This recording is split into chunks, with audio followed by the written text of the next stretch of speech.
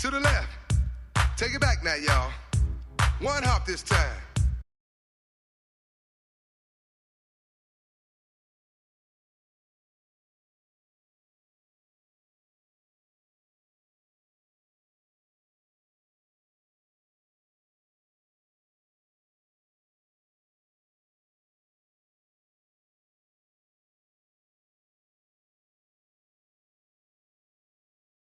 Crisscross, crisscross, cha-cha real smooth. Let's go to work. To the left, take it back now, y'all. 2 hops this time, 2 hops this time. Right foot, 2 stumps, left foot, 2 stumps. Hands on your knees, hands on your knees. Get funky with it.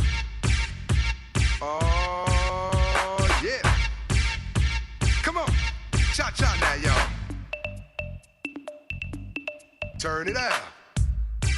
To the left. Take it back now, y'all. 5 hops this time. Right foot, let's stomp. Left foot, let's stomp. Left foot, let's stomp. Left foot, let's stomp. Left foot, let's stomp.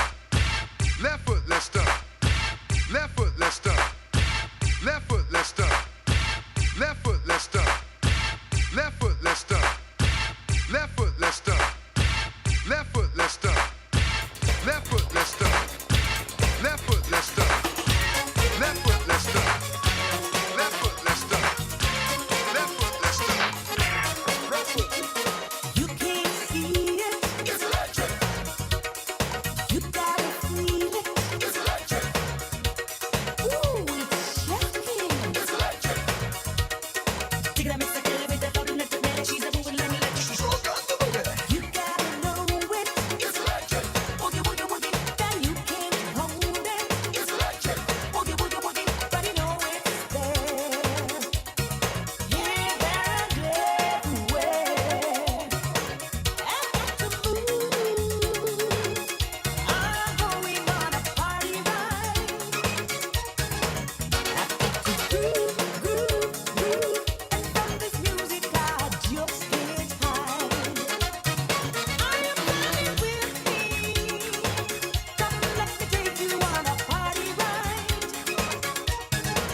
And I'll teach you, teach you, teach you. I'll teach you the electric slide. Some say it's mystic. It's electric. Woogie, woogie, woogie. You can't resist it. It's electric. Woogie, woogie, woogie. You can't do without it. It's electric. Woogie, woogie, woogie. Take it and miss somebody. She's a chicken, a feeling jolly. She's a moving down electric. She's all got the boogie. Don't wanna lose it. It's electric. Woogie, woogie, woogie. But you can't use it. It's electric. Woogie, woogie, woogie. But you know it's there. Heaven and everywhere.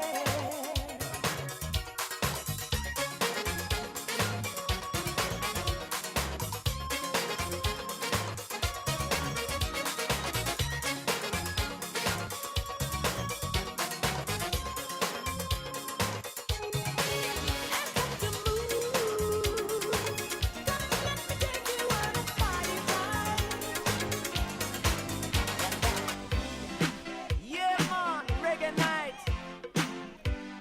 You live on your love. So turn on the light, make it shine bright. And listen to this. Jam it. Reggae night, we come together when we're feeling right. Reggae night, and we'll be jamming till the morning light. Oh, Any real just call. Got to get my things. Got to catch this ride.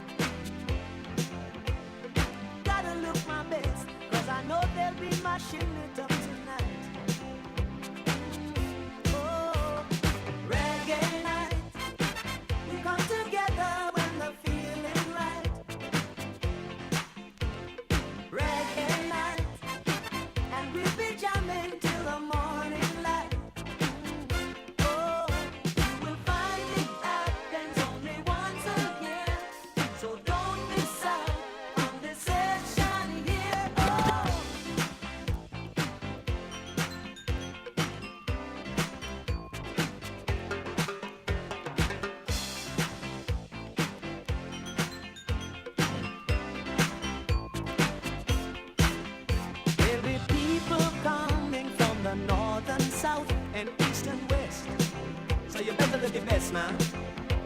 Now lightning strikes at 8, so you better not be late for this rubber dubbing, rockin', jamming, fun, loving, yeah. Reggae night, we come together when we're feeling right. Oh, reggae night, and we'll be jamming till the morning light. You will find it happens only once a year, so take advantage of this best.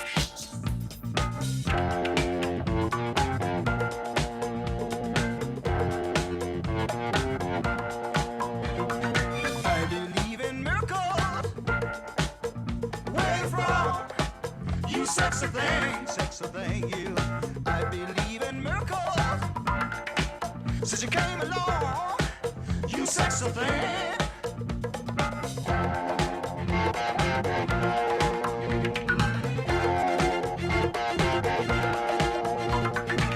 Where did you come from, baby? How did you know I needed you? How did you know I needed you so badly? How did you know I'd give my heart gladly? Yesterday, I was one of the lonely people. Now you're lying close to me, making love to me. I believe in miracles. Where you from? You sexy thing, you. I believe in miracles. Since you came along, you sexy thing.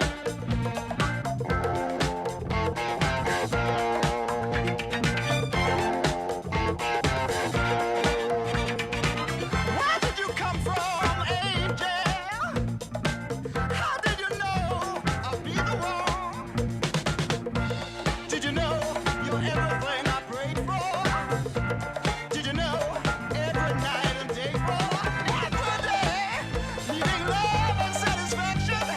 Now you're lying next to me, giving it to me. I believe in miracles. Where you from? You sexy thing, you. I believe in miracles. Since you came along, you sexy thing. Ah, kiss me, you sexy thing. Touch me, baby, you sexy thing. I love the way you touch me, darling, you sexy thing. Oh, sexy to see, you sexy thing. Yesterday, I was one of the lonely people. Now you're close to me, giving it to me. Will they tell me I'm a pie up in the sky, waiting for me when I die? But between the day you're born and when you die, you see they never seem to hear your cries. And as sure as the sun will shine, I'm gonna get my share now. What's mine? And then the holiday comes, the holiday fall, one and all. What I say now, the holiday comes, the holiday fall, one and all.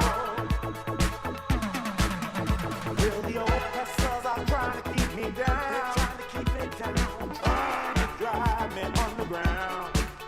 And they think that they have got the battle won. I'll sort of give them low, they know not what they've done. And as sure as the sun will shine, I'm gonna get my share now. What's mine? And then the holiday comes, the holiday fall, one and all. What I say now, the holiday comes, the holiday fall, one and all.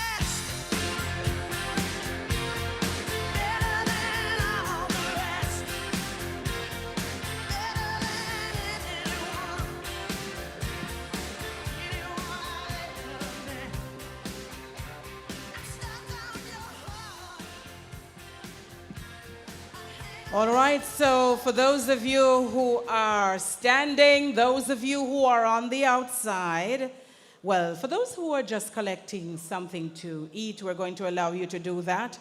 But if you're just milling around on the outside, we're inviting you to come and have a seat on the inside. And again, I'm asking those of you in the room, please move forward. Come down so that those who are coming afterwards, they don't have to walk all the way up to the front. So if you could move closer, those of you who are sitting at the back, please come forward to the front, please, so that we can get underway in just a few minutes from now. So we're just inviting you to take a seat. The items that are on display, the calendars that you want, you're going to get an opportunity to get them. I'm sure Georgia has tons of them, right, Georgia? Yes, she does. So if you can make your way to your seats, and then a little bit later on, you can do all of that networking. But let's get the show started. We have quite a bit to get through today, and I know you're very excited to get the information. Again, those of you who are sitting at the back, please move to the front. Maybe what I could encourage you to do is to each set of you just move one table over. If there are free tables in front of you, just move forward so we have those occupied. Oh, why am I afraid of front, so? Welcome to the front. Ain't nothing wrong with the front. Yes. Although some people love to say, I mean, I have front appearance. We all do. We all do. So try to move forward so that we are able to get everyone comfortable when they get here. For those of you who didn't hear earlier, my name is Althea McKenzie. I host Farm Talk now on Radio Jamaica. Though some of you you've been following it over the years, you would know it from Power 106 FM. And Power 106 FM shuttered its doors, or I should say they shuttered this station. And the program is now aired on Radio Jamaica. I know that there are a number of you who listen. You come for the information, and I know because you ask the questions, you make the calls, and I thank you very much for the support. Paul, is Paul Campbell in the room? If Paul isn't in the room, we need to get Paul a little bit closer. I'm going to need him in just a couple of minutes. But if you're here this morning, you love farming. Let me see the hands of those who love farming. So we are all here because we love farming. And farming is a business. And I think the more that we get engaged in it, the more we're developing an understanding that if we operate it as a business, then we are going to do very well. I don't have much to say in terms of an introduction. And that is because I think we are among friends. We are among people who understand why it is that we're here today, why we've gathered here today. Really, it is to learn from the experts and to learn from each other how we can run our farms as businesses, how we can make money. Quite frankly, I'd love to own a farm, but guess what? I have no time. I'm busy giving you the information so you can run yours, but that's okay. And what you're doing is that you're making sure that you're making wise decisions so that my family and other families can have good, wholesome meals. All right, so ladies and gentlemen, I don't know of any place in Jamaica. I only go dance sometimes they start with prayer, right? So we're going to start things off with prayer. We're inviting one of our agronomists, Paul Campbell, to make his way forward and to breathe a word of prayer for us. Make him welcome as he comes.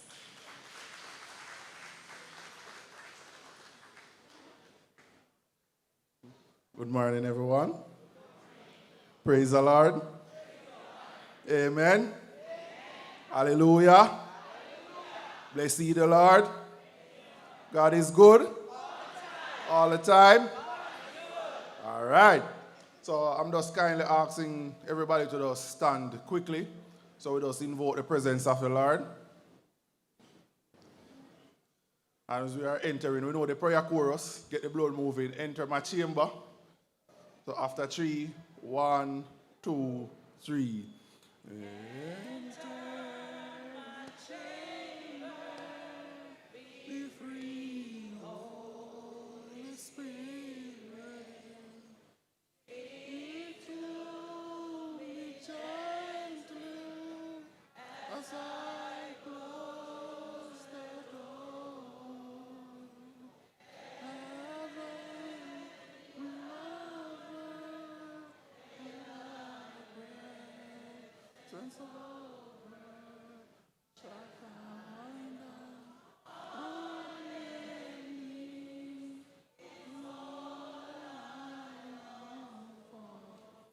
Softly.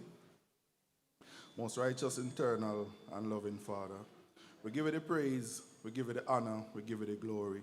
We put you above every other name, O God, for the mercies you bestowed on us today, O God.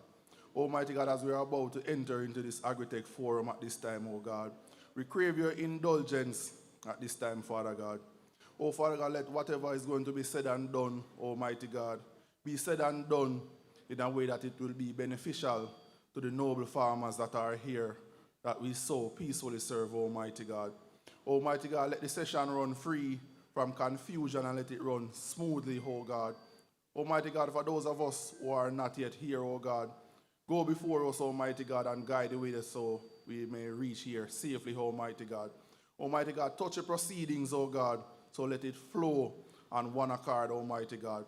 Touch each and every one of us that are here, Almighty God, especially the farmers who would have journeyed from near and far to be a part of this session, Almighty God.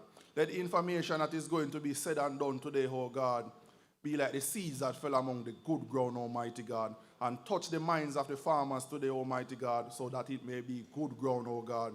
So whatever is said and done here today, be fruitful in their lives, Almighty God. Almighty God, touch each and every one of us that is here, Almighty God. Bind us together, oh God, with chains that cannot be broken as one farming family of this blessed highland, Almighty God. Touch the presenters, oh God. Give comprehensive knowledge so they may disseminate the information properly at this time, oh God. And Almighty God, move through and breathe afresh upon us, oh God, and let your face shine upon us. And whatever we fail to ask thee, fail not to grant it unto us, as we leave everything in your precious name. Amen. And of course, after that, just have to call it already done. Yes, so we know we're going to have a fantastic time. There are going to be quite a number of presentations today, and we really are very mindful of the fact that you have journeyed from far. Let me hear where you traveled from. Let me see. Let me start out west. Anybody from Westmoreland? St. James? Hanover? All right, so let me start in the east then and come this way. Portland, St. Thomas, St. Mary, Kingston and St. Andrew, St. Catherine. It's just that the other people them don't come yet. Yes, man. And you see why I'm telling you to move forward? You hear how much space you have to reserve for the people them that don't reach yet?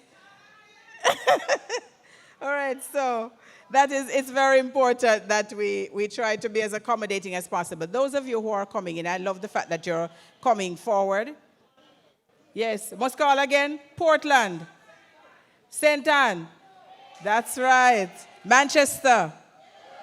Oh! Clarendon. St. Elizabeth Massive.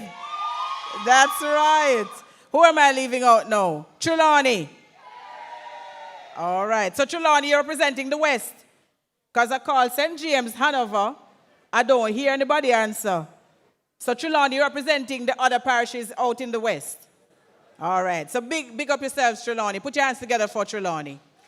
Yes. So I know that many of you face some challenges, some deep challenges as a result of Hurricane Melissa. But guess what? We're building back better together, aren't we? Yeah? So every day I'm telling stories about people who are doing well in the industry. And I'm very happy that today we're able to tell some of those stories.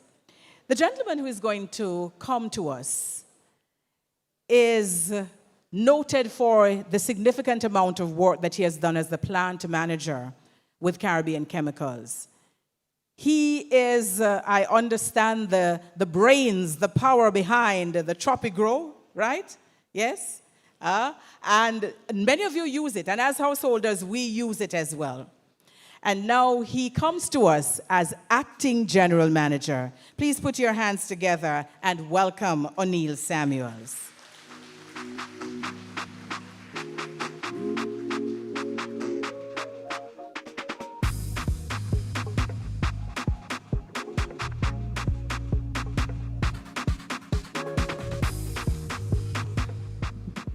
Good morning. Great, sound ready, man. Minister isn't here as yet, but we'll begin, and as soon as he comes in, we will acknowledge him. The Honorable Floyd Green, MP, Minister of Agriculture, Fisheries and Mining. Mr. Dermot Spence, Permanent Secretary, Ministry of Agriculture, Fisheries and Mining. Mr. Garnet Edmondson, CEO, Rural Agricultural Development Authority. Mrs. Marina Young, Principal Director, Technical Services. Mr. Wayne Hunter, who is the Acting Director General of JACRA. Our esteemed partners from both home and overseas. Our viewers who are tuning online. And of course, the reason why we are in this space today, our hardworking, resilient farmers. Welcome everyone to our Agritech Plus Forum, which is being held under the theme, Farming as a Business, Retooling Today to Face the Challenges of Tomorrow. It is an absolute pleasure to see so many familiar faces and several new ones here today. So whether you've traveled from right across the island, I see we have a large St. Thomas delegation, or from right here in Manchester, or from overseas, your presence here today is a powerful testament to your dedication to our agricultural community. We know agriculture is the backbone of everything we do. And today it is about celebrating your labor while equipping you with the armor that is needed to face the challenges of the future. And we are living in a globalized economy, and I can tell you, we know the challenges are plenty. And it's not unique only to Jamaica. It is a phenomenon faced by small island developing states like ourselves. Just last week, Friday, I had a call through with an Indian supplier, and he was telling me that his fungicide had increased by 60% in 2 weeks. Just think about that, 60% in 2 weeks. And so I asked, what's driving up your increase in costs?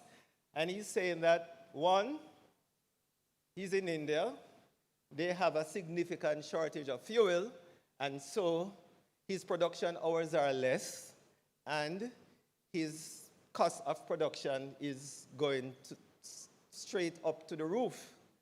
Additionally, copper, which most of you as farmers would know, is a main element in terms of broad spectrum fungicide.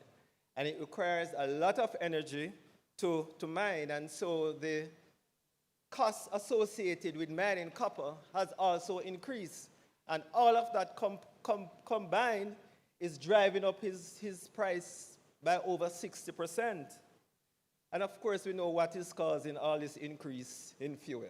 We know what's happening we see it on the television every evening, what's happening in the Middle East, the issues between Israel and Iran and the United States, and the resultant closure in the Strait of Hormuz. The Chinese suppliers as well, they are a little bit better because they have diversified their energy input to include coal. However, they're still seeing increases, 25–30% increases. But we as a company, one thing you can rest on is that we will manage our inventory, we will manage our logistics, we will ensure that we buy as best as we can, we will ensure that we have products available, and two, that we will do our best to have products that still bring value at reasonable prices. But these are challenges I tell you that we are facing today. Another challenge that we are faced, of course, is the climate shift and the resulting erratic weather patterns. Normally this time of the year, from March into April, we'll be wishing and hoping for May rains, right? I mean, I'm originally from Westmoreland, and from March, my mom has been calling me, telling me that every day it's flooding in Westmoreland. I was like, in March? And of course, when we have these erratic weather, it's no longer business as usual for planting seasons. And so that, of course, poses a significant challenge to our farming community. Needless to say, we've another issue in terms of what results from climate change, of course, is the intensity and the frequency of hurricanes. 2024, we had Beryl. 2025, just last October, we had Melissa, of course, which I refer to as the mother of all hurricanes. And I know that, people are still coming in, but at this point, I really want to pause to acknowledge the farmers from the southwest into the northwest region of the country. This is where Melissa basically, the path went across those islands, those parishes, and completely devastated that section of the island. Not only wiping out farms, but also farmers' infrastructure in terms of dwellings, farm stores. And I want us to give an applaud to the farmers from St. Elizabeth, farmers from Westmoreland. Come on, give them applause, man. For them to be here 6 months after such a devastation, it is really saying something about their commitment to agriculture. Farmers from Hanover, farmers from St. James, and of course our farmers from Trelawney.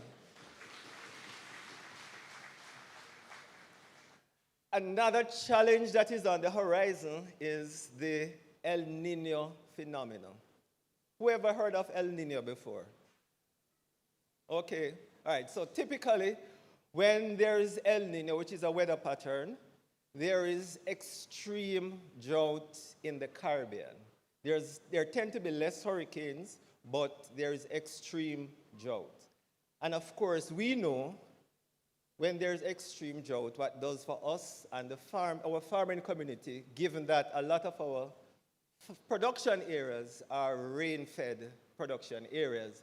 And so the predictions are for El Nino to begin by August and persist until the end of the year into December. And so, there's that to grapple with. And so the need to retool, the need to refocus is even more urgent than ever before if we intend not only to survive, but to strive in the farming industry.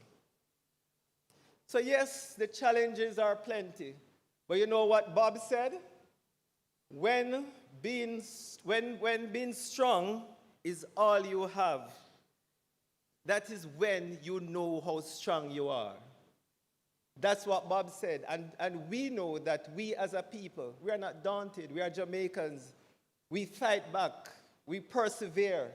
And as I know that as farmers, we will retool and we will fight the challenges head on. And so what does retooling involves? Retooling, we basically have to optimize our agricultural output through modernization. And retooling, I just choose 4 broad areas where we can focus on, our energies when we talk about retooling. One is in terms of advanced water management and hydroponics.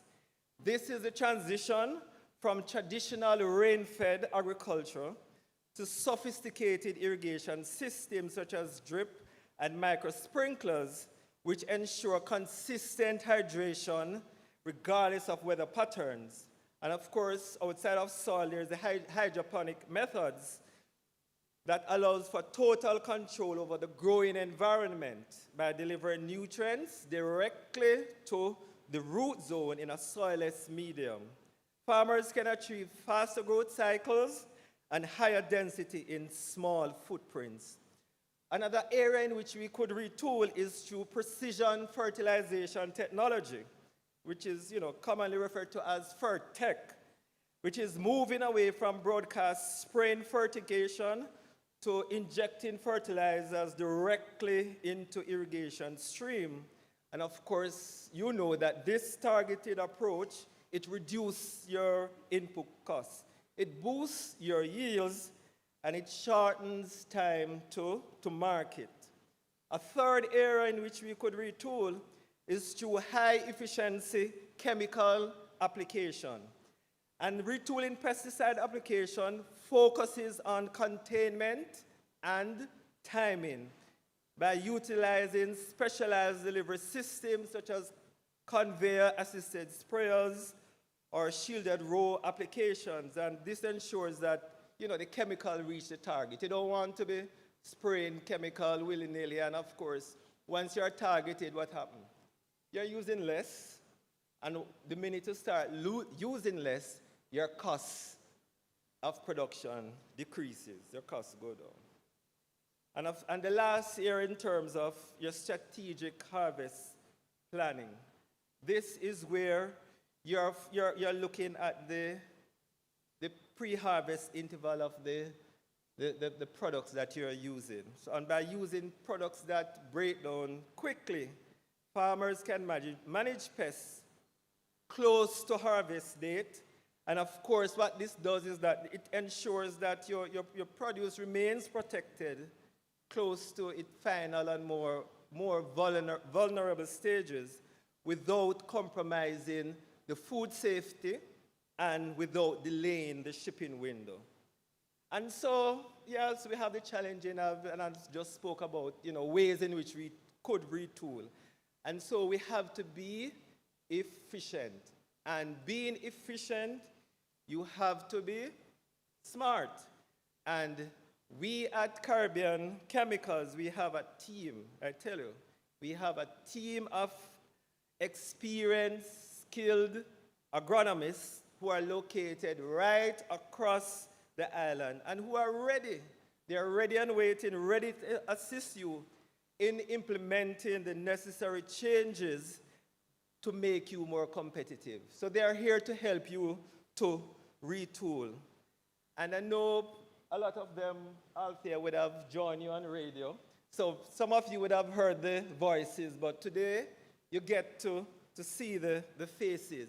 And so I'm going to be calling the name of our agronomists and their assistant, and just wave and to be acknowledged by the auditorium. So for the southeast, and these parishes are Kingston and St. Andrew, St. Catherine and St. Thomas, our agronomists are Crystal Cruikshank. Crystal, wave for there's Crystal. And Paul Campbell. Paul. And their assistants are Tajai Prince and Tajai, she's waving over there. And Monique Francis, here's Monique. Oh, Monique is over here. So that's southeast, and they're waiting to assist you. Northeast, St. Anne, St. Mary, and Portland. Our agronomists here are Patrick Kenyon. Patrick is down. Rowan Lewis. Rowan is up front here. And their assistants are Tamika Smith. Tamika is down the back there. And Jodine Tyrrell. Jodine? She's still coming in. All right, for Central, which is where we are, Clarendon and Manchester. Charmaine Walker Robinson. Charmaine. Right, she's at the door at the back. And Donovan Price. Where's Donovan? He's over here, table. And of course, their assistants are Melissa Rowe Jackson. Mel, Lisa, she's down here, and Chanel Scott at the door over here. So that's for Central. For Northwest, which is St. James, Trelawney, Hanover, Aluda Shaw. He's not here as yet. He's here? Okay. Still coming in. Levan Barrett, sorry. Levan. And Tanisha, where's Tanisha? She's for Southwest, which is where I'm St. Elizabeth, my birth parish, and Westmoreland, where I grew up. Andre Rans, Yulan Campbell. Where's Yulan? Oh, Yulan down the back here. And Denver Green. And their assistant agronomist, Demicia. Demicia? Wave Demicia. All right, so on top of this, we have 2 product development agronomists. One for the eastern half of the island, and the other for the western half of the island. And for those, we have Giselle Osborne and Dion Subaran. Where's Subaran? Right, so now you see the team that's there on the ground. And we're going up a little up now. We have our senior agronomist, Mr. Dane Parker. Where's Dane? Can ask that man about anything. Any pest, any disease. Dane is there to assist with you. And of course, we have our managers who guide our team. Our sales manager, Ms. Zabdi Smith. Zabdi. Our product development manager, Jonoy Johnson. Jonoy. And of course, our marketing manager, everybody must know, Georgia Robinson. Where's Georgia? Oh, wave Georgia. All right. Missing today, of course, is our leader, the man who loves agriculture like there's no tomorrow. Our managing director, Mr. Graham Dunkley. He's unavoidably absent today, but he sends his greetings, farmers. He sends his love, and you'll see him very soon in the field with you again. I also want to acknowledge our partners. You know, we have partners, and they'll be greeting you, so I won't single out anyone just now. So we have persons from Excelag, from Miller, Omex, UPL, and we partners that we have relationships with are Elixir, AgroCare, BASF, NONU, Namdari, IPM, and they will, some are here and they will be greeting you shortly. So in terms of today's events and the flow of events, the minister is on his way. He'll be here shortly, and he will be delivering the keynote address, right? And he will also be fielding questions. So you will have the opportunity to speak to the man at the very top, right? So please do not give up on that opportunity. Throughout the day, we'll be having our workshops, and this is where our team of experts will lead and will impart in terms of cutting-edge technology and, you know, Caribbean chemicals, products and solutions. I mean, our portfolio is wide and deep. And so they will be delving deep into our products and our solution that is designed to help you grow in these challenging times. Of course, sometimes when you have to retool, you need funding, you need cash, right? And so we have partnered with financial institutions who are here, and they also will be doing some presentations where, you know, you can find out about how you go about securing funding to improve your farms and your network and so forth. And of course, our booths, our tables, where you'll have the opportunity to speak with each other's farmers, mingle, network, and please don't underestimate this part of the proceedings. A lot of great ideas come about just by two farmers swapping stories. So please do not ignore, networking, seeing somebody, ask what do you do, and ideas will flow. And of course, our sales team, they're located on the tent, and we'll be having exclusive event pricing throughout the day. And so make sure to stock up, right? I think we'll have a break around about noon, and we will break for lunch. And once we break for lunch, you'll be able to, we rejoin, and this floor will be open for, there will be a panel discussion roughly about 3. And so you have your notebook, you have your pen, so please make note of questions and things that come up during the presentation. So anything that you want clarification on, when we have that panel discussion, you can ask, you can get further qualification. We have some of our team members who are coming in, and so I still want, because I tell you, we have a team of hard-working individuals who really, all they're doing and all their focus is to ensure that our farmers get high-quality products at competitive prices. And so we have our customer service coordinator, Catherine Dumont. She's here, she's in the house. Hi, Catherine. Wave, let them see you. Our telesales reps, Nathania, Cash, Romel. Romel is here? Right, okay.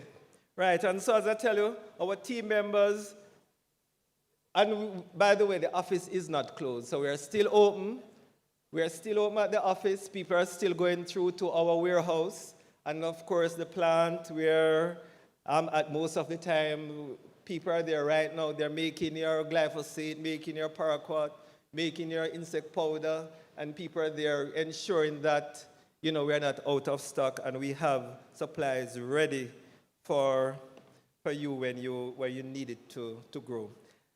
All right, so today is about us as farmers, as partners, as Caribbean Chemicals. It's about retooling today for a more prosperous tomorrow. And what we at Caribbean Chemicals say, let's grow. Come on, let's grow. No, man, that grow too fenke. Come on, let's grow. Great. Thank you.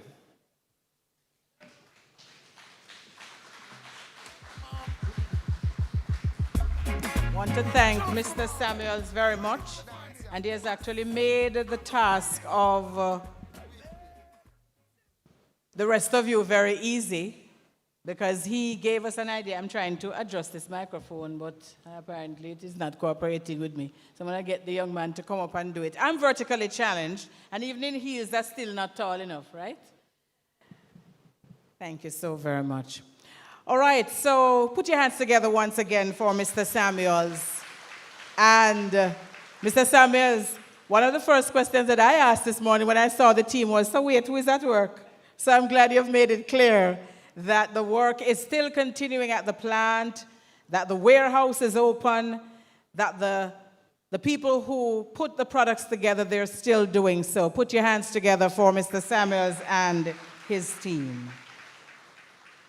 So we're moving now into the segment of the program where we're going to be inviting a number of individuals and organizations to bring us greetings. I know that you're looking on your program and you see that we should be having the address from the minister coming up, and we should also have the RADA representative as well. And we're going to, as soon as Minister arrives, then we'll acknowledge that he is here. And we will, of course, welcome the opportunity to hear from him and to ask questions. I want you to start. Let me see how many of you have notebooks. Don't wait until Minister comes in the room to write the question. Write the question now. You have questions about your road. You have questions about all kinds of things. Put those questions on paper so that when Minister gets here, we can have a robust conversation with him. Okay? All right? Listen to me. Wanna come here for talk or wanna come here for listen? Oh, so when I ask a question, what you gonna do? You're gonna answer, right? So are you going to ask questions of Minister? There we go, there we go. All right, so ladies and gentlemen, what we're going to do is to move now to take some greetings, and we're going to invite up to bring us greetings the representative from Miller, Juana Nunez. How many of you use Miller products? Yes? Well, those of you who are using it, you know how good they are, right? And the rest of you who are not yet using them, after we hear this presentation, you are going to be using Miller products. So put your hands together for Juana as she makes her way up to address us.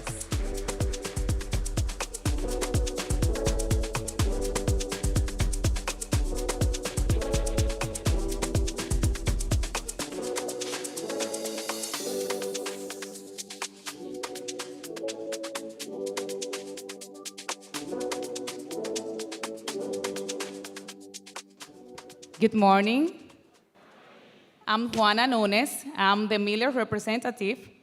To me, it's a pleasure to be with all of you today, celebrating this forum, and I'm so happy for that. During the meeting, I'm gonna be in the backside, so feel free to visit my table, Miller table, and ask any question. You can share any experience, success, and any comments by being using Miller products. So I will be happy to hear you and to support you with your needs. So enjoy the day. Thank you so very much. That was Juana Nunez. And listen to me. You see, when especially we have people from Farin, you must make them feel at home. So give her a nice Jamaican round of applause. Thank you very much. All right. And so, as promised, we're bringing greetings from a number of people. We have from UPL, Dioram. Yes, is Dioram in the room? Yes, Dioram is coming. Please put your hands together for Dioram.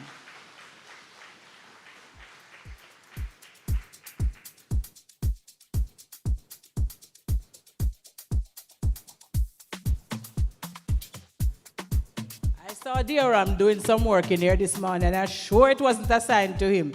So he deserves, before he even opens his mouth up here, an extra round of applause. Thank you very much. Like the madam said, my name is Dioram Prahalad. I am the sales representative for UPL in the Caribbean region.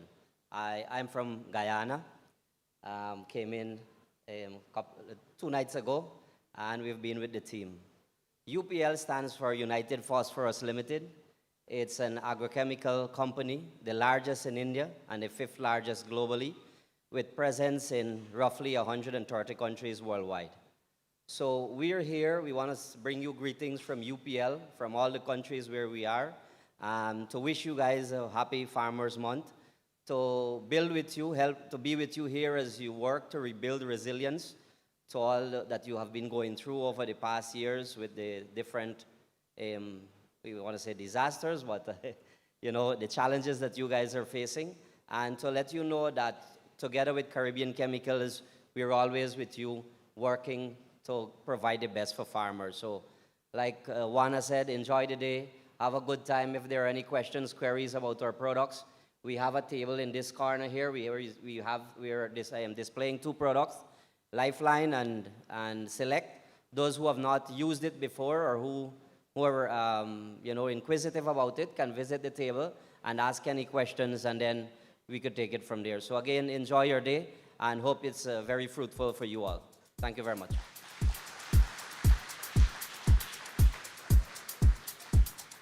All right, what I tell you now? Him from foreign, he's from Guyana. Thank you. And please note that he recognized the fact that we're celebrating Farmers' Month, so he deserves a special round of applause for that. So thank you very much, dear Ram.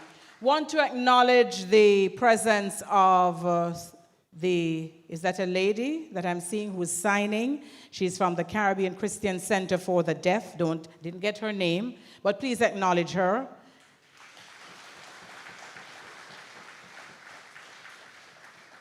From Excel Ag, we have Daniel. Daniel, where are you? All right, so Daniel is coming. Did I hear right here? Yes, I did. But didn't see where you are coming from, Daniel. Put your hands together for him as he comes. Listen, how many of you used to watch Ring Ding? Yes, and what Miss Lou said when you don't clap good, she call it what? We don't want a fenke clapping up in here. Everybody that comes must feel like they are the only person in the room. Good morning. It's nice to be here with everyone here today. And I think someone said earlier today, God is good. Fantastic. I'm happy to be here with you for Farmers Month, celebrating with you. Excel Ag is very proud to be a partner with Caribbean Chemicals. I think if you are here today, it's very likely because you've had a fantastic experience. We take pride in selecting our partners, and our partners are those that try to add value to the organization, to the growers. And that's really the focus that we as a company do. Please take a look at Excel Ag over there in the corner. We're presenting today the dynamic duo, Evergreen and Sayeta. We have a wide variety of products, but these two are really fantastic products that we think can add value to your growing practices. Have a great day. Enjoy the day. Thank you very much, Daniel. On a bright bud. I like the fact that you're catching on. Put your hands together for yourselves. Good job. And from Omex, we have Mitra. Let me see the hands of those who use Omex products. Everybody. All right, so we have, is it Mitra? Is Mitra? Oh, I see Mitra is on this side. Put your hands together for Mitra as he comes.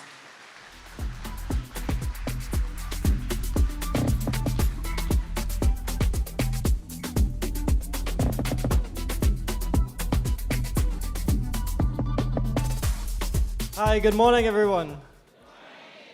It's a great pleasure to be here with you guys to celebrate Farmers Month as well in Jamaica. And also this year, Caribbean Chemicals is celebrating their 60th anniversary. And Omex is also celebrating its 50th anniversary. So we're celebrating a lot together.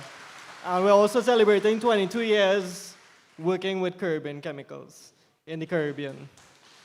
And Omex, as many of you may know, is the UK's #1 supplier of liquid fertilizers. We are the main supplier, the largest manufacturer in the UK of liquid fertilizers. We supply 80 countries around the world.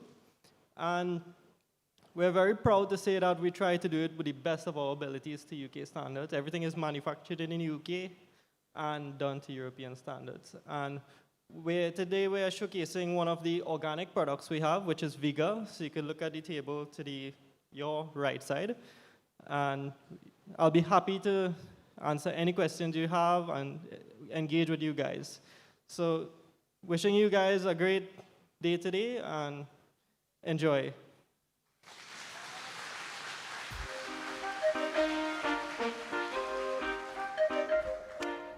All right, thank you so very much for that. Mitra, put your hands together for Mitra. And we have greetings now from Mrs. English Nelson from WUSC. Put your hands together for her. Many of you have been benefiting from the work that is being done by WUSC. So we want to invite her up to bring greetings. Put your hands together. Lord, no. We don't get tea and sandwich and cake. Show us how they have little energy, man. Good job. Go ahead. Thank you so much, Lady Althea. Good morning, everyone.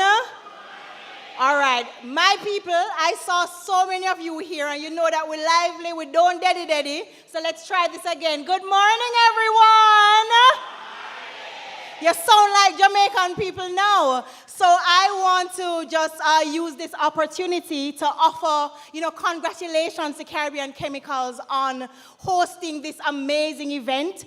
Caribbean Chemicals Jamaica Limited has been a major partner of the World University Service of Canada's Sustainable Agriculture in the Caribbean project. We have worked in all 14 parishes together supporting farmers, especially women and youth, in varying production practices.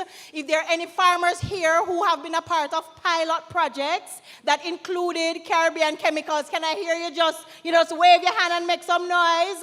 So under WUSC, you've benefited from the partnership. So many of our farmers are here today as a testament of the amazing work that is done by the Caribbean Chemicals team. I guess some of the things that I am quite happy about is, and if you look in this room today, you see partnership.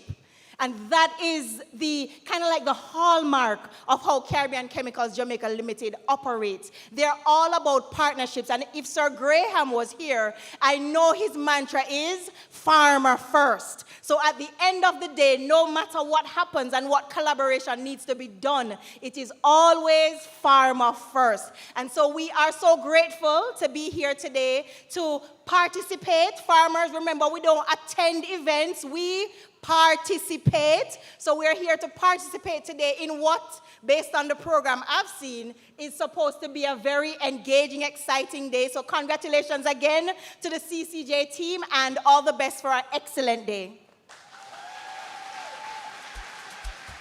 Thank you so very much. And of course, we're talking about the partnerships that exist here in the Caribbean region and how it is that we can work together to have better outcomes. The food we eat, what we put into our bodies, it's important. How it is that we engage each other as we do so, it is important. Yesterday I was having conversation with a gentleman who said that he bought some Irish potato. And he was going to take that Irish potato to plant it. How did he end up with it? Because he went to the market where farmers had been holding on to the potatoes to get the best price. And what happened is that it ended up with a lot of spoilage. Now, to me, it's better to get $10 out of $100 than no money at all. And so farmers, I know that a lot of the time is not you doing this, It's the persons who buy from you, and then they're going on to sell, but they don't want to sell at a particular price point. But you're going to have to learn ways of making use of everything that we produce. And the reason is that there are 800 million people who are going hungry in this world every single day. And yet the world is producing more food than it needs. Those two things should not be true. Because if we're producing more food than what we need, then we should be able to feed everyone, right? Definitely. So we want to ensure that farmers, whatever you produce, you sell it. If sometimes you're going to, we don't want you to operate at a loss, but sell it for the lowest price that you can sell it at and still make a profit. That's what we want you to do. Because you have to wise up. And particularly when you hear Mr. Samuels talk about the issues that are happening now.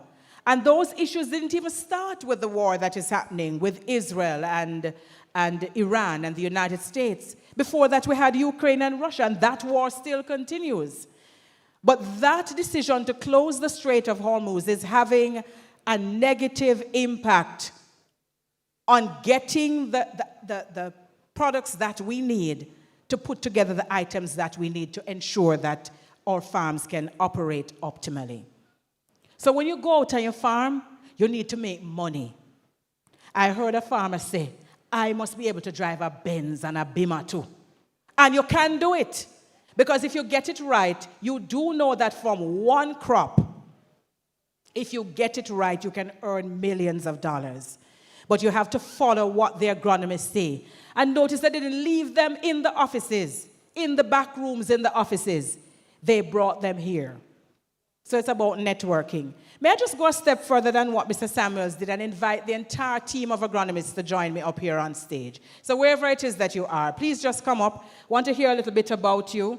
We are waiting for some of the individuals to make presentations. I'm going to be guided by that.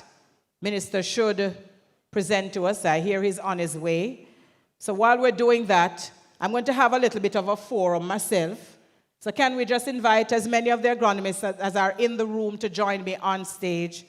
Can I get another microphone? Perhaps one that I can just rove a little bit with. Put your hands together for the team as they come.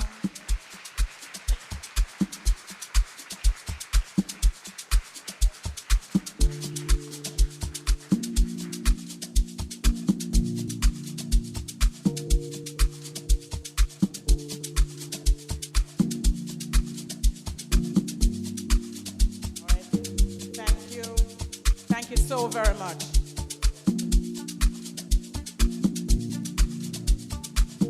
All right, so I must tell you that I don't always know all the names, but I'm going to see how I can do. That's Rohan to my far right. The Donovan just come join you. Who is this man in the... I know it's Dion. It's not to me asking. What is going on here? So that is Dion Subaran, and I don't know all the ladies. Giselle, who I speak with all the time, meeting her for the first time. This is Paul. Had a wonderful time. I traveled with Paul this morning. Thank you for getting me here safely. Yes, in Chattanooga, but that's fine because me Chattanooga too. That's Denver, Levan, Mr. Whispertel. Yulan. Thank you very much. And of course, this is Dane. All right, so while we wait for Minister to come and make his presentation, I know that you have some burning questions about what is happening now with the heavy rainfall that we're receiving, and how it is that as we're hearing from the Met Office, from the Rural Agricultural Development Authority, rather, that we're going to transition from a lot of rain into drier times. And so we have to learn how to manage that transition. But at the same time, we also have to be preparing for what? For the hurricane season. What a heap of work we're going to have to do. Boy, I'm telling you, that's why I do the talking and you do the planting and taking care of the animals, because I think you're better at it than I am. All right, so let me start with Dane. Dane, what have you been hearing on the ground from the farmers in terms of the challenges that they have been facing as a result of the heavy rainfall? All right. Morning, everyone. Good morning, everyone. I have to check the time, because I'm not sure if the morning still. But in terms of what is happening now, resilience is the order of the day, meaning that we have to bolster our crops so as to get the best possible return.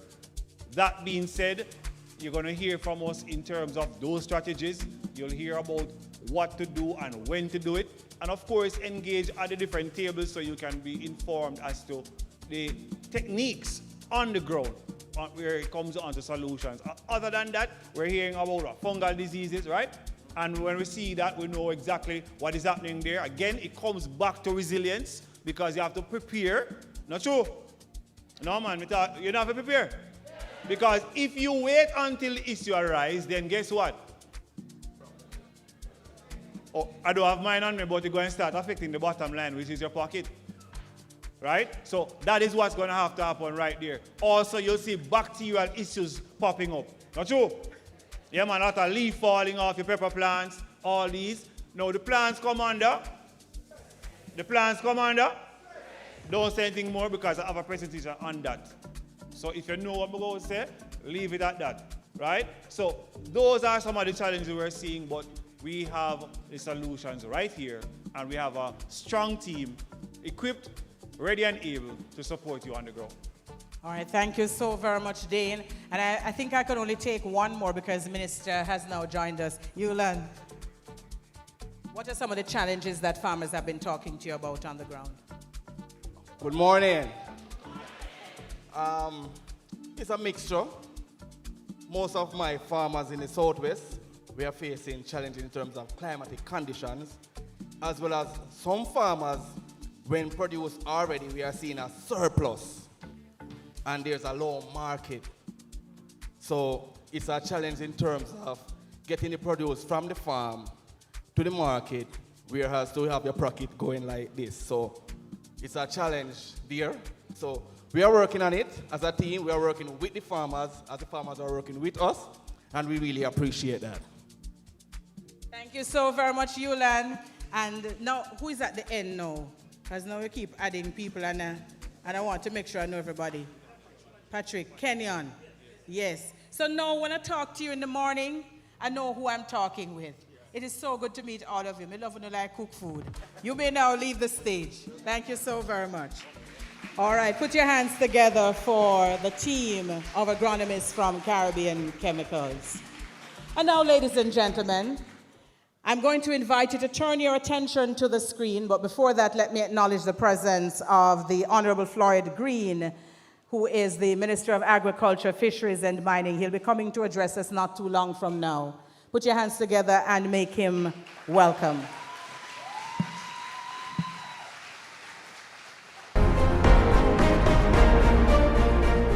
Minister of Agriculture. This message that we're presenting now is from Mr. Joe Perez, the chairman of Caribbean Chemicals. Minister of Agriculture, Fisheries and Mining, the Honorable Floyd Green, all other protocols observes, staff and management of Caribbean Chemicals, and of course the farmers. Welcome to Agritech Jamaica. This is something that we've been doing throughout the Caribbean, and for the last 60 years, this is all we do. We try to teach farmers the newest technology, varieties, techniques that are available in the world that can be incorporated into Jamaica agriculture so that we can improve your livelihood. My father, Joe Sr., always said that if a farmer is not profitable, we cannot be profitable. I'm sorry, my name is Joe Perez, and I'm the chairman of Caribbean Chemicals Jamaica and also the managing director of Caribbean Chemicals. As you know, Caribbean Chemicals is headquartered in Trinidad. We have offices and a manufacturing plant in Jamaica, offices in Dominican Republic, Guyana, Suriname, and for the last 60 years, we've been serving over 26 Caribbean countries. So we'd like to welcome you to Agritech. It's an opportunity for the farmers to learn what's going on outside. We're not only teaching you about the newest techniques, but we're also bringing in our partners in Jamaica to help you understand and improve your livelihood. Again, if you can't be profitable, we can. So welcome to Agritech. We look forward to working with you. Minister, we look forward to hearing your speech, and thank you again for taking the time to be with us. Until next time, have a good day. That was Joe Perez, and he is chairman of Caribbean Chemicals. I've had many a wonderful conversation with Mr. Perez. Know that if he could have been here, he certainly would be here. Is Minister ready? Yes, I think Minister is ready. So, ladies and gentlemen, the Honorable Floyd Green is a member of Parliament, attorney at law, and is notably the youngest person to be appointed Minister of Agriculture. A son of St. Elizabeth, he's now serving as his second term as Member of Parliament. Is it second or third? His second? Third term as Member of Parliament for St. Elizabeth Southwestern, known as Jamaica's breadbasket. He attended the Monroe College and later studied at the University of the West Indies, where he read for a degree in history and a minor in political science. He was awarded a Bachelor of Law degree with honors in 2006 from UWI Cave Hill, Barbados, and a legal education certificate from the Norman Manley Law School, Jamaica, after which he began his career as an attorney at law. So I don't know how you're going to go back from what you're doing now to the law offices. Ladies and gentlemen, please put your hands together and make welcome the Honorable Floyd Green, Minister of Agriculture, Fisheries, and Mining.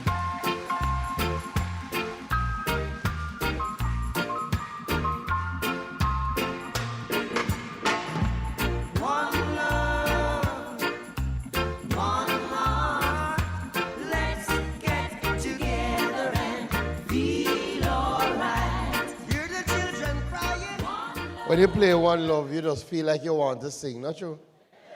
So make us sing now, man. Play it again, play it again.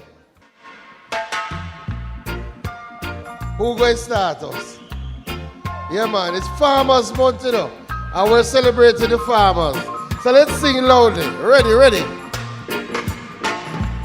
One love, one heart, let's get together and feel alright. hear the children crying.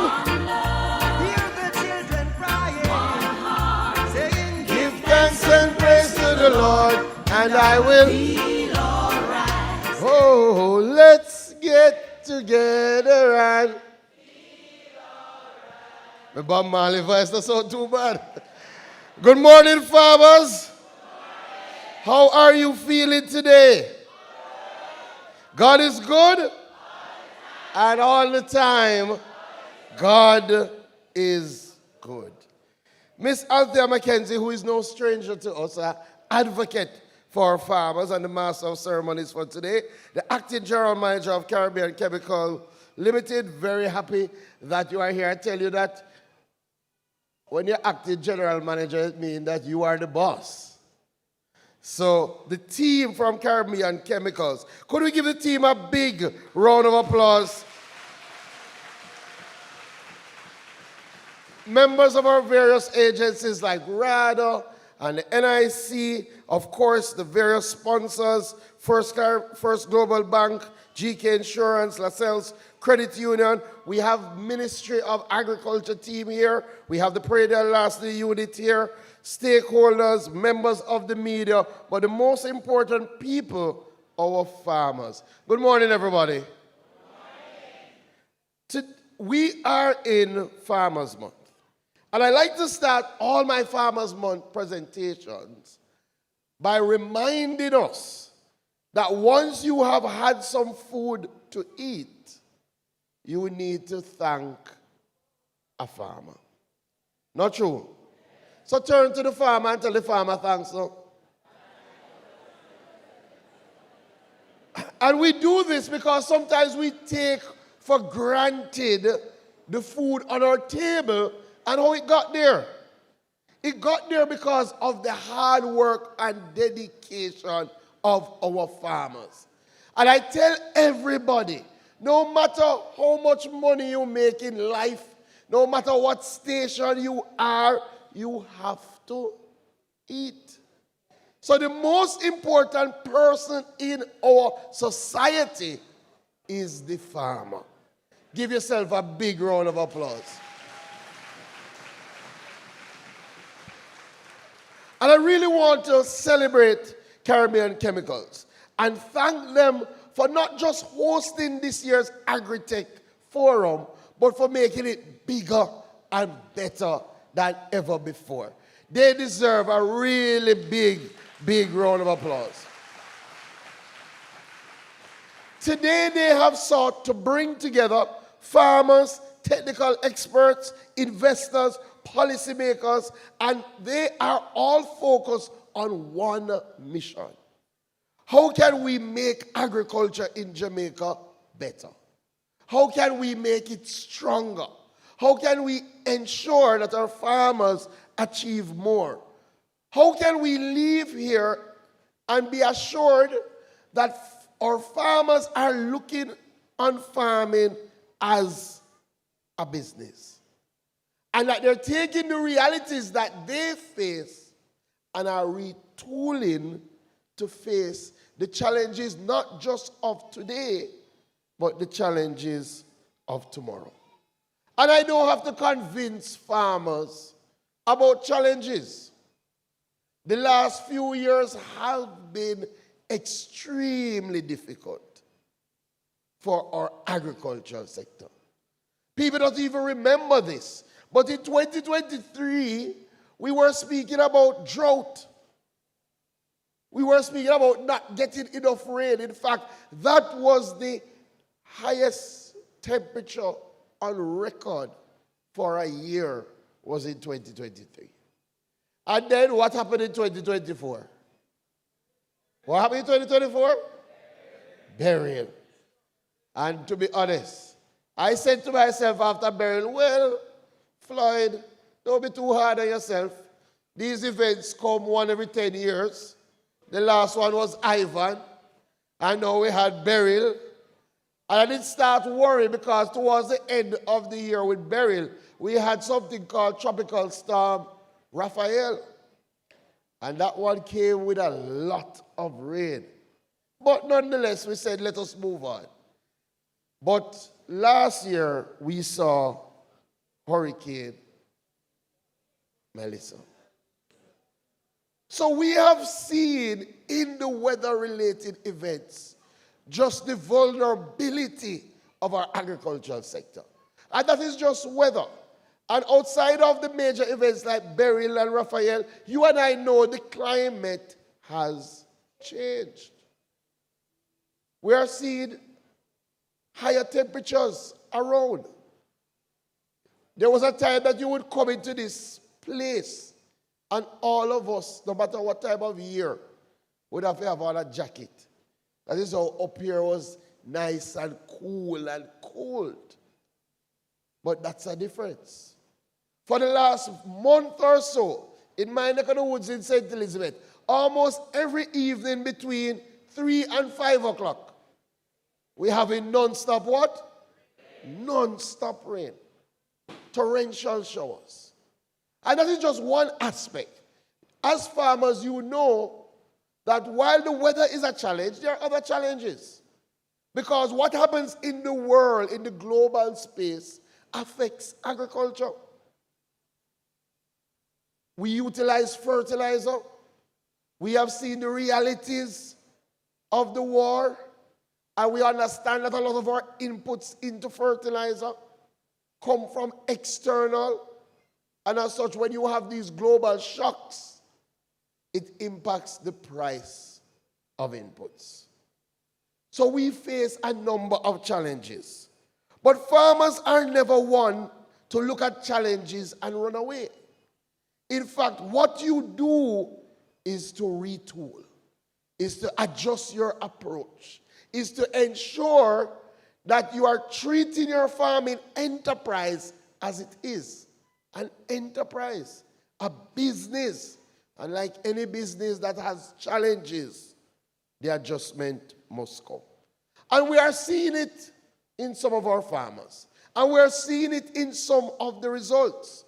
Because to be honest, when people saw the devastation from Hurricane Melissa, a lot of them were sure that even now we would be having difficulty finding agricultural produce. But that has not been the reality. Has that been the reality? When you go to the market now, are you finding agricultural produce? Are our farmers producing some of the best despite Hurricane Melissa? What we have seen after Melissa is an amazing recovery. Where the conversation that we are now having is not about shortage. The conversation we're having is about what? It's about oversupply. It's about glut.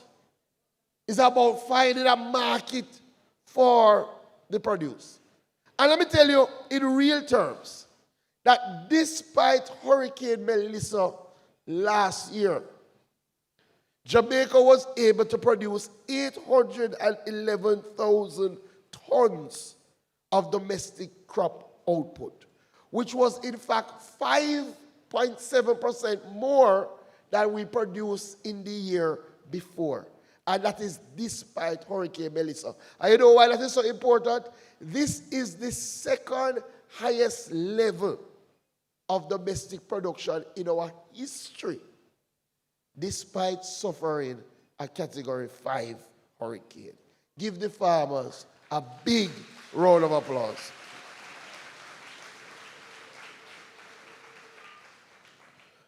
So as we confront these realities, the solutions have to be front-loaded. The approach of the farmers has to ensure that, one, you're approaching agriculture as a business. A part of what we've been doing through our RADA extension services is to engage more of what we call our farmer field schools, where we literally carry you through a course that teaches you agriculture as a business, that ensures that you are doing your record keeping, so you know your cost of production, and as such you know what is your level of profitability. And I always say to the farmers, when you hear that RADA is having training, don't ask where they give out. You hear me? Yes, everybody wants some input. We understand that. But oftentimes the training that you get is more important than the one bag of fertilizer and the pack of seed. Because if we're approaching agriculture the same way as we did 20 years ago, when we all agree that things have changed, it's not going to work. And I can tell you, I have seen the farmer field school model work. In fact, there's a farmer I normally use as an example because he went through our agriculture as a business and he now keeps records of how much money he makes. And I'll be honest, he said to me, Minister, me not so hot for the record keeping. But you said that it is important, and as such I got my son to keep the records for me. And he said, when I started, my son wanted to be a pilot. That has always been his dream. And every week now I go to him and I tell him how much I spend. And he said, when the son keep the record for the first 6 months, he said, Daddy, you never know how so much money you make. I have to take up this agriculture thing when I am finished. Because it looked like it makes sense. Some of us don't recognize the level of enterprise we have because we're not doing the record keeping. And that is important. So one of the things that we're doing now, we have just secured a grant from the Green Climate Fund. That is the entity that deals with climate change. And we've worked with the Ministry of Climate Change and we have secured for agriculture over the next 5 to 6 years, a grant that amounts to 50 million United States dollars or 8 billion Jamaican dollars that we will be putting into agriculture to do things like doing more farmer field schools so we can train you in the enterprise of agriculture. But we're not just doing the field schools like that. One of the things, one of the projects that we're going to be setting up 45 model farms. Because I always tell my extension service, if you tell a farmer what to do, yes, they will listen. Some might do it. But if you show them how it is to be done and what will be the benefits by setting up these trial plots that they can go and look and see for themselves, then we will have a greater return. You agree? That is the approach that we're taking. But not just that, because we're tying the Adapt Jamaica with the training, but also the technology, and I speak more of that. But under the Adapt, part of what we are trying to do is to ensure, especially our open field farmers, that you have more access to irrigation equipment. Whether it be tanks for storage, drip irrigation systems, pumps. And we're going to be setting up these facilities to be run by renewable energy. So we're going to be giving you, for example, solar generated pumps to pump your water so that it reduces your costs of production. Because everything that you should be doing, you should be thinking about how do you reduce your costs of production. And also, how do you make yourself more productive? So we're embarking on that journey, and that journey starts this year, will run for another 6 years. But it's in keeping with our drive to ensure that we take a data-driven approach to agriculture. What sort of approach should we take to agriculture? A data-driven approach. That means it's not guesswork. Let us look at the parameters. So if you're going to plant in the ground, you first have to check what is in the ground in terms of nutrients, so you know the sort of nutrient regime that you are going to employ. It can't be that you just buy the same fertilizer that you used to buy, or the same chemicals that you used to buy 30, 20 years ago, because that is what you used to. Because you may be wasting your resources. You understand me? So what we're saying to our extension services, we're going to be strengthening the RADA team to, one, ensure that we have more boots on the ground. Because we know we don't have enough extension officers now. So we need to put more, so we're bringing in additional assistant extension officers to work with you, the farmers. Additionally, we're going to provide them with some soil testing kits. So when they come into a farming area and they're working with a farming group, before you start planting, you can do your soil tests. And we're going to be working with entities like Caribbean Chemicals to expand those services, so that ultimately, when you are crafting your nutrition regime, you are taking a data-driven approach. But it don't stop there, you know, because someone will plant and then look market. You don't believe that before you plant, you should start to look at where the market is going to be. Not true? Or you should do some research work to see how much people in the area planted what you go and plant. Not true? Because if everybody do the same thing, what is going to happen? And then who to complain to? We say, boy, the government and the minister. One, we're saying to more farmers, and we're willing to help you. We're saying to more farmers, let us work to ensure that in the data-driven approach, you are identifying your market, you're identifying what is the price point, so that you are aligning your production to ensure you can make a profit. Reasonable, not true? That is the approach that we're taking. Outside of that, as a ministry, we're trying to drive technology in agriculture. Because we know the reality is labor hard to find, not true? Labor hard to find? Yes. So the solution is to use more technology. One, under our recovery program, we have put about $150 million to procure additional equipment for our RADA team. In fact, we're buying, and not our buying, we have bought 4 brand new 4-wheel rubber wheel tractors, 2 backhoes. We are doing some walk behind tractors because we know in some areas the big tractors can't work. Some of you, you are the only person who is managing and working on your farm. So we're doing some walk behind tractors so you can do some of the work yourself. We already procured 6 of them. We're doing an additional 12. And we're going to be distributing them in our high production areas. Additionally, we already got 6 soil augers. Those are the things you use to dig the holes. You're doing fence posts, you're doing yam. We're procuring another 12 of them.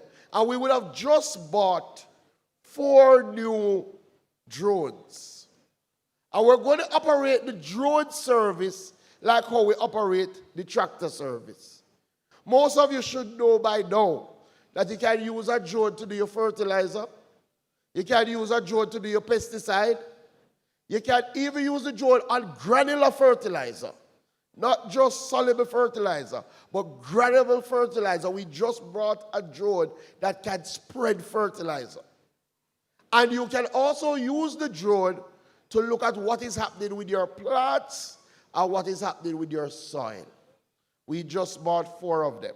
And the plan is, just like how you go to Rada and you rent the tractor service, you will go, pay a small fee, we will send a drone pilot out, and what would normally take you literally, as they said yesterday, to do 5 acres, you can tell me how long it would take you to spray down 5 acres of land. With the drone, it will take 15 minutes. That sounds like we're moving in the right direction, not true? You should clap the ministry and Rada for those investments. 2 more things. I told Caribbean Chemicals I'm going to cut the speech because I know you may have questions. And I always find when I have a lot of farmers, it is better to talk with you than to talk to you. I haven't said much about our livestock farmers, but I'm sure it will come up in our questions. Let me deal with 2 more issues that we're treated with. One, the livestock people would appreciate. We are in transforming our agricultural sector. We understand that we are seasonal farmers. And as such, we are seeing some of the challenges now, especially when we do our robust intervention, when we provide free irrigation service and people ramp up production, we tend to have an oversupply. But you and I know how oversupply in agriculture go. For 2 weeks, 3 weeks, you have too much, the price go down, and you can't get a return on your investment. And then what happens in the next 2 weeks? Everything is gone, the price go up, and the consumers complain. Not true? What we have to do is do more storage so that we can store in the plenty and supply when there is little.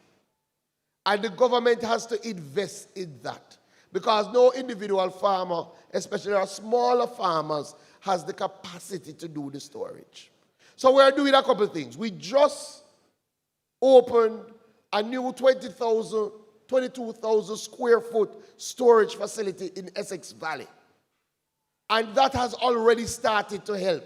Because what we were able to do when we looked at the onion oversupply, when we looked at the potato oversupply, we were able to work with the private sector for them to buy the products, and we said the government will give you the storage free. And they have been storing in Essex Valley. We are doing, not even 5 minutes from here, a brand new storage in content that will be able to address some of the issues we have in this belt. And we're spending $300 million to work on a place called Coleyville to put in additional storage.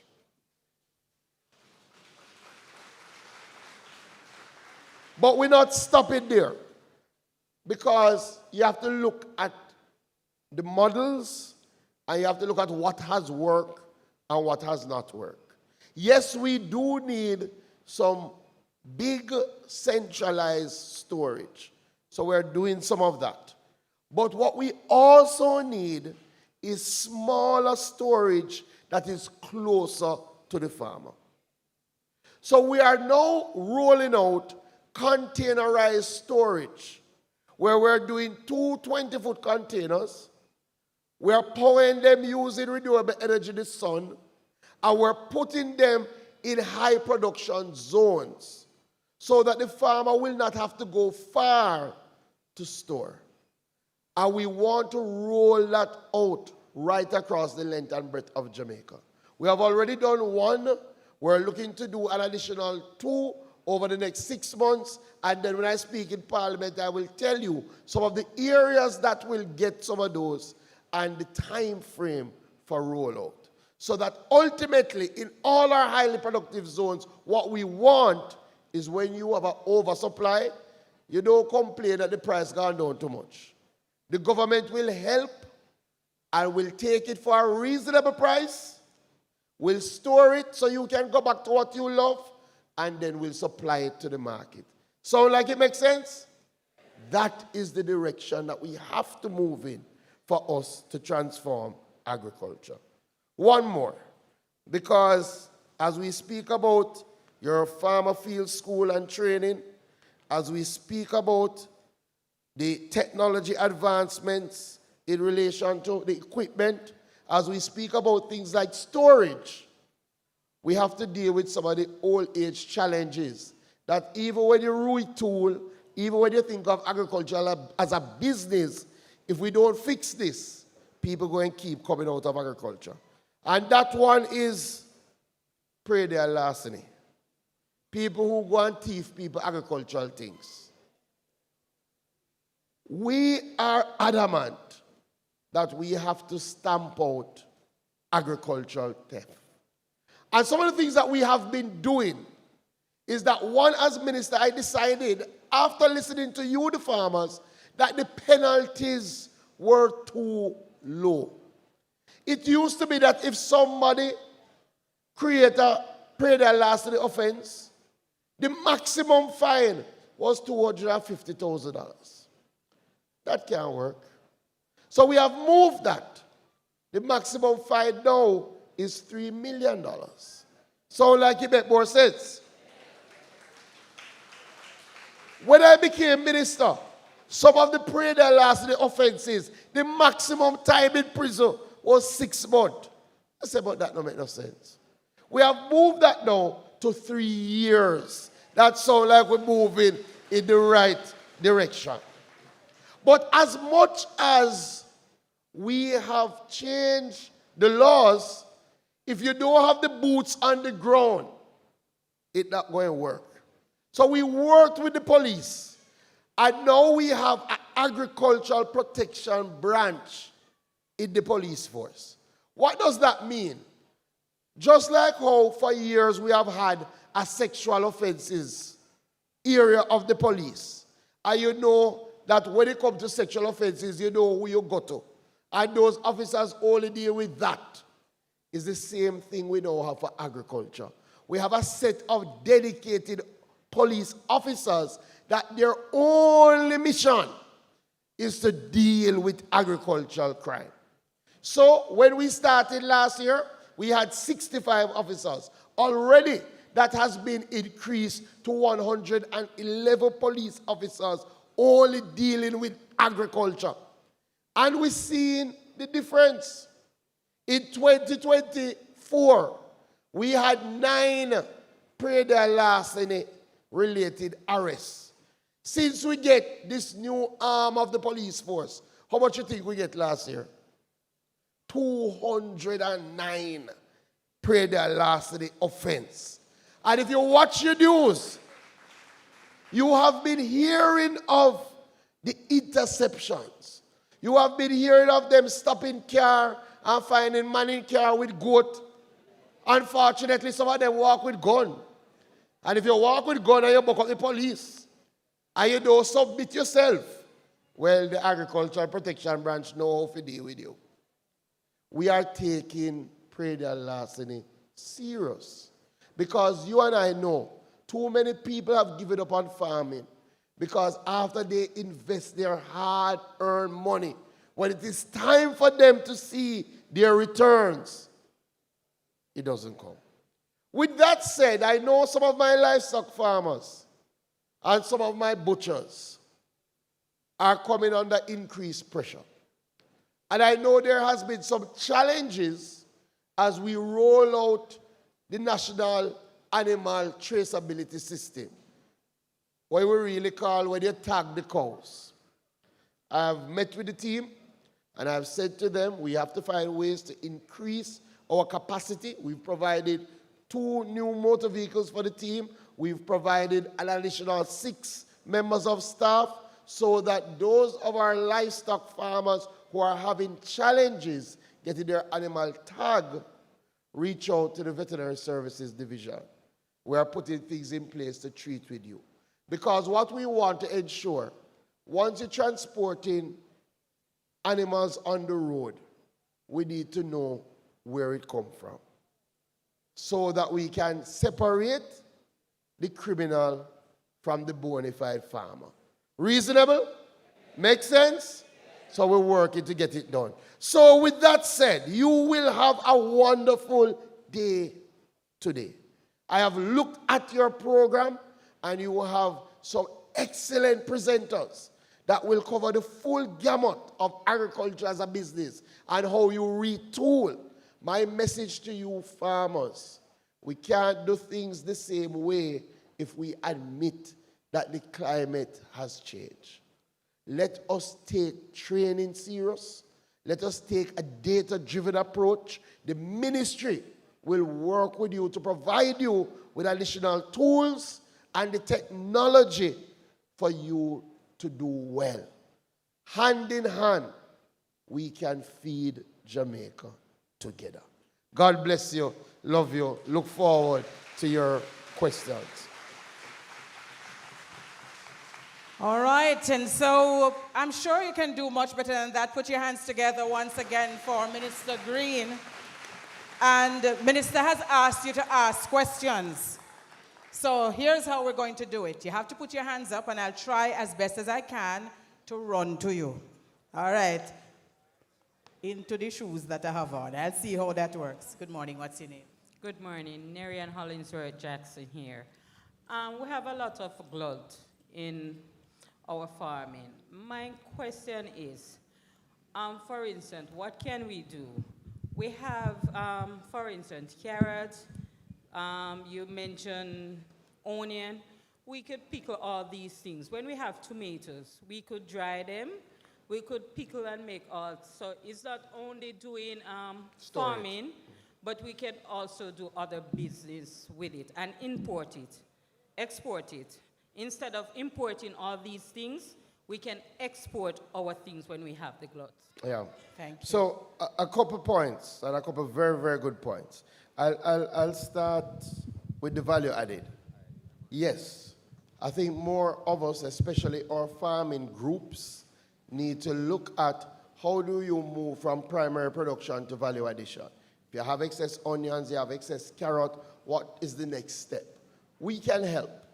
The RADA has a strong home department that has come up with a number of formulas for using excess things. In fact, we had a forum yesterday, and well, most of us are familiar with carrot punch, but you might not be familiar with Irish potato punch, right? They had a wonderful tomato-based juice. When I talk about that, people say, oh, tomato juice is not tomato alone. Come on now, right? If you taste it, you wouldn't even recognize that tomato is one of the main ingredients, right? So I agree. What we have to do, however, because people always say we should do more of this, and I'm saying to my farming groups, you should do more of this. In other words, it has to be privately run. When the ministry does it, the ministry can help you with the formulation. The ministry can help you with things like labeling. The ministry can help you with things like bottling.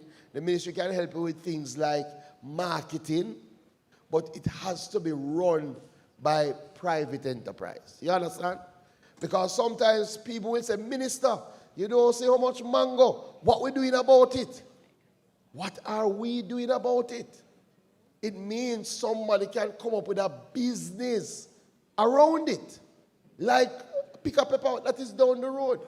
If you ever look at the ingredients in pick pepper emerged. I'll tell you a story. Pick pepper emerged from somebody who used to work at a ministry, coming up with a formulation for a sauce, and a private man said, but this makes sense, bought the formulation and started to produce it. And pick pepper has been around now for years. So I am saying yes. We have to do more value addition, and the ministry and RADA is willing to help, but I also want the farmers to look at it as a business opportunity and to work and come to us and say how we can help. The other thing, we are looking for more markets for export. One of the things with exports, and we have started some export clinics, and farmers, anytime you see the ministry advertise that we're doing export clinics, attend. Because remember now, quality is important. Consistency is important. If we're going to pair with an exporter, they want to know they can get the same quality on a consistent basis. Once we can guarantee that, then we can export. Last thing, because it comes a lot. We do not focus on imports. In fact, when we are producing without weather-related events, when it comes to our vegetable lines, we really don't have imports. When it comes to tomato, not onion, I don't deal with onion. When it comes to tomato, carrot, lettuce, all of those things. When we don't have a weather event, most of the time we are having gluts. So we don't have to import those things, and the quality is good. There are some things that we import because we produce them seasonally, like an onion.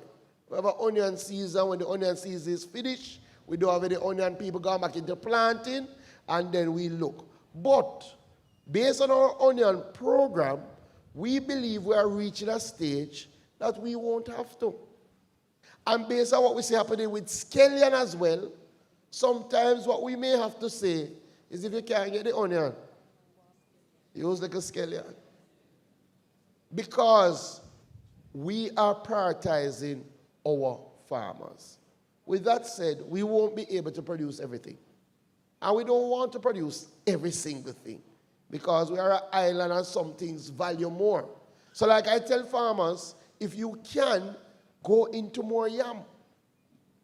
Yam is our #1 export. We make, if you do not know, we make each year about 40 million United States dollars from the exportation of yam. And if you don't believe that the yam people are doing well, just leave here and drive go down through South Trelawney and look at the stock of the housing and come back and tell me how you think they're doing. There are other opportunities because that is just part of the demand out there. So I agree, we have to focus on export more and value addition. All right, thank you very much, Minister. And I have standing beside me a lady who wants to introduce you to her juicer. What is saying it again? Faith's All Natural. And what's in the juice? This one as in cherry, pine, guava, and carrot. So Carrie, come and get a drink now. All right, that's right. All right, and then we have a question. Sir, what's your name? Mark Allen, and I am from the Civil Farmers Benevolent Society in St. Anne. One of our main challenges is marketing. We don't have a farmer's market for ourselves. So we are at the mercy of the Higgles. And then, of course, you know, when you supply like the hotels and all that stuff, after waiting 3 or more months for your crop, there's still a week, well, 2 weeks to a month before you collect. Well, there's an old market in Discovery Bay. Okay. It's old market. But now what we were planning to get it or use it. But then there's some informal garage there.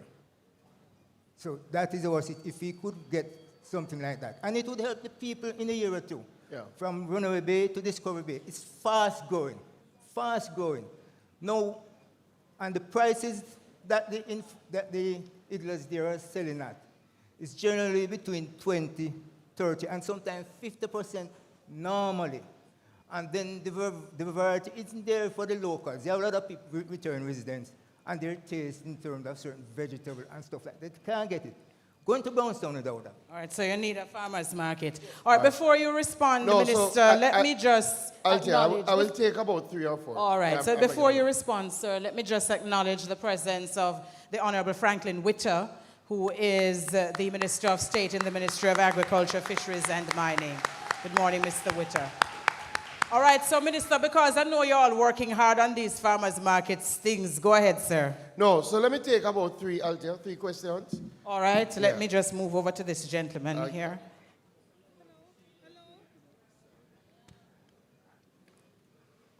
How do you do to you, Mr. MP? Let us say this. I listen to you all the while when you come over and talking and telling the country what you are doing. But I'm going to tell you something where you might not know.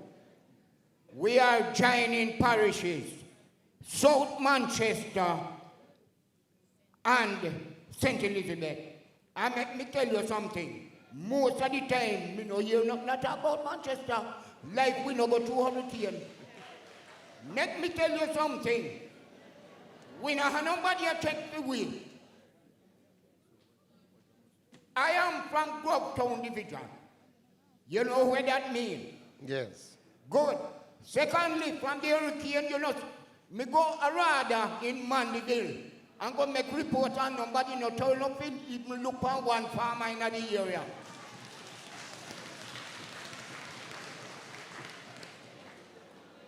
No, let me tell you something. This country belongs to the whole of us, it not belongs to some.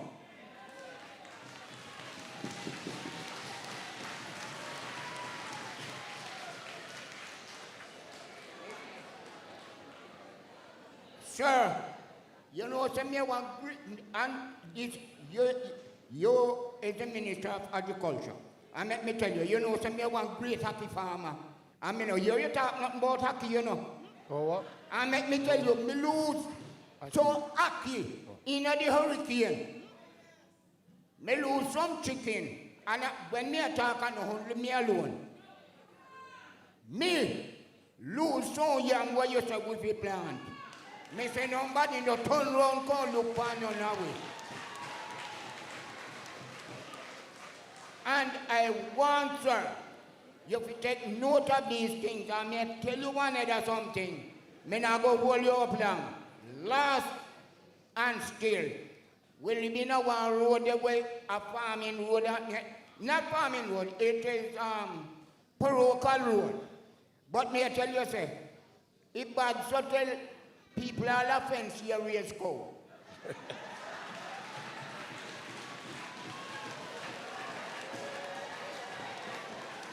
And you know when they fence where they put up, you notice that trespass will be prosecuted.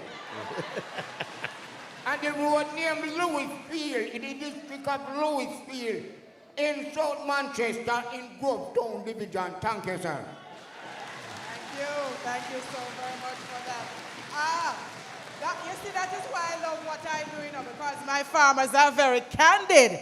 This gentleman has had his hand up for a while, so let me make my way to him. Minister, that will be 3. Hello? And then we can get the responses. Hello? Good morning, Mr. Minister. Good morning. I take off my hat that you can see me keenly. On your first victory,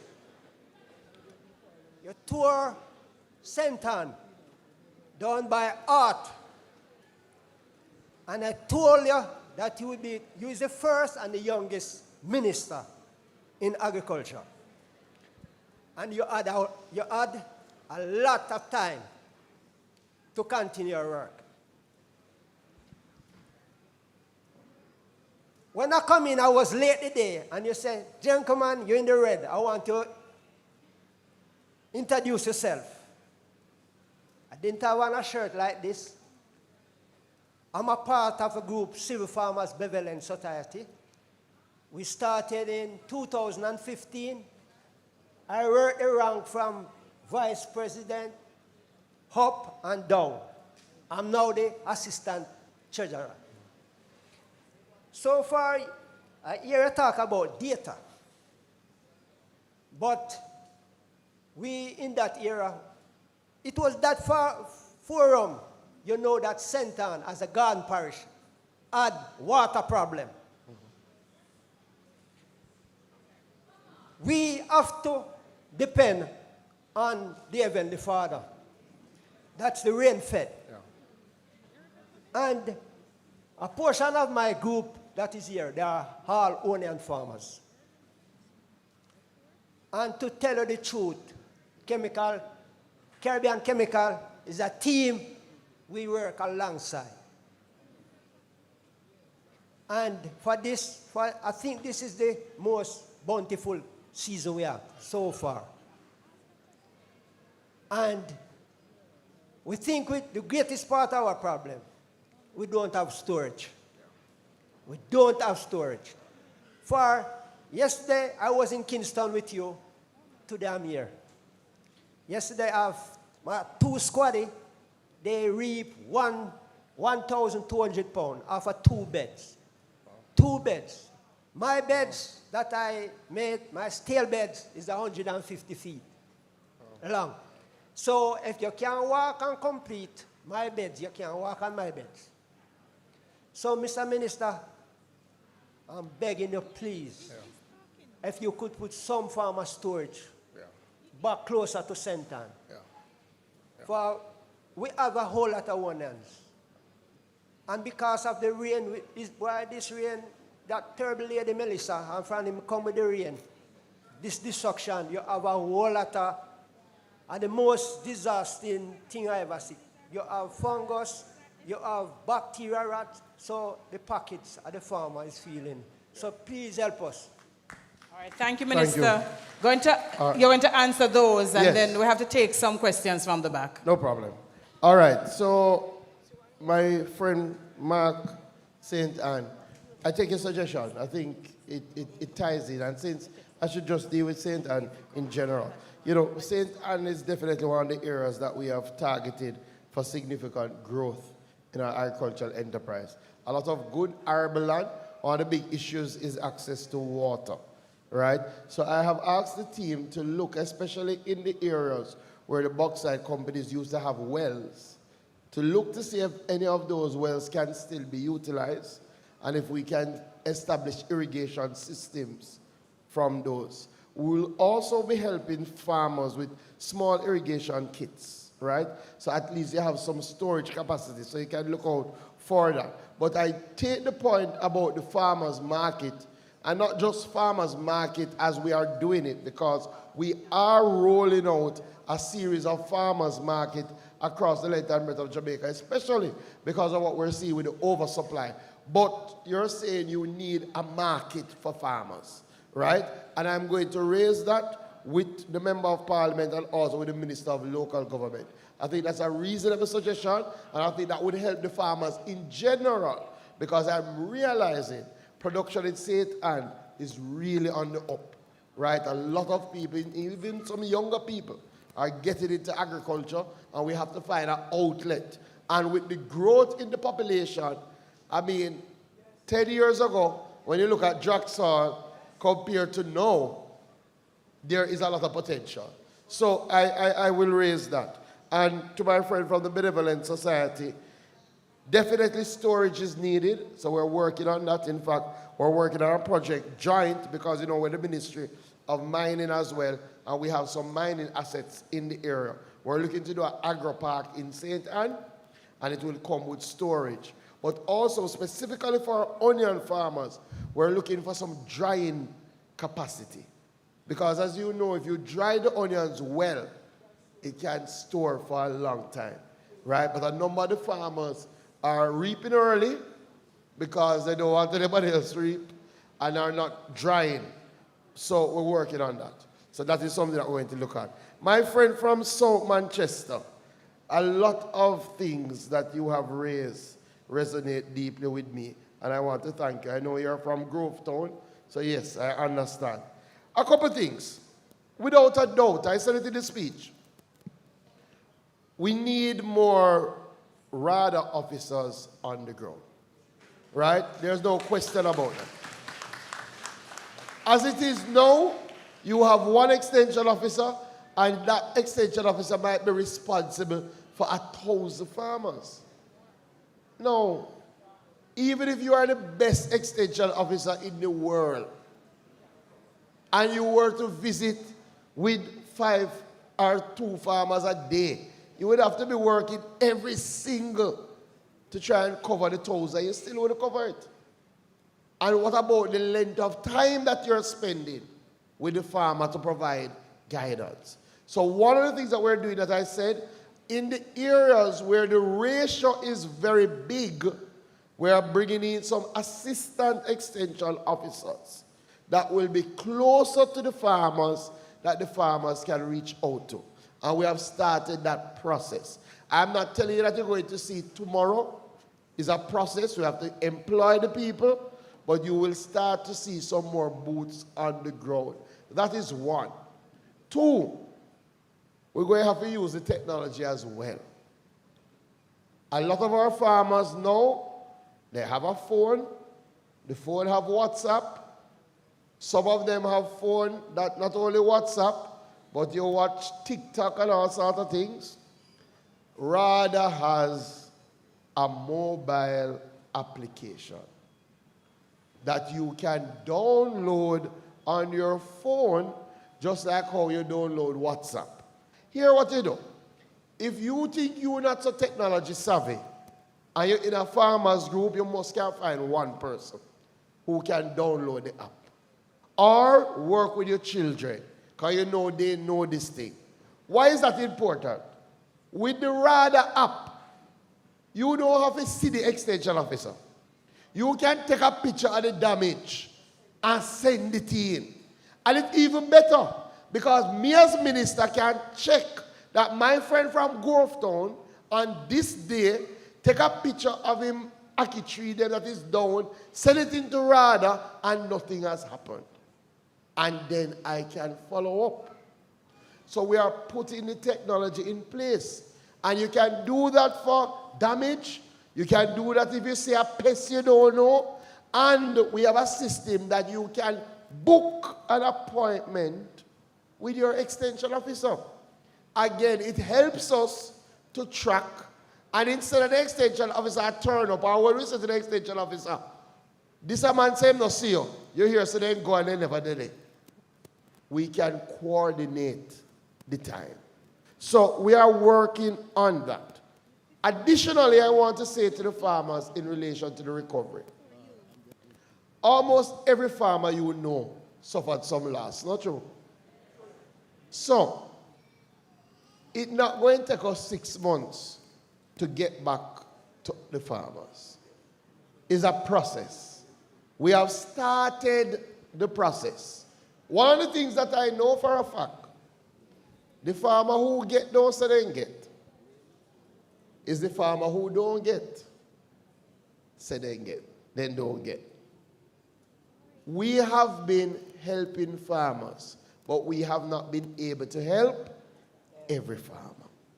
And that will take time.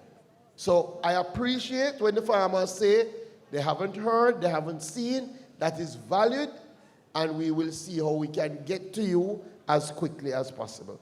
2 more things. We are doing a fruit tree program, and you will hear more about that when I speak next month. We are going to be providing to our farmers free of cost ackee, breadfruit, and there's one more that I'm missing. Ackee, breadfruit. It soon come back to me. Coconut, and yes, avocado, pear. Right? So, for the farmers who have suffered damage to their fruit trees, please reach out to RADA or reach out to the ministry directly. You can also reach out to Bodles, right? What we are going to be doing, and you will hear more about this, we're going to be launching a massive replanting drive because we lost a lot of fruit trees. And things like ackee, if I were to give you an advice, plant some ackee. Ackee is gold. I guarantee you. Ackee is our second biggest export on the agriculture side. Sometimes we don't know the numbers. We make over 20 million United States dollars from the exportation of ackee. And when I tell you, we are supplying probably less than 5% of the market. So we are going to be providing you the ackee trees free of cost. Reach out, and we will help you in that regard. And then finally, Louisfield Farm Road, I have made a note of it. I will send that team to come and look at it by next week. everybody know when I get up and tell me they're farm road now. Because I know in every area there are farm roads in need. But we're doing a lot more farm roads than we used to. There's no question about that. So if we don't get to you yet, we're coming. All right, thank you so very much, Minister. We're taking some questions from the back. That lady in the hat has been standing for the longest while, giving you some relief now. Go ahead and ask your question. Yes, good morning, everyone. Good morning. My name is Barbara Barnett, and I'm from a small district in Trelawney called Joe Hut, where we produce yam mostly. Our problem is that farmers, Iglas buy the yam for 160 pounds and pay us for only 100 pounds. What can you do about that? Another thing,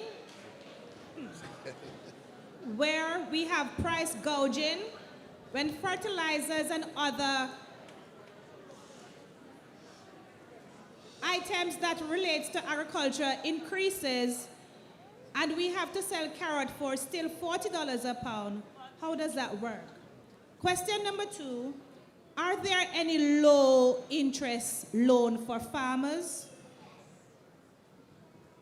That's it, thank you. All right, Minister has made a note of that. So we're going to take the first 3 people in line. You ask the question, then Minister will answer. Morning, everyone. My name is Carol Bell from Fiber Farming Solutions in Trelawney. Yeah, the name is Carol Bell from Fiber Farming Solutions in Trelawney. The question to you, Minister, is I've heard a lot of information about retooling. We have also talked about triple D to make decisions. One of the gaps that I found in my area is in regards to information dissemination. For example, you talk about the RADA app earlier. I've been trying to sign up to that app for over a month now. I've been to the RADA office and I'm not able to get any information about it. We also have the tractor services, was advertised from November. There is still not a process in place to get the tractor service operating in Trelawney. So whilst we see these information, we see the advertisement, but the reality is the products or the service is not available to us as farmers. All right. One more? So an extension to the question is, what are the leaders doing to ensure that at the lower level there is execution, and when there is lack of execution, there is accountability? All right, thank you so very much. And I'm going to allow just one more from the line, and we also have a time challenge, because as you can well appreciate, we have lots of presentations to do, but we're also allowing you the opportunity to speak with Minister. Minister, might I also suggest that perhaps one of these days you need to have a forum like this, where you're spending several hours engaging with the farmers. All right, let me take your question. Good day, everyone. All protocols observed, Honorable Minister. This is not a question, it's really a suggestion. As it pertains to food security, I'm suggesting that the powers that be look into the possibility of dehydrating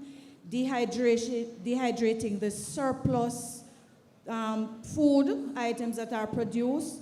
I believe that it would take up less space than cold storage, and it would be profitable for us in the long run. Thank you very much. Thank you so very much. Let me just take the question from this gentleman who had his hand up a very long time. Thank you, Master Assembly.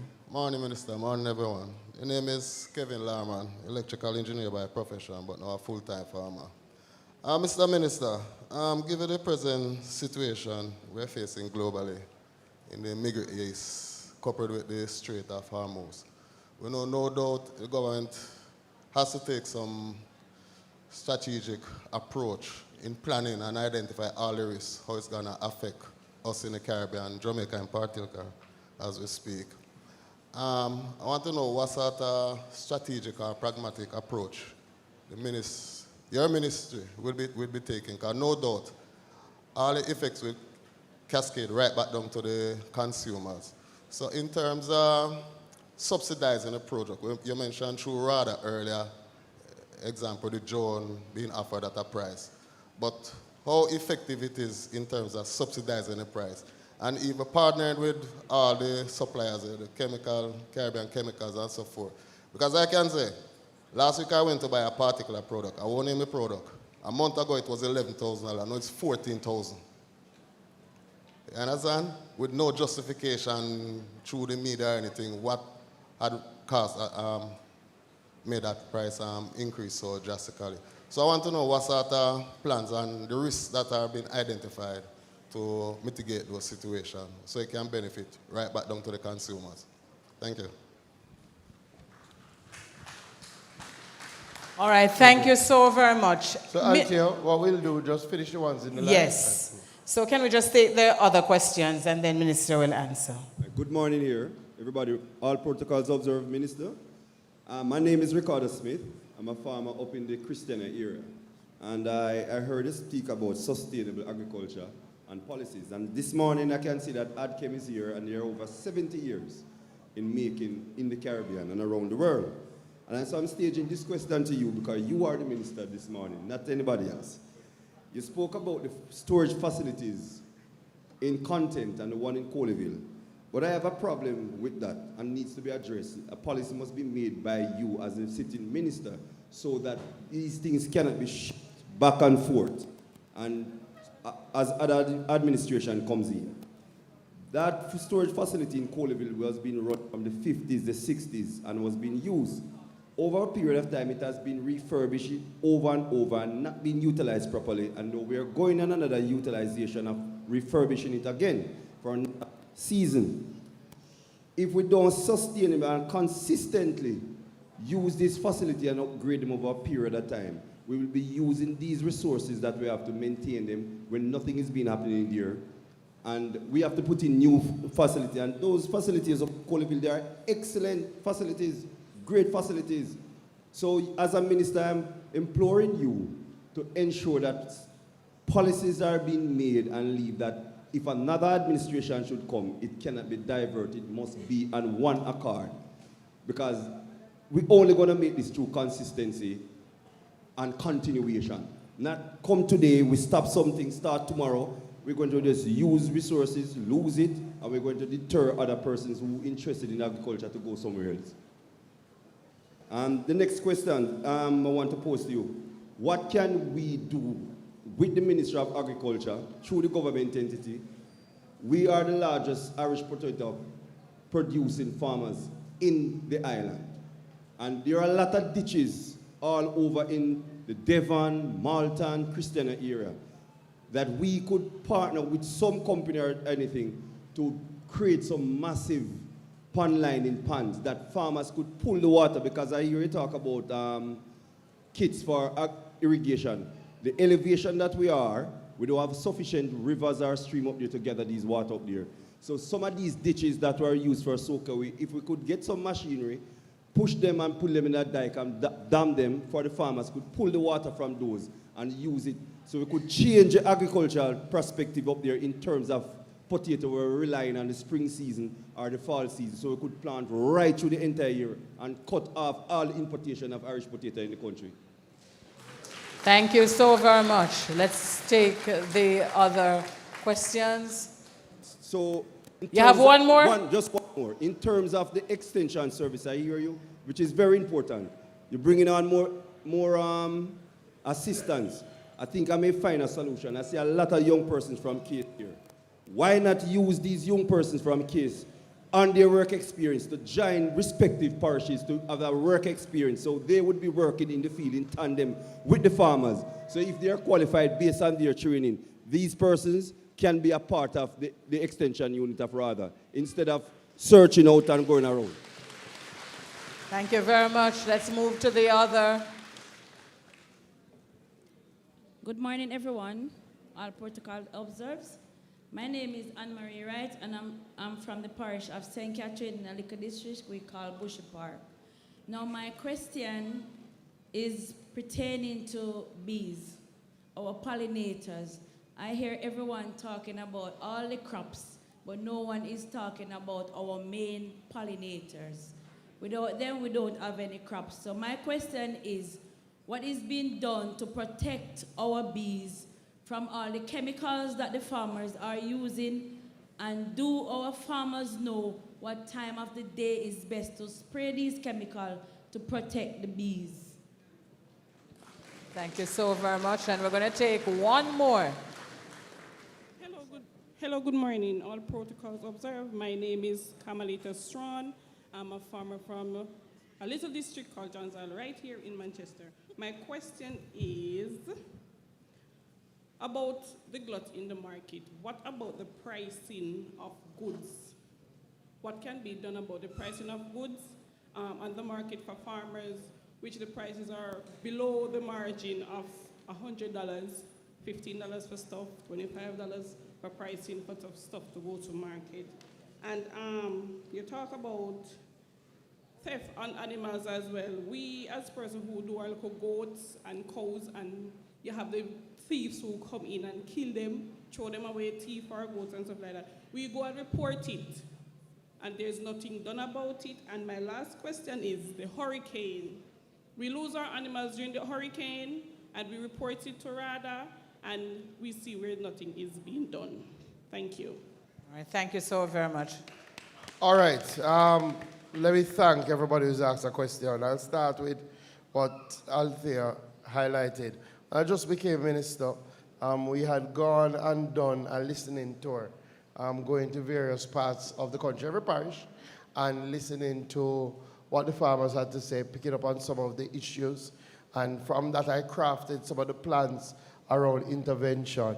I think we are due one now, right? Especially considering that we've been through multiple hurricanes, responding.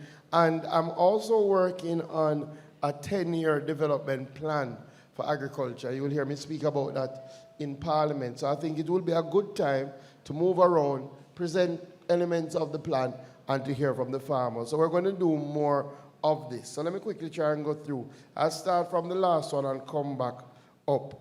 All right. Definitely, Carmelita, if you've reported matters and nothing is done, bring it to my attention, right? I mean, that you're here now. But if you have a challenge and you go to I'm going to give a number once I sit back down that will be shared with you, that if you have perennial lastly issues and your local police has not acted, I'm going to give you a number that you can call. All right? So I'll do that. I'll have the Caribbean chemical teams share it. Pricing of goods. I always say to farmers always talk to me about prices of goods when the price is low. When the price is high, nobody says, Minister, what are you doing about pricing? You could have it both ways. If we're going to fix prices, it would be fixed. It couldn't be that we fix it when it's low, but when it's high. So nobody says when they are getting $1,000, when you normally get 100, but you complain when you get it 20.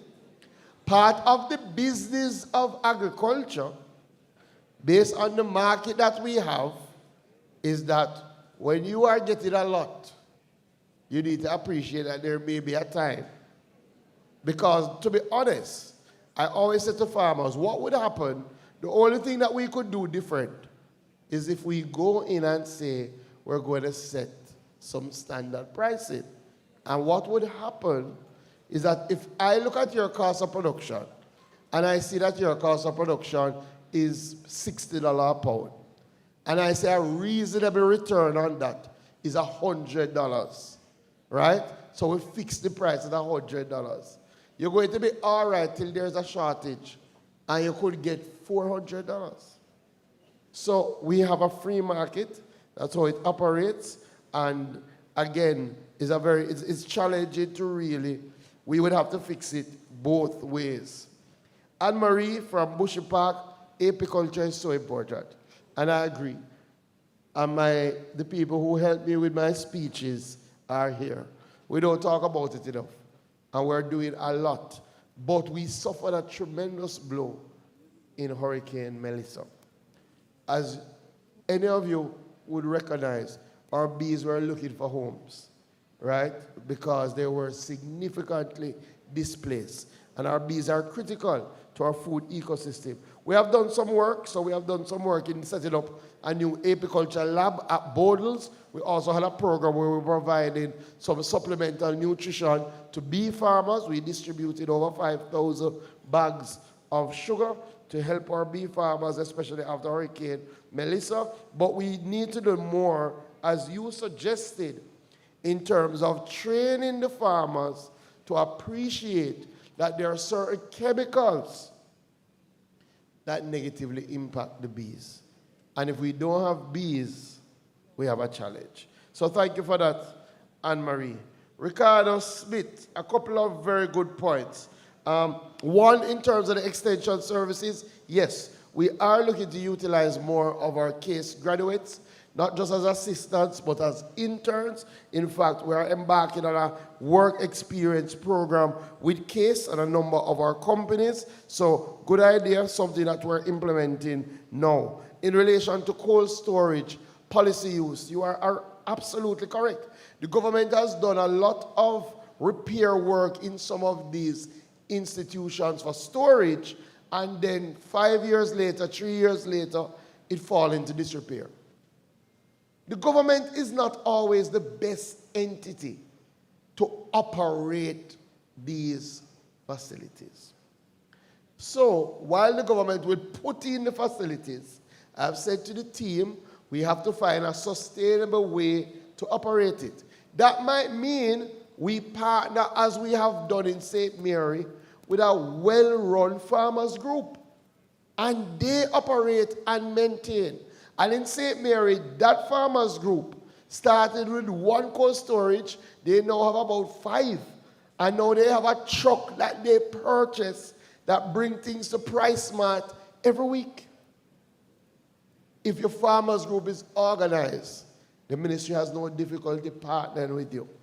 But you have to be clear on how to operate a business. So we are looking for partners to run Coleyville. We are going to be partnering with the content cluster to operationalize the content storage. In relation to ponds, we have a program now. Farmers, we have a program now. One, if you are an individual farmer and you want to do a pond on your property, if you do the excavation, RADA will provide the pond liner. We are doing that now. If you are a group of farmers and it is going to benefit more than one person and more than 2, we have a parameter, and you identify a property that we can do a pond, we will do everything free of cost.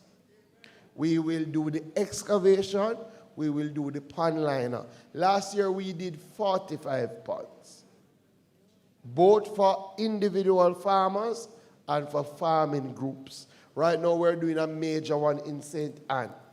So I'm saying to you, identify the area and approach us. That's a program that I implemented, and it is happening now. All right, Mr. Larman, yes, clearly there are a number of risks with the war, something that we sat down to look at. Some of them we can buffer, some of them we can't. For us in the agricultural sector, one of the biggest risks is around fertilizer and the cost of fertilizer. So part of what we've already started to do is to look at external sourcing. We had already said prior to this that through the JAS, we will have to get involved in the agricultural input space. And we're going to be reestablishing some JAS farm stores because we believe more competition is needed to ensure that the price is maintained at a reasonable level, right? On the fertilizer thing, farmers, you will have to look at different things. We've been working with the Organic Society to look at composting. A lot of farmers are still not composting. You have a lot of things that you put in waste, that you could put in compost heaps, that you could then use that to add nutrition to your soil instead of using fertilizer.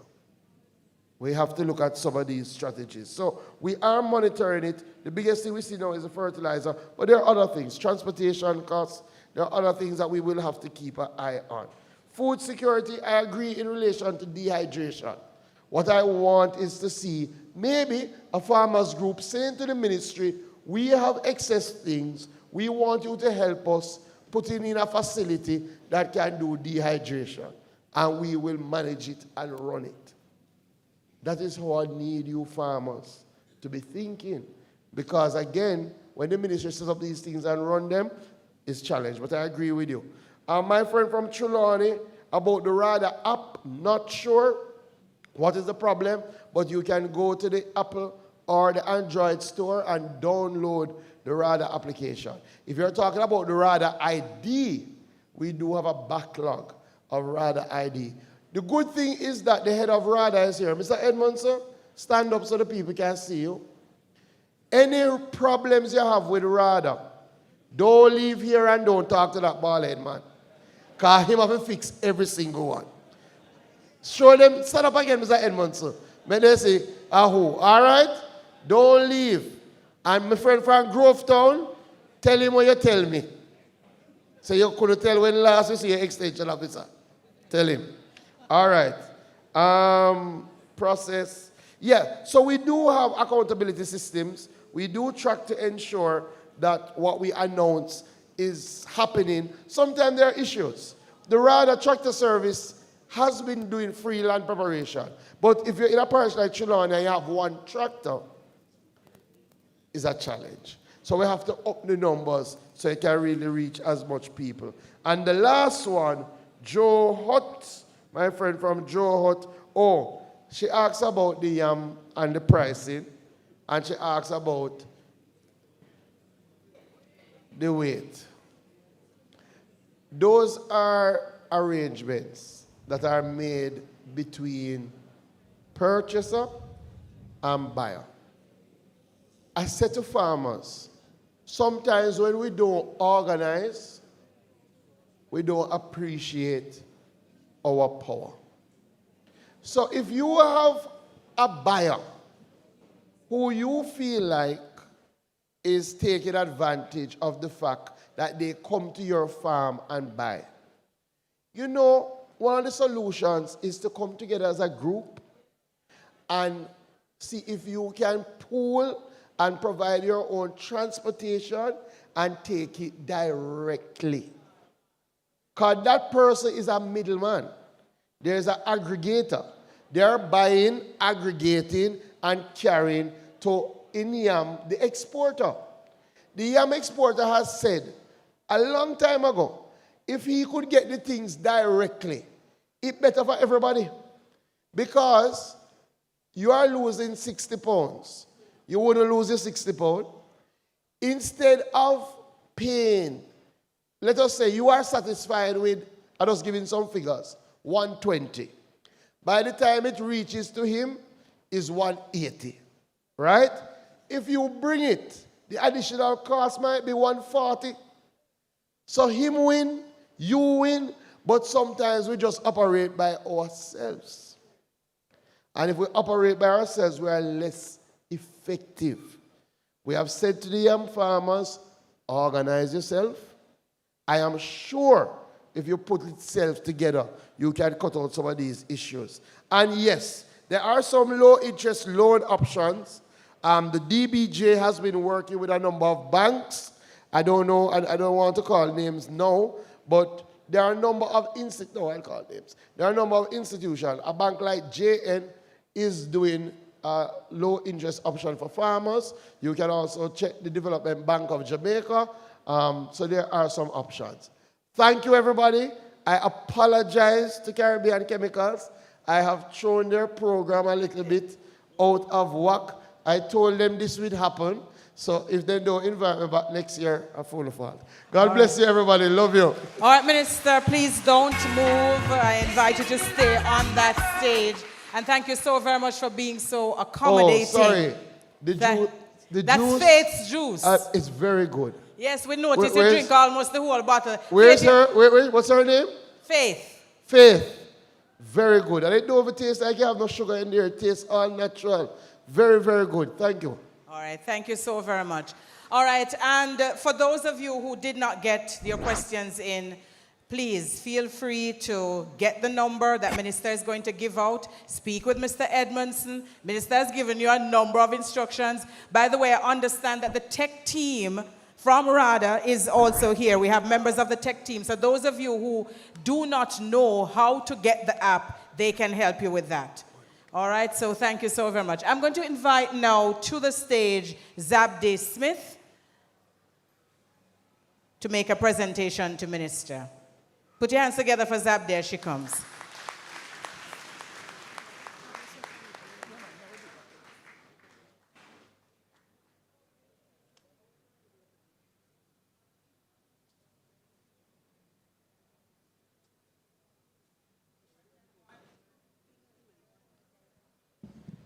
So as a product of St. Elizabeth myself, it's very apt that I would actually get this job. Our minister, our honorable minister, it is indeed a pleasure, and I want to thank you on behalf of Caribbean Chemicals for participating in this our Agritech forum. I want you to know that we really thank you for your efforts, and we are confident that with you leading the way you are, our industry will retool and grow. Step over.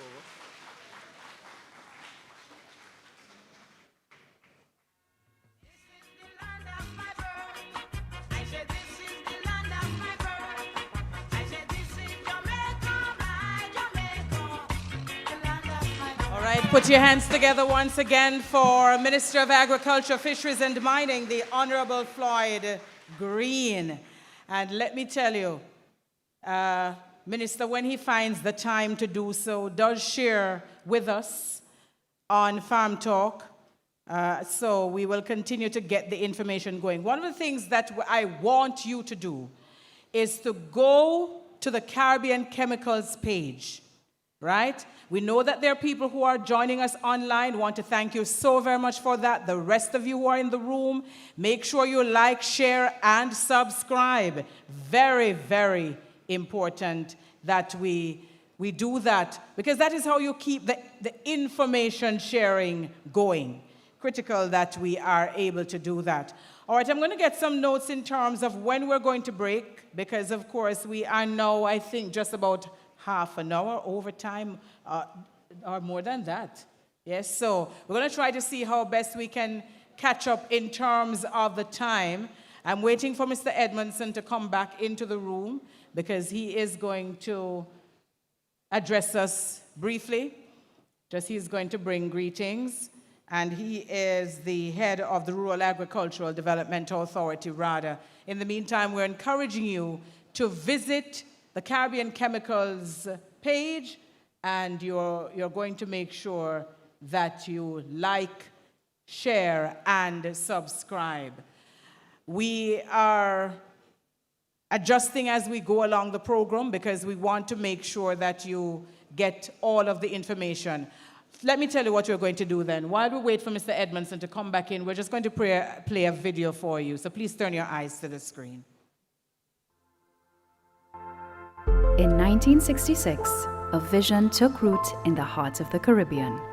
Joe and Angelica Paris didn't just see an opportunity for a business, they saw a future where the islands could flourish through the power of partnership. It began with a simple promise: to provide agricultural solutions for farmers to feed the Caribbean. From our humble headquarters in Trinidad and Tobago, offices were established in Guyana, Jamaica, Suriname, and the Dominican Republic. This journey has allowed Caribbean Chemicals to become experts in providing agricultural inputs and crop care solutions to our farmers. Today, the company exports to over 20 countries, but our success isn't measured in geography, it is measured in trust. For more than 60 years, experienced agronomists have engaged in rigorous product testing, providing technical support and hosting educational workshops. with farmers and stakeholders, the company's position as pioneers of Caribbean agriculture has been solidified. From a single vision to a regional legacy, our founding principles remain unchanged. We continue to be dedicated to food security and stabilization of the agricultural industry throughout the Caribbean. Caribbean Chemicals and Agencies Limited. Let's grow.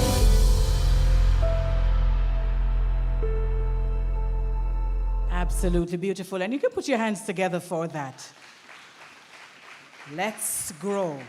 And now, ladies and gentlemen, I invite to bring us greetings Mr. Garnet Edmondson. He is the Chief Executive Officer of the Rural Agricultural Development Authority, RADA. Please put your hands together and make him feel welcome as he comes. No pian clapping, because you better make sure you make friend with him. Put your hands together for Mr. Edmondson as he makes his way up to engage us.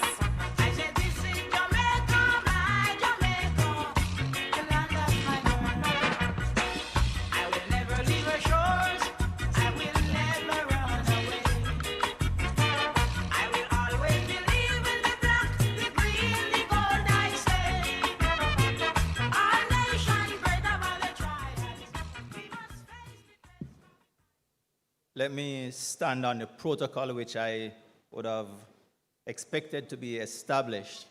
First, before I say another word, let me also thank God who has brought us here alive today, and let me thank farmers that are here today with us. I bring you warm greetings from the Rural Agricultural Development Authority that gets all the blame for everything that is bad in agriculture. But nevertheless, we stand ready to aid our farmers. Now, Minister have said a lot of things about what we are doing, the Hurricane Melissa, the future development. So I won't reiterate those at this point. But let me first acknowledge Caribbean Chemicals for putting together this wonderful event. A very hard-working minister is left here with me, Minister Witter, who I also acknowledge, my own team from the RADA and the team from the Ministry of Agriculture. I want to acknowledge them also. And in what Minister would say, the most important persons in the room, farmers. Give yourself a round of applause, please. That doesn't even sound like you believe that you're farmers. Let me hear it for the farmers again. You must recognize that we are very proud of our farmers. We are very proud of our farmers because at a time when we needed to have food security after hurricane, we needed to maintain food production. We needed to feed our nation, and our farmers step up and deliver. Deliver so much that when we visit the market space, when we listen to the news, we are hearing the prices. So one of the future strategic move that RADA will be making, and farmers, I want you to listen closely because you must help us to do so. We are introducing what we call the National Agriculture Management System, NAMS. Now, you'll hear Minister talk more about that system in Parliament. But just to give you a brief introduction of this system, what we are aiming to do is to capture the data of farmers and what they are planting presently. Through this AI-driven application, it will track the crop that you are planting at the stage where it is at in the growth stage. And we, from our offices, from our computers, will be able to say what is out there, the quantity that is expected, and push towards market. So the system that we are trying to make sure that we're perfected is one, is production planning. We must plan our production, farmers. And we can't have farmers saying to us, hey, I plant tomato this time of the year, and I'm going to plant it this time of the year.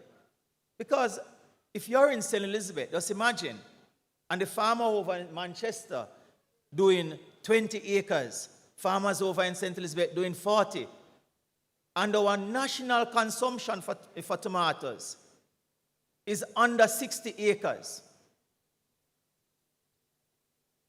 Anything over means that you're running in a glut. So if your rather extension officers say to you, hold on tomatoes, plant cucumbers, plant broccoli, plant this, plant that, you have to listen. Because while last year you'd have made good money from tomato, we can't guarantee you that this year, because every year you have new entrants in the market, in the space. Just last week I was talking to a group of farmers in one of the agro park. These guys were 22, 24, 23, and they were out there doing serious work. Small plows that they bought from China, and they were doing their work. So think about it. These younger guys now, they're applying technology to the agriculture. It therefore means that they are going to produce, and they're going to produce in a large way. So it means that you have to be guided by our offices. You have to be guided. Now, it is always good that I get a chance to address farmers and also be present at this forum where I can hear, as CEO, I can hear the direct complaints, the direct things that are affecting you. I had another 1 o'clock arrangement, and I'm going to stay here until I can talk to every single farmer. I'm going to stay until I can talk to every single farmer. Because part of the complaint, and I hear minister try to address, is that you're not getting the benefits, you're not seeing the extension officers. But let me assure you, we are on a journey to ensure that we can and will be able to satisfy the needs of every farmer. Now, it is going to take us a little bit of time that we will be able to impact every farmer. And with another system that we are developing that tracks input, we are digitizing our production incentive program. So if farmer A gets product or any form of input this period, we move to farmer B. So we have that record of who got the year before or this month, and we move to someone else. We move to another farm. We also want to look on it in terms of what it is, production incentive. And it is to encourage you to improve acre over acre. So this year you started out with 1 acre. And next year we expect that you'll be adding a second. And that will tell us that, yes, we are ready to help you to the second and then move to another farmer to start another one. So the systems that we are putting in place will help us. In closing, I'll tell you about a last system. We are putting in a system that we call the Extension Accountability System. And we're using technology to drive agriculture. What is this Extension Accountability System? Our extension officers walk around with these devices. We spend a lot of money providing them with these devices. Through our AI component and the GPS mapping system, we will make sure that if a farmer leaving the base where we call either the office or one of our outstation or wherever, the first thing that, the extension officer will do is input the start data, where he starts from. This system will track the movement to the farm. When the extension officer reaches the farm, he then logs it inside there. Also, log in all the data that you would have derived from that visit. moving to the next location, this last location becomes the start location, and so on and so on and so on. So this way now, we can account for our extension officer movement within the working period. We can account for what is happening. And we can then gather enough data to say, where do we need the excess support? Where do we need to tap in more? So these are some of the things that we are doing inside of RADA to make the service better. What it is to deliver the service to you, is to build out agriculture in Jamaica, is to make Jamaica land that we love productive, to build out production. So, ladies and gentlemen, I thank you. I thank Caribbean Chemicals, and I will be here with you as long as the day lasts to answer your questions and to take back to the team whatever queries that I cannot answer at this point in time. Thank you very much. Thank you so very much, Mr. Edmondson, for that wonderful presentation and for being so proactive in deciding to stay and hear directly from the farmers some of the challenges that they have been facing. All right, so this is the Agritech Forum, Agritech Plus Forum, Farming as a Business, Retooling Today to face the challenges of tomorrow. If you haven't been taking notes yet, it's time for you to whip out the notebooks. You ever know when you're in Bible school and they say, sword in hand? All right, let me see your pens. Right, because many farmers are old school, so you have pen and paper. Let me see your notebooks. Right, so you got notebooks in your packages. You see how Caribbean Chemicals good? They're making sure that you have the tools. That is part of the retooling process. Ladies and gentlemen, every Wednesday morning, I have the pleasure of working with a wonderful team of agronomists from Caribbean Chemicals. Our next presenter is one of them. Please put your hands together and welcome Donovan Price, Market Development Agronomist for the Central Region, to talk to us about nutrition with CCJ Granular Agafert Omex. Put your hands together for Donovan.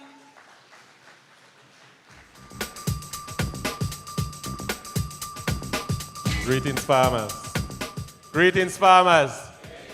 All right, it's great to be here. It's great to see all of you. And we're looking to go into some technologies in agriculture. You know, we talk about pricing. We talk about pest and disease. We talk about all sorts of issues in agriculture. But one of the topics that we really talk about is the different technologies that you're using every day in your field. And we want to touch into a few of those.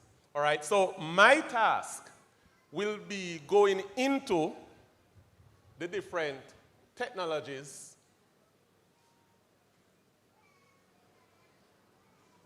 in many of the products that we have. So we're looking at the Elixir line of fertilizers, the Abodam line of granular fertilizers. Okay.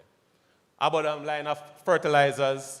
We're looking at Omex, and we're looking at Agafert, right? And I want you to follow me. Let me see the hands of those who have books and pen.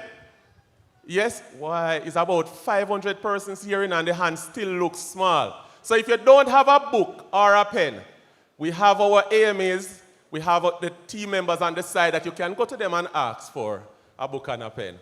All right. So let's begin with, we're going to begin with Elixir fertilizers. Now, one of the key technologies in Elixir fertilizer is a control release technology. Now, this is very important. Now, what it means is that each grain of the Elixir fertilizer is coated with a special technology that prevents the rapid or slows down the rapid release of the nutrients. So what that means is that you get some of the nutrients now, some in between, and some later on, right? Now, let's go a bit further into the technology. Now, one, the coating on the grains of the Elixir fertilizer allows moisture to get into the granule, Once the moisture gets into the granule, it causes the nutrients to go into a liquid form. Yes? Because plants don't take up the granules, you know. It has to go into a state in which the plant can absorb it by the root up into the plant. Now, here's the trick. Here's the key thing about the coating on the granular. It is temperature sensitive. Now, when the soil becomes warm, that is when the demand for nutrients increase on the plant's productive phase. So when the soil becomes warm, the plants want more nutrients, and more nutrients become available. So as the soil becomes warm, the granule begin to release more nutrients to the plant. So it is meeting the different stages of development of the plant that it is in when the soil is becoming warm. So what do you think happens when the soil becomes cold? It becomes what? Less. So you're getting better value for every dollar you spend, because the granules are only going to release when the soil is warm, the ideal time when the plant can utilize that nutrient, right? And that's the control release technology. Let's look at the next technology. Stabilized nitrogen technology. What does nitrogen do to the plant? Who can tell me? Which farmer can tell me? Huh?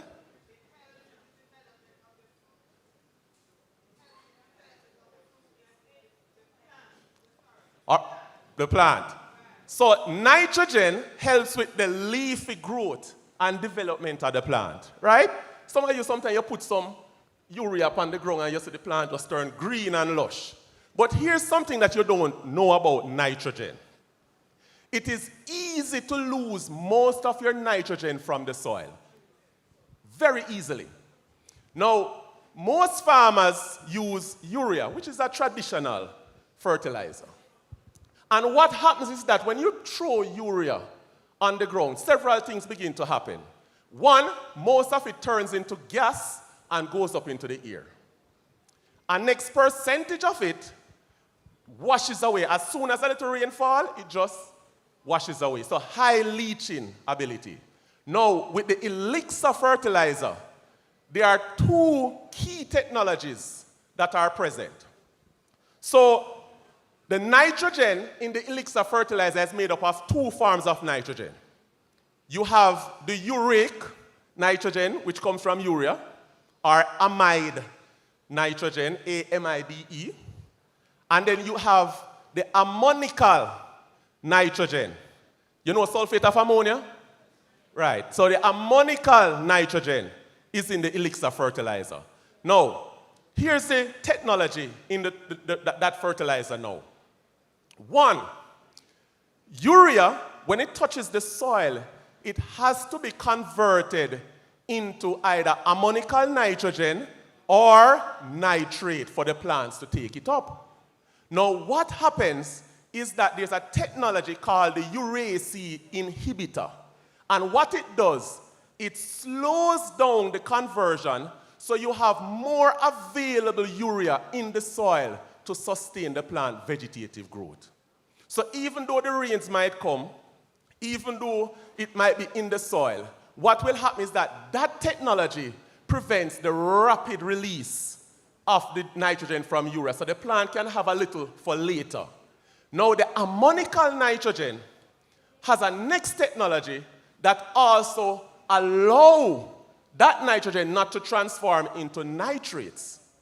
And so what happens is that ammonical nitrogen clings to the soil more and become more available for the plants.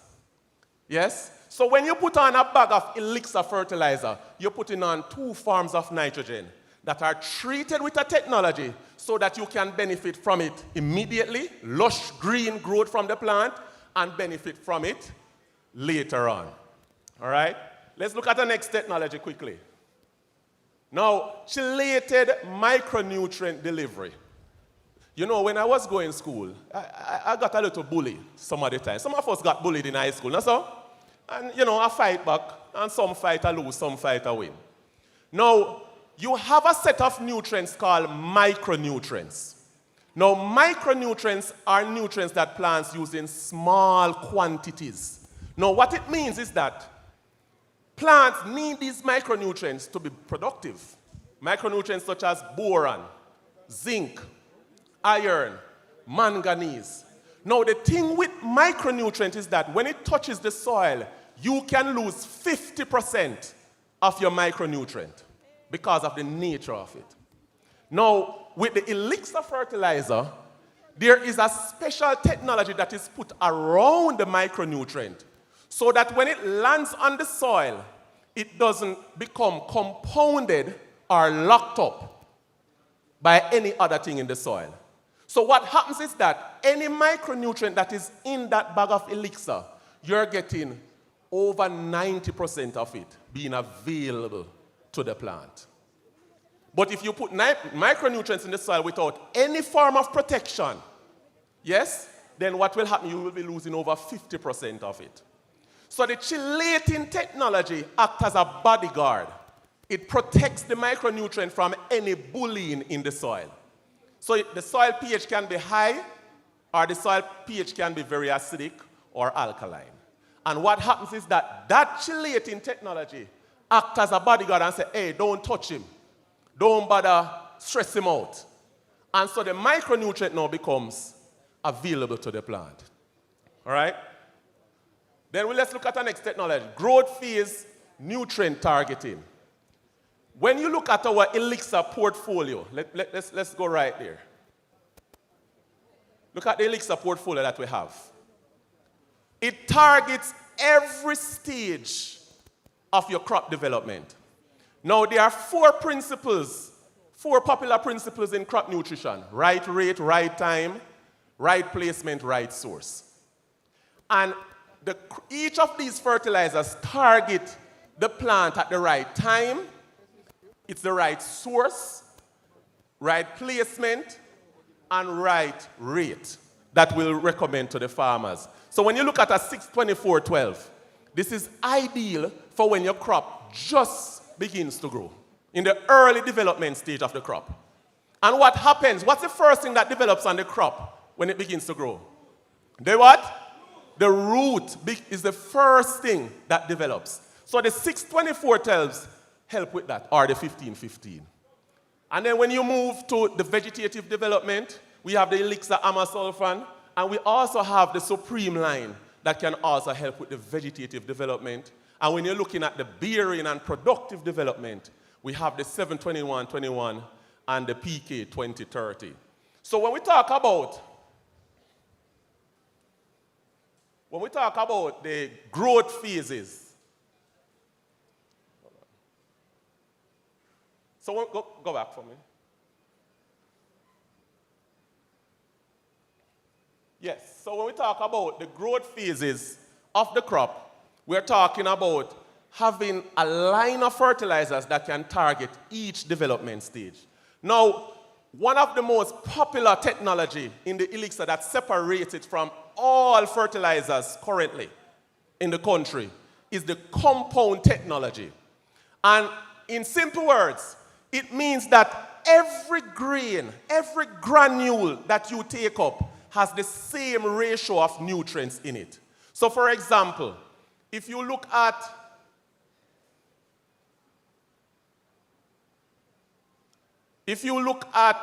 elixir 6-24-12, if you take up one grain, just one grain, that grain contains 6-24-12.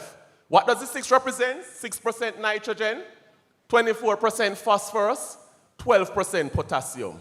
And then you have calcium, sulfur, zinc. So anytime you take up just one single grain, if you look at the fertilizer table over there, each grain has the same ratio. You know what that means? Less hotspots. Go back to the next. Yes. So what it means is that you have less hotspots in your field, which might cause disuniformity of your field. So what do I mean by that? Traditional fertilizer, you can see that the nitrogen is separated, phosphorus is separated, potassium is separated. Different colors, right or wrong? Good. Now, when you're broadcasting traditional fertilizers, you might find one area of your field get more nitrogen, one area of your field might get more potassium, one area of your field might get more phosphorus. And that causes hot spots. So you find one set of your field more green and pretty, while the next side of your field look what? Not so green and pretty, right?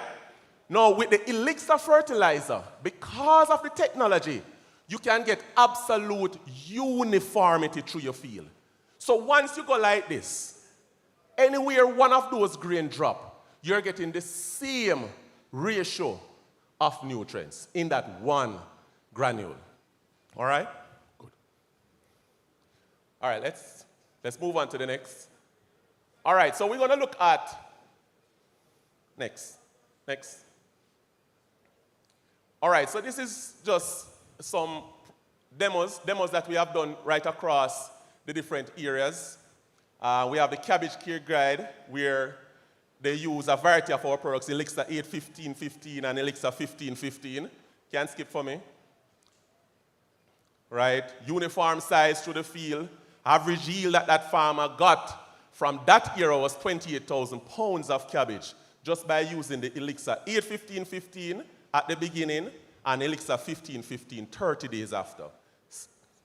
We have a lettuce field again that was treated with the Elixir 12-12-17 and the Elixir 15-15 mixed together. One application, 6 weeks later, noticing varying differences in the treated and the control. The yield for that small area, we just use a sample size of about 6 plants. The control yield 4 pounds, treated yield 6 pounds. Skip for me. Right?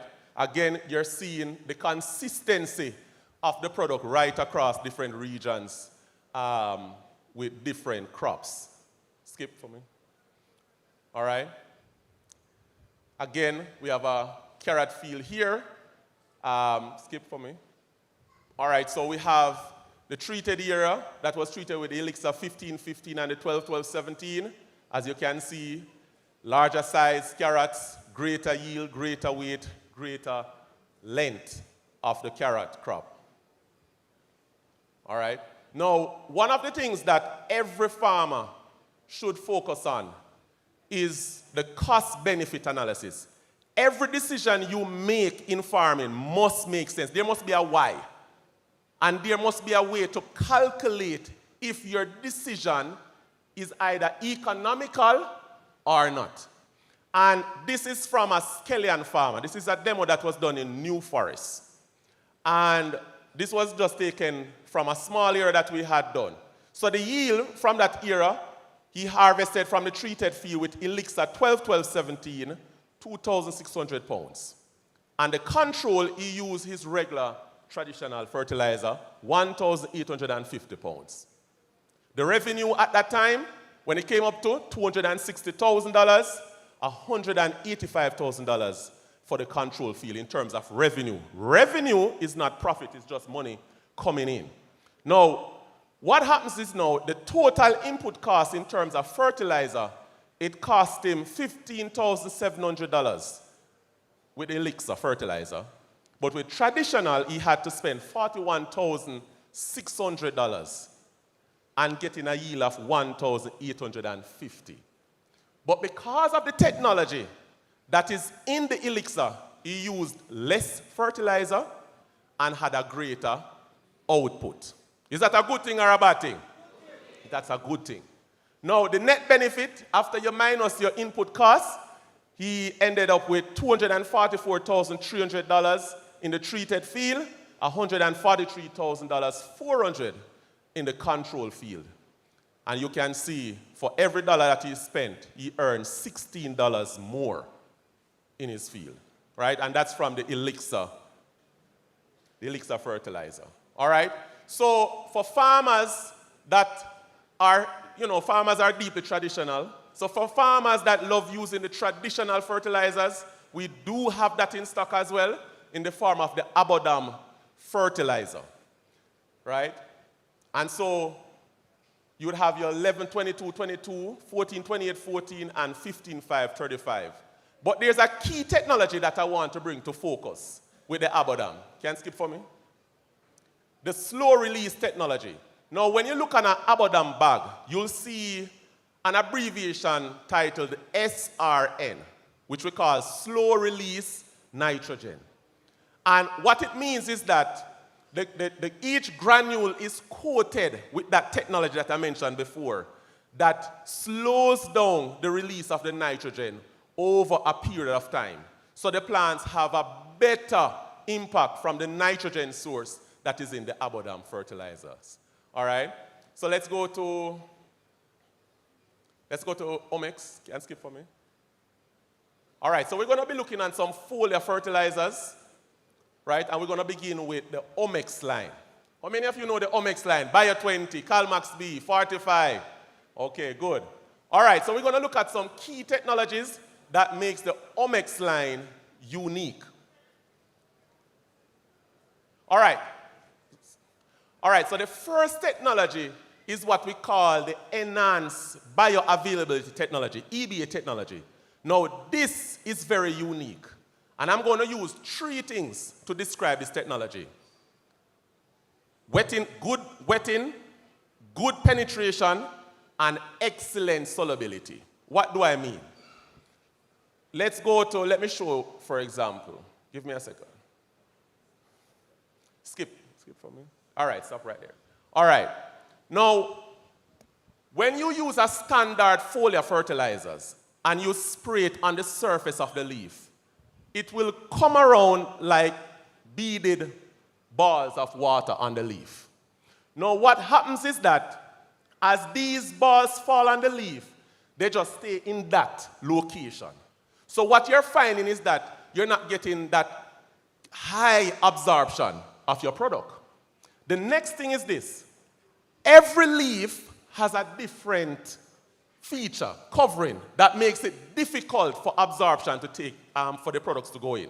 So for example, when you look at cabbage leaf is very what? Smooth and shiny. So when you spray standard foliar fertilizers on it, what happens? It just rolls off, right? Now what happens with the Omex technology is that once the foliar droplets touch the leaf, it spreads out. It spreads right out. So you get more surface coverage and therefore more absorption. The next thing with the technology is that when it dries on the leaf, it is still available to the plant.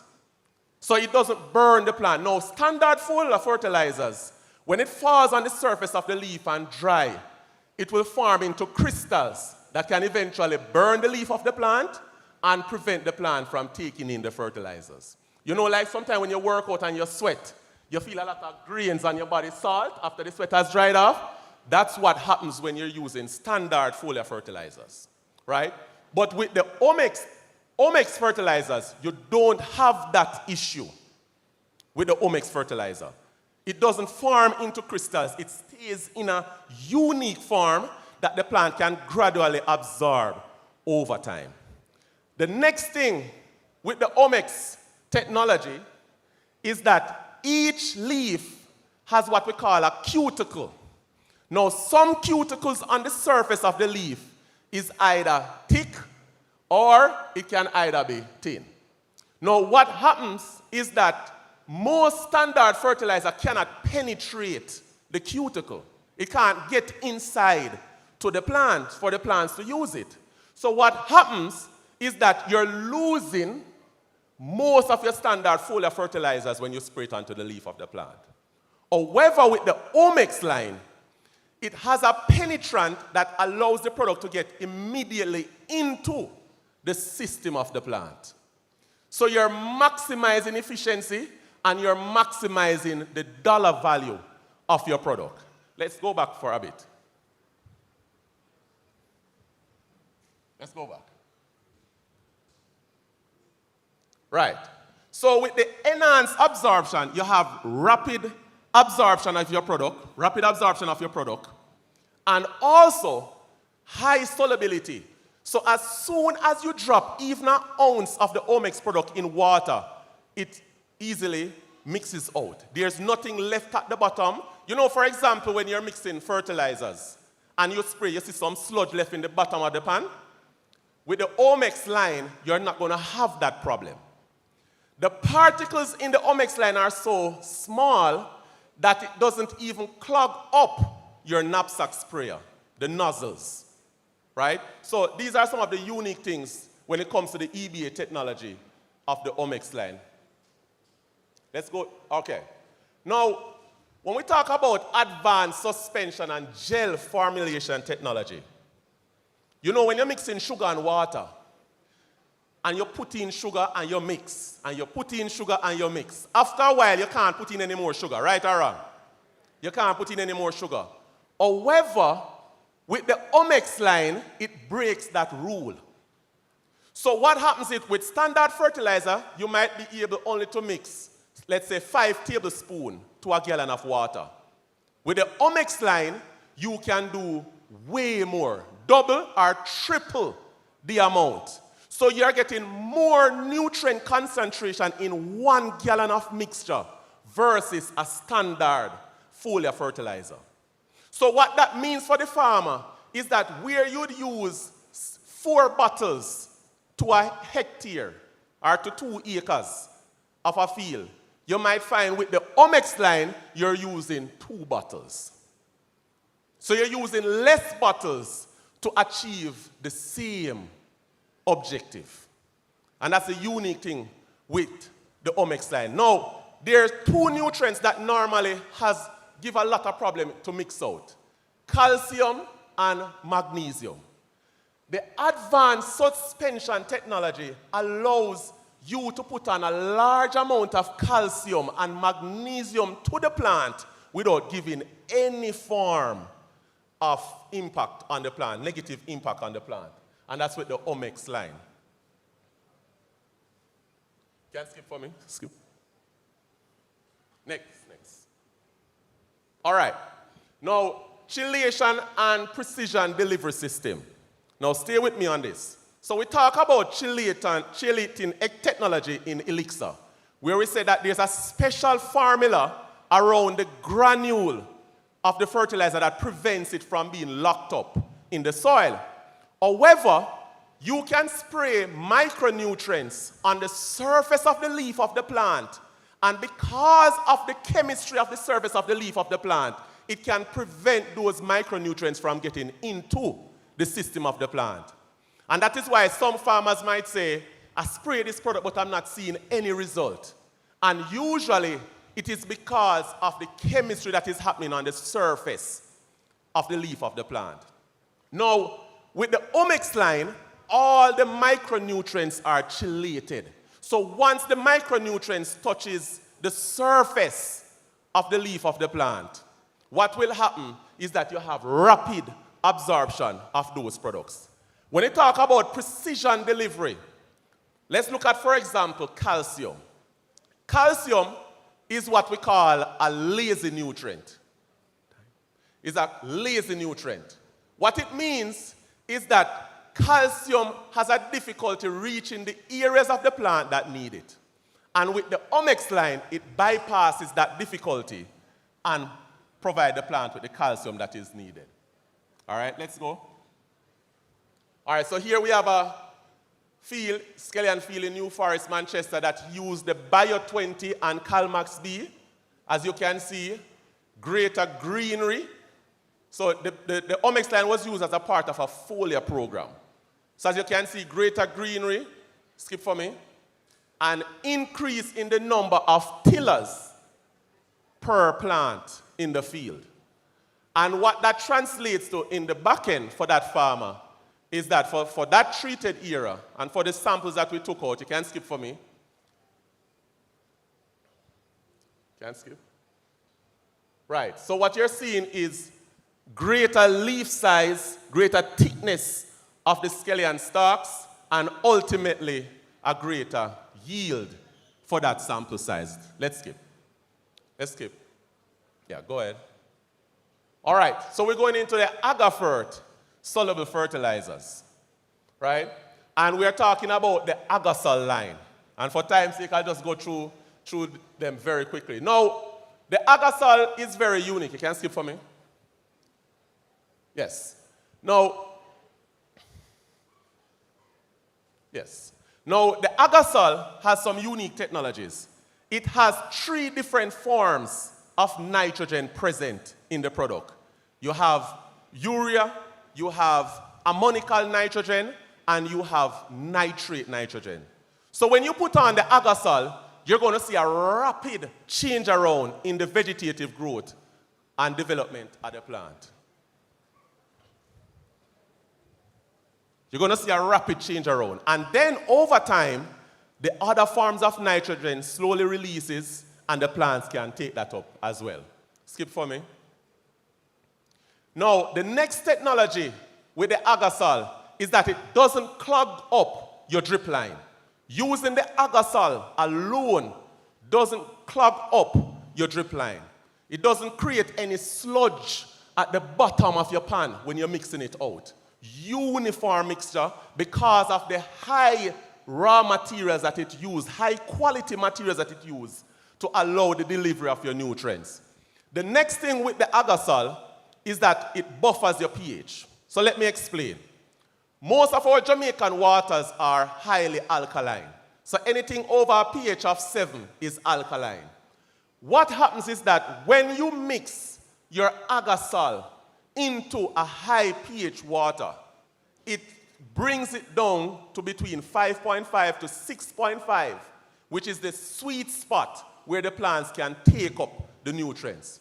So for farmers that have used the agasol, they would say once they use the agasol, they see a major turnaround in the crop. And that is because of that integrated technology with the pH and the low salinity salt index. Skip for me. The agasol has what we call magnesium. Magnesium helps with the leafy development of the plant. Specifically, it is what helps the plant to have that green color. So when you're putting on an agasol, you're putting on magnesium that also helps the uptake of other nutrients as well. Skip for me. Skip. All right, so here we have a farmer that used the agasol as a part of our nutrient program. And as you can see, good vegetative development, good fruit development. Skip for me. Right, good uniform size in the sweet peppers. And ultimately, her yield per week, but was limited due to the consistent rains that we experienced some weeks ago. All right? So AgaFert not only provides agasol fertilizers, they also provide foliar fertilizers. So the agasol is for your drip, and the foliar fertilizers is what you would spray on the top. So the same technology is also included in the foliar line. We have the Root Max, we have the Green Max, we have the Flower Max, and we have the Nutri-Max. So basically, what AgaFert has done is basically position each of their foliar products to target the different stages of your crop. So we are talking about if your crop just starts, you just establish your crop, you can spray on the AgaLeaf Root Max. If the crop you want to put on more leaf, you can put on the AgaLeaf Green Max. And if you want to push that bearing, you can put on the AgaLeaf Flower Max. And if you just want an all-rounder, they have the Nutri-Max that can target all the different stages of the crop.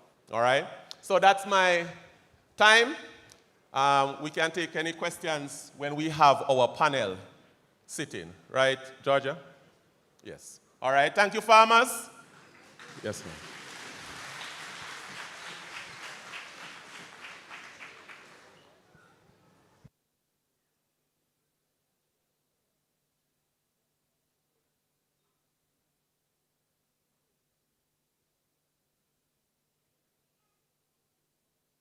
Donovan Price, ladies and gentlemen, put your hands together for him. I'm certain you learned a lot, and you have been sitting for quite a while. So I'm going to ask you to stand. Stand. We'll go back to primary school a little bit. Stretch those legs. Yes, you see how you feel good to just stand up? Shake out the feet, the legs. Shake out the legs. Shake out those legs. Yes. And then take the hands up to the sky. Yes. And bring them back, but don't hit anybody. Right? Bring them forward. Good job. All right, you may sit now. That's good to keep the circulation. And some people don't want to sit. Look how she's stretching. She wanted me to do that. All right, ladies and gentlemen, we thank Donovan Price for that wonderful presentation. Georgia is standing by the door, and we have something special for you. Let me see 5 farmers who have never used Elixir fertilizer. We need help. Georgia, we need help. 5 farmers who have never used Elixir. You have to go choose the 5. And if you choose here, oh, we want to do it by parish. Right. Let me see. St. Anne. All right. One from St. Anne. Yeah, St. Anne, come forward. St. Thomas, somebody from St. Thomas who has never used Elixir fertilizer. Where is Georgia? St. Catherine. Which parish are you from? St. Thomas. All right, so come forward. Which other parish? Clarendon, somebody from Clarendon who has never used Elixir fertilizer. And Westmoreland, anybody from Westmoreland? St. Catherine. We're gone 5. Georgia can't manage, you know. All right, so I think this is it. All right, so I think we have all of them now. All right, so she put in an extra one, 6.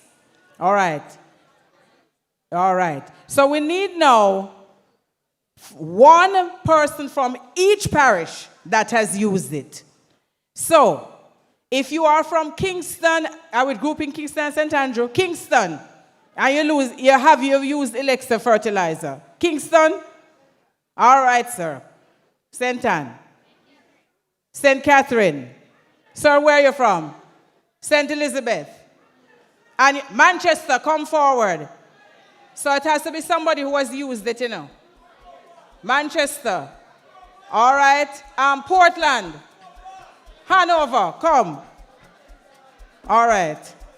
So hold on. And you might wonder what this is all about. So what Georgia is doing, we're introducing the product to 5 people who have never used it. And we're rewarding 14 people who have used it and have benefited from it before. So do you have 14, Georgia? Or she just wants to... So she will direct you where you go in order to collect. And which parishes do we have? All right, so which parish are you from? Portland. Trelawney? Oh, your Portland went already. Which? Westmoreland, yes, definitely. And? No, St. Thomas went already. I think she's finished now. Bless you. Thank you so very much. So you're to use the tickets to... Georgia is going to be on the outside, and you're to use the tickets to collect the product from her. All right? So put your hands together for them. And now, ladies and gentlemen, we are going to be moving to another presentation. Oh, Georgia says at the end of the session, you can meet her to collect. All right, so we're going into another presentation now. So this forum is focused on farming as a business, retooling today to face the challenges of tomorrow. And one of the entities involved in assisting farmers to retool is the Rural Agricultural Development Authority, RADA. We now invite to share with us Xavier Chavez, Senior Director, Marketing and Special Projects with the Rural Agricultural Development Authority, RADA, to just share some information on the post-Melissa hurricane recovery and just provide us with an update on recovery efforts and the roadmap forward. Put your hands together for Mr. Chavez as he comes. And listen, I know it's before lunchtime, but remember I told you that we don't want any what? No fenke clapping, so clap him as he comes.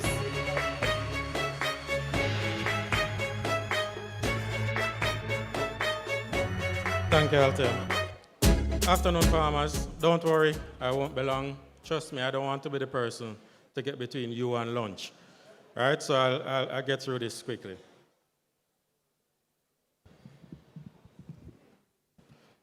All right, so my name is Xavier Chavis, Senior Director of Production Marketing and Special Projects within the Rural Agricultural Development Authority. And today I'll be taking you through post-Melissa recovery. I'll be giving you a status update on where we are and how we move forward.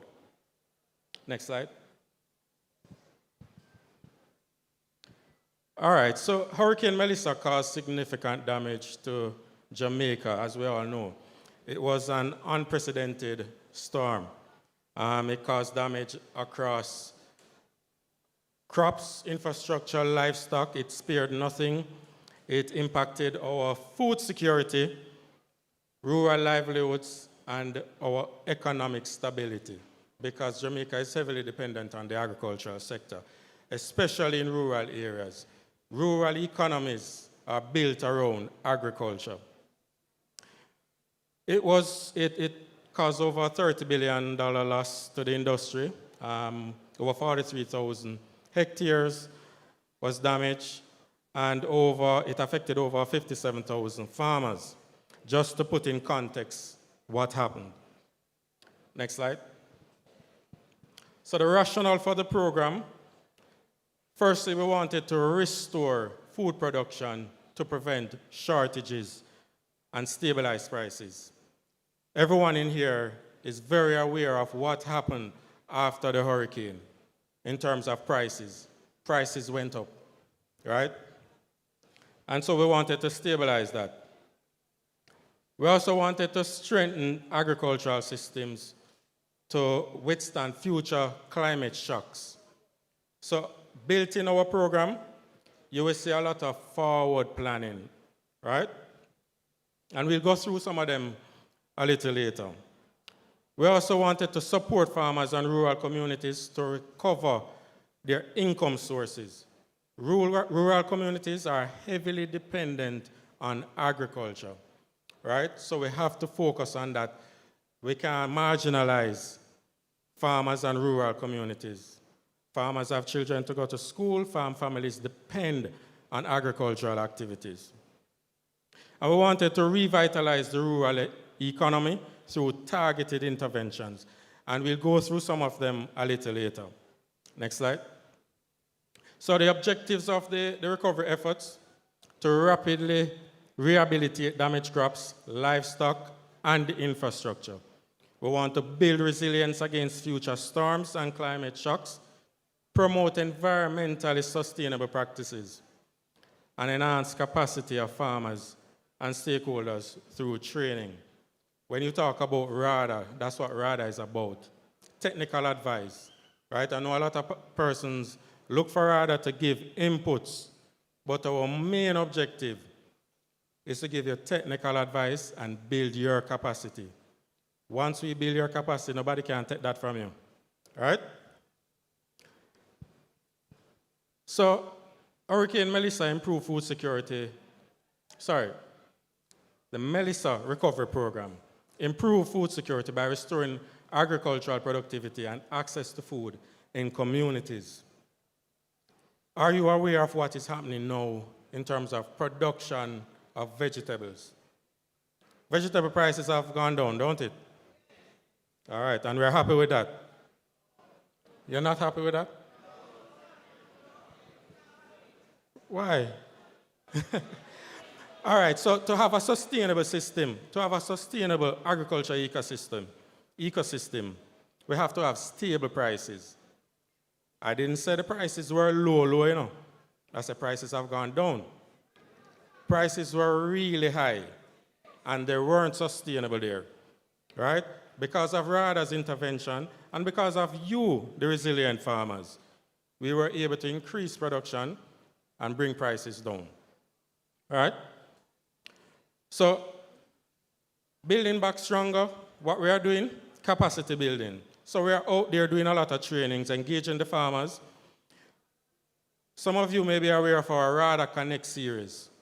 And what this RADA Connect series has done is to go into target production areas in different parishes, and the RADA extension team just go and sweep that parish, right, and give you the assistance that you need. Engage the farmers, talk to them, you relate to us what are the problems, and we'll find the solutions, right? We have also targeted equipment and tools, heavy machinery in terms of tractors, plows, irrigation equipment, and surveillance drones. And this is important. Remember, I talk about forward planning. It is important for us because we're expecting stuff like this to happen year in, year out now. It's a part of climate change. And whether it's a drought or hydrological event, we are going to experience stuff like this. So we have to respond and be proactive. And a part of our response is procuring surveillance drones that will assist us in doing damage assessment, right? And also recovery assessment, because that is important as well. Because if we don't track the production, you farmers know what can happen, right? A glut can just blindside us and prices just plummet, less than your cost of production, right? And we don't want that to happen. We also targeted infrastructure. Our farm roads were damaged across Jamaica, and so some farmers couldn't get to their farms. Their livelihood was affected because of that. And the produce could not get to market, it could not move. So we targeted farm roads as well. We also targeted livestock support, poultry, small ruminant pigs in the form of feed, chicks, vitamins, right? And some infrastructure support as well, because some persons would have lost their chicken coop, right? And their goat houses, and we targeted those things as well. And most importantly, and I think the one that is most evident right now, is crop restoration. We targeted vegetables, and after Hurricane Melissa, and remember this is one of the strongest storms ever recorded, 8 weeks after Hurricane Melissa, you saw vegetables coming back in. Because one, we targeted the short-term vegetables, lettuce, pak choy, and these vegetables come in 6 weeks, right? And we targeted that because farmers need cash flow. Farmers can't wait 9 months to start receiving some money, right? So we assisted their cash flow in terms of handing out seeds and supporting their production activities, all right? So we also targeted vine crops, tubers, plant and banana condiments, fruit trees, which is very important as well. And we supported farmers with land preparation, which was very important. Across Jamaica now, I think it's just 2 parishes.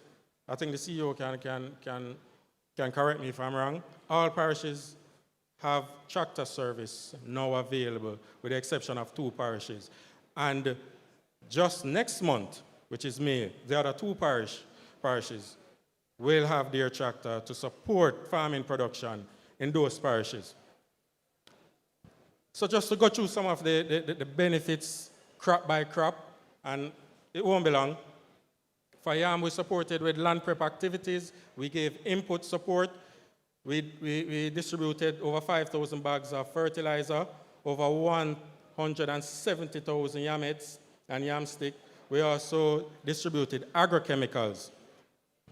And what we are doing now is supporting this to make it sustainable by targeting 4 mini-set nurseries in Trelawney, Manchester, Clarendon, and St. Mary.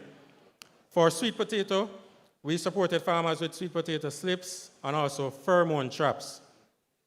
For dasheen and cocoa, we supported them with farmers with suckers and agrochemicals. And for fruit trees, we are working closely with the Ministry of Agriculture to distribute seedlings, and so far we've distributed over 6,800 breadfruit and avocado seedlings. Fruit trees are an important part of our food security also, right? Papaya, We have given input support in respect to seed trays, potting mix, fertilizer, seedlings, and also agrochemicals. What we are doing with papaya production was devastated, especially in western Jamaica. So what we are doing, we are targeting papaya. And you will see further on in the presentation how we are targeting papaya through our RADA nurseries. So RADA nurseries will now be producing papaya seedlings for those papaya farmers that were affected. We have already distributed seeds, but the parish nurseries are now going to produce seedlings to support these farmers and get papaya production back to where it was. Similarly, for hot pepper, we've distributed seedlings, seed trays, potting mix, agrochemicals, and fertilizer. But additionally, what we're doing with hot pepper, we are rehabilitating 3 nurseries in St. James, Manchester, and Trelawney. These nurseries were damaged as a result of Hurricane Melissa. And in addition to that, we're building 3 new nurseries in St. Thomas, St. Catherine, and Portland, specifically for the production of hot pepper seedlings. All farmers, you are well aware of what is happening with hot pepper. You can never produce enough hot pepper, all right? And so we are targeting hot pepper. Next slide. We have also targeted land preparation. We have assisted over 1,300 farmers post-Hurricane Melissa, and over 1,700 hectares have been supported with land preparation activities. We've distributed over 8,000 fertilizers in terms of assorted fruits and vegetable seeds. Over 17,000 units have been distributed. And again, this was one of the reasons why we were able to recover as quickly as possible. Nobody expected the recovery that took place. Again, the storm was unprecedented, and the recovery is also unprecedented. Nobody could have suggested that we would have responded so well, and a part of that is because we were proactive. After the storm, the extension officers were out there supporting farmers. We have had over 30,000 farmer outreach, and a part of this is the RADA Connect, where we sweep the parishes, go into the parishes, and engage the farmers. And that is extension work, working with the farmers. And that's what we did through these engagement sessions. We've also distributed over 850,000 seedlings, and these are all over the board, not just one crop. In terms of agrochemicals, we've distributed over 7,900. And in respect to livestock, 64,000 baby chicks, 1,363 small ruminant feeds, over 11,000 broiler ration, and pig feeds as well has been distributed. And remember, we gave infrastructural support for livestock farmers. Post-Hurricane Melissa achievements so far, so we've procured 4 rubber wheel tractors and plows, and also 2 backhoes. And this will assist in the future in terms of drain, building, digging ponds, and stuff like that. Because, again, we're not just planning for a hurricane or a storm. What we're also doing is planning for a drought. It is projected that we're moving from our rainy season into the dry spell, so we have to prepare for that as well. 12 walk-behind tractors, 20 earth augers. I mean, you can see what we're doing in respect to irrigation, 118 irrigation drip system and 30 water pumps. Next slide. I'm almost through. In respect to protected agriculture greenhouses, we supported over 350 rows of greenhouse covering, and this impacted over 150,000 square feet. And we're building 33 new greenhouses. We've also distributed 800 bags of soluble fertilizer, 2,000 harvesting crates to assist with post-harvest management and distribution, 35,200 seedling trays, and 600 bags of potting mix. And again, we spoke about the nursery houses earlier. Next slide. Just to put in context of the recovery now. Last year, in terms of hectares planted, we were just over 1,500.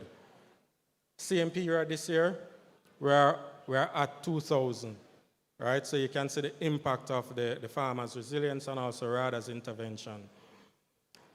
You can also look at the tons reap, a crop like yam. You can see where that was significantly impacted. Yam production was significantly impacted by Hurricane Melissa.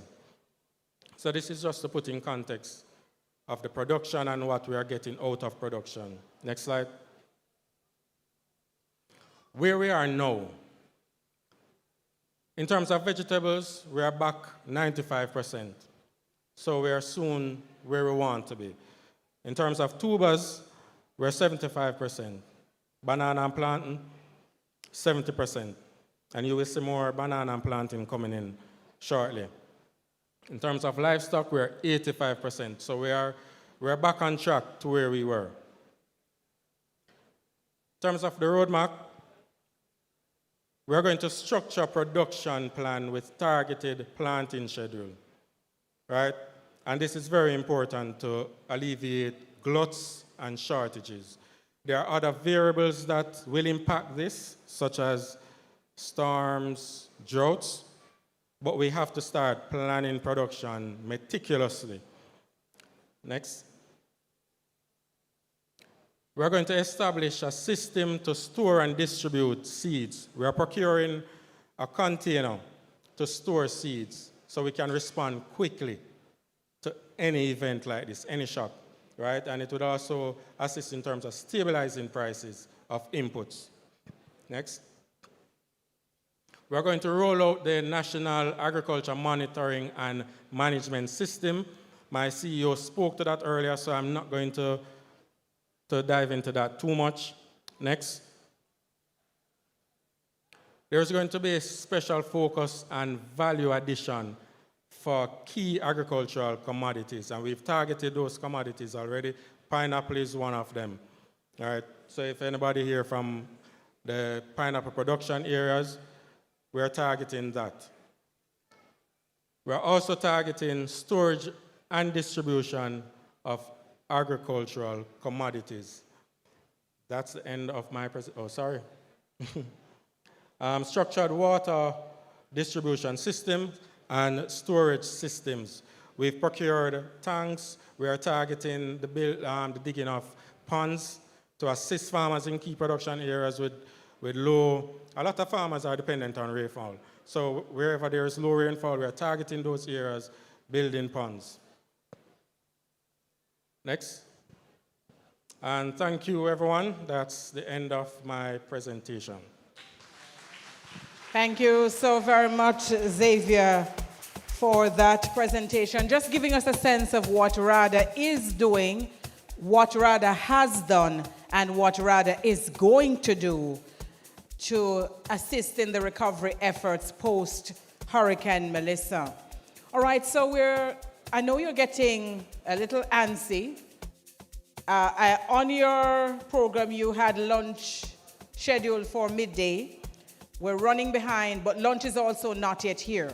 So what you're going to do, we're going to proceed with the presentations, and as soon as lunch comes, whatever time lunch comes, wherever it is that we are, after a particular presentation, we'll take the lunch break. But I'm going to ask you to cooperate with me. When the presenters are up here, you're going to have to give them your attention. Because if you're talking among yourselves, then it makes it difficult for you to absorb what it is that they're saying. And then there are some of us who really, where they're taking the notes, but we can't hear. So I just want to ask you to cooperate with us as we await lunch. But in the meantime, we're going to continue with the presentations. May I also continue to invite you to like and share. Yes, make sure you're going to the CaribChem Jam site and you are liking and sharing, right? Not just among yourselves, but share with others who need to get the information. Some of them not able to make it to the forum, but that is one way of getting information into their hands. We are going now into a segment of the presentations focused on banking and finance. And this is very important because I know that many of you have to understand how to sustain your farms as a business. And for our first presentation, we're going to be joined by Marlon Vickers from First Global Bank. He is the branch manager in Mandeville, and he's coming to us to take a look at financial products for agriculture. Please put your hands together for him as he comes.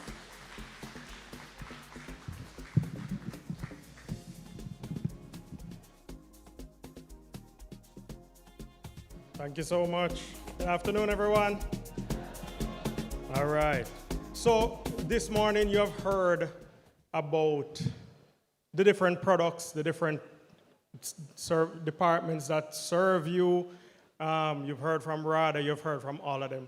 But we want to kind of pull things together based on the theme of today's forum, farming as a business. And to make farming a business, First Global has come up with 5 tips, 5 essentials to make farming a business. And I'm just going to quickly run through those with you today. As you can see, farming as a business with the Agritech Forum and First Global, the 5 essentials of farming, right? So, next slide. When we think of the 5 essentials of farming, the first essential is predictable cash flow. Now, I'm not here today to tell you about all the products and services that First Global offers, because we would have to do a whole forum for ourselves, right? But today is just to let you know some of the tips that will help you. And cash flow, predictable cash flow, is one of your first essentials. What do I mean by predictable cash flow? Predictable cash flow, money coming in, money going out. We know, you as farmers know, based on your crops, based on your livestock, what it is that, or where you earn, when you earn. And this is how you are able to forecast how much money will come in. Planning so you don't run short. No, as I said, knowing the crops, knowing when they come in, and knowing your bills. The plan, the cash that you have coming in is not necessarily aligned with your bills. Your bills are going to be constantly on a month-to-month basis. You're going to buy seeds from Caribbean Chemicals. You're going to need to pay your insurance. And planning and predicting your cash flow really is the first key essential. Now, next slide. While we want to plan our cash flow, have a predictable cash flow, next slide. We also want to make sure that while we are predicting our cash flow, knowing when our crops are coming in, we want to plan. Far too often in the bank, we will see persons coming in and saying, you know, I have seen a piece of land that I can develop. I know I can sell once it grows, right? That's not necessarily the way you want to chart it. You want to make sure that you have reliable people. Know who is buying your crop. Know who are the persons who will take from you what you are producing. So that will assist you in knowing how much to produce. I heard a presenter earlier make mention of the amount you produce and not just producing for the sake of producing. You want to make sure that it makes sense. What you earn, less waste, more income. So the less you have that you have to sell far cheaper than market, you would be selling to your predictable market, your reliable markets. While we now have, next slide please. While we have predictable cash flow and we have reliable markets, all of that is good, but if you do not have basic record keeping, this is where the rubber meets the road. You need to have some record. Use your phone, use a notepad, use a device, use some tool, write it down. When did I plant it? How much chemical did I add to it? And you say Caribbean Chemical, plug in your, how much chemical did I add? When do I expect to reap, right? Who is taking it from me? How much are they offering me for the product? Have some basic records. Basic records is the start of your journey to making farming a business and not just an activity, right? So,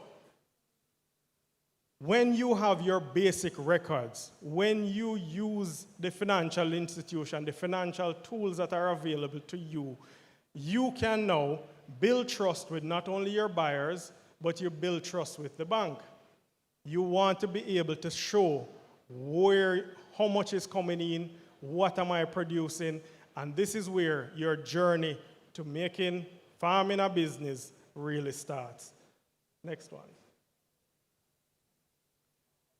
While we have our farms, and I promised you I wasn't going to be long, so while we have our farms, the inherent risk, it is inherent that you have a farm, there is risk associated.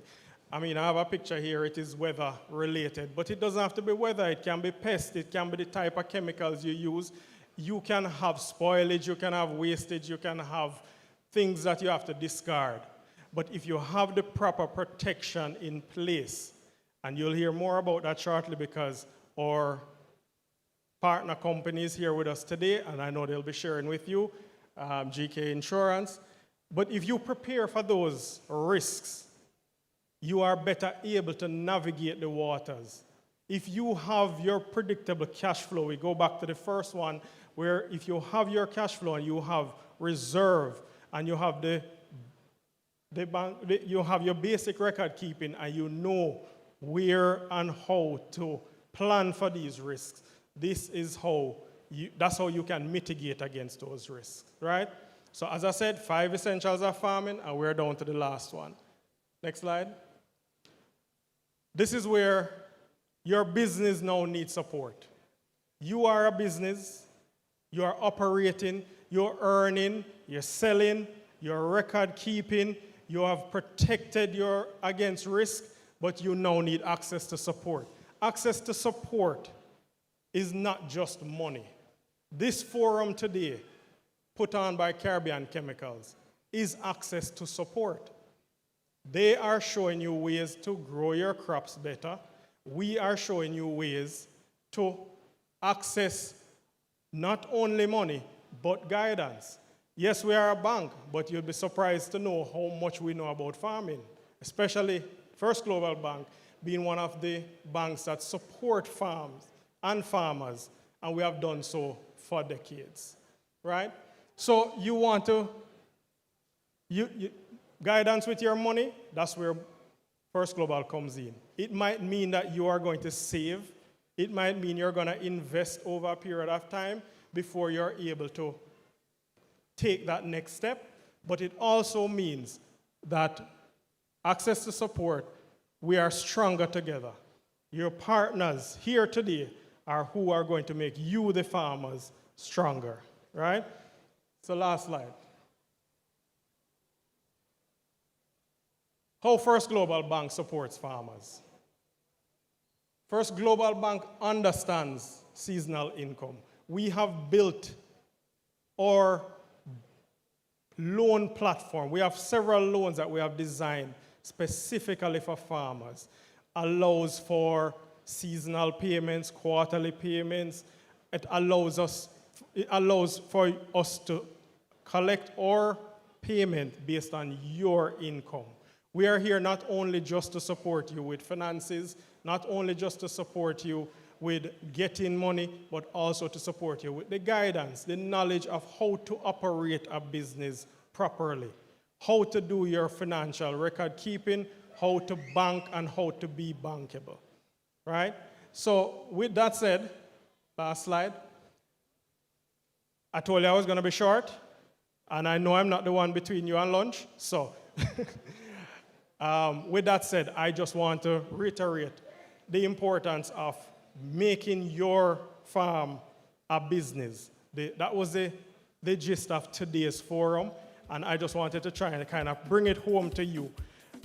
Agriculture grows best when farmers, buyers, and advisors, financial partners work together, and I wanted just to leave it at that with you guys today. So thank you very much. Don't move, because I know that there are many farmers who are sitting in this room that saying to themselves, then First Global did have loan for farmers. So you're advising them that you do. How do they go about applying for the loan? All right, so we are here today, as you know. We have a booth outside. We want to invite you guys to come and interact with our sales team. Just to kind of push it a little further. We are close partners with the Development Bank of Jamaica. We do utilize their services along with ours. For a farmer to access First Global, each farmer is individual. Each farmer has different needs. We would need different things from you to determine how best we can assist you, right? So that is a conversation that we would need to have on a one-on-one basis. However, the general things are as they are. We would need to see some of these basic record keeping, some of these cash flow, for us to make those kind of determinations. So thank you again.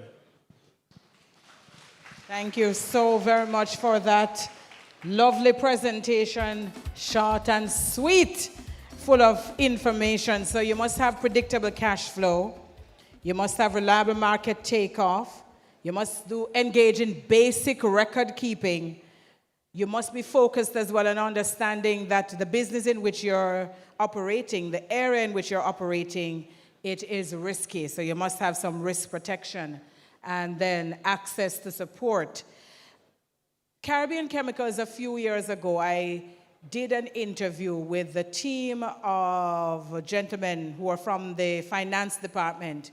And one of the things that they encouraged is something they called shoebox record keeping.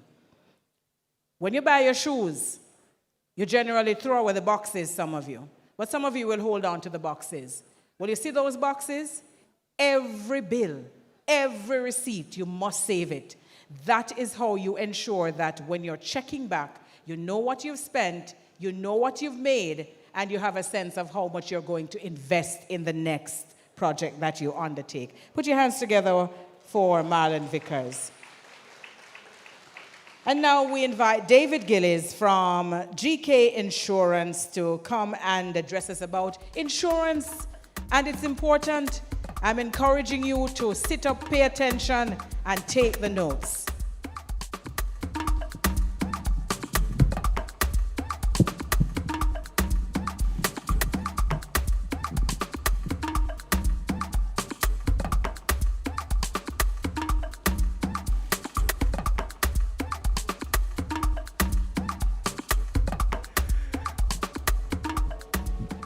All right, good afternoon, everyone.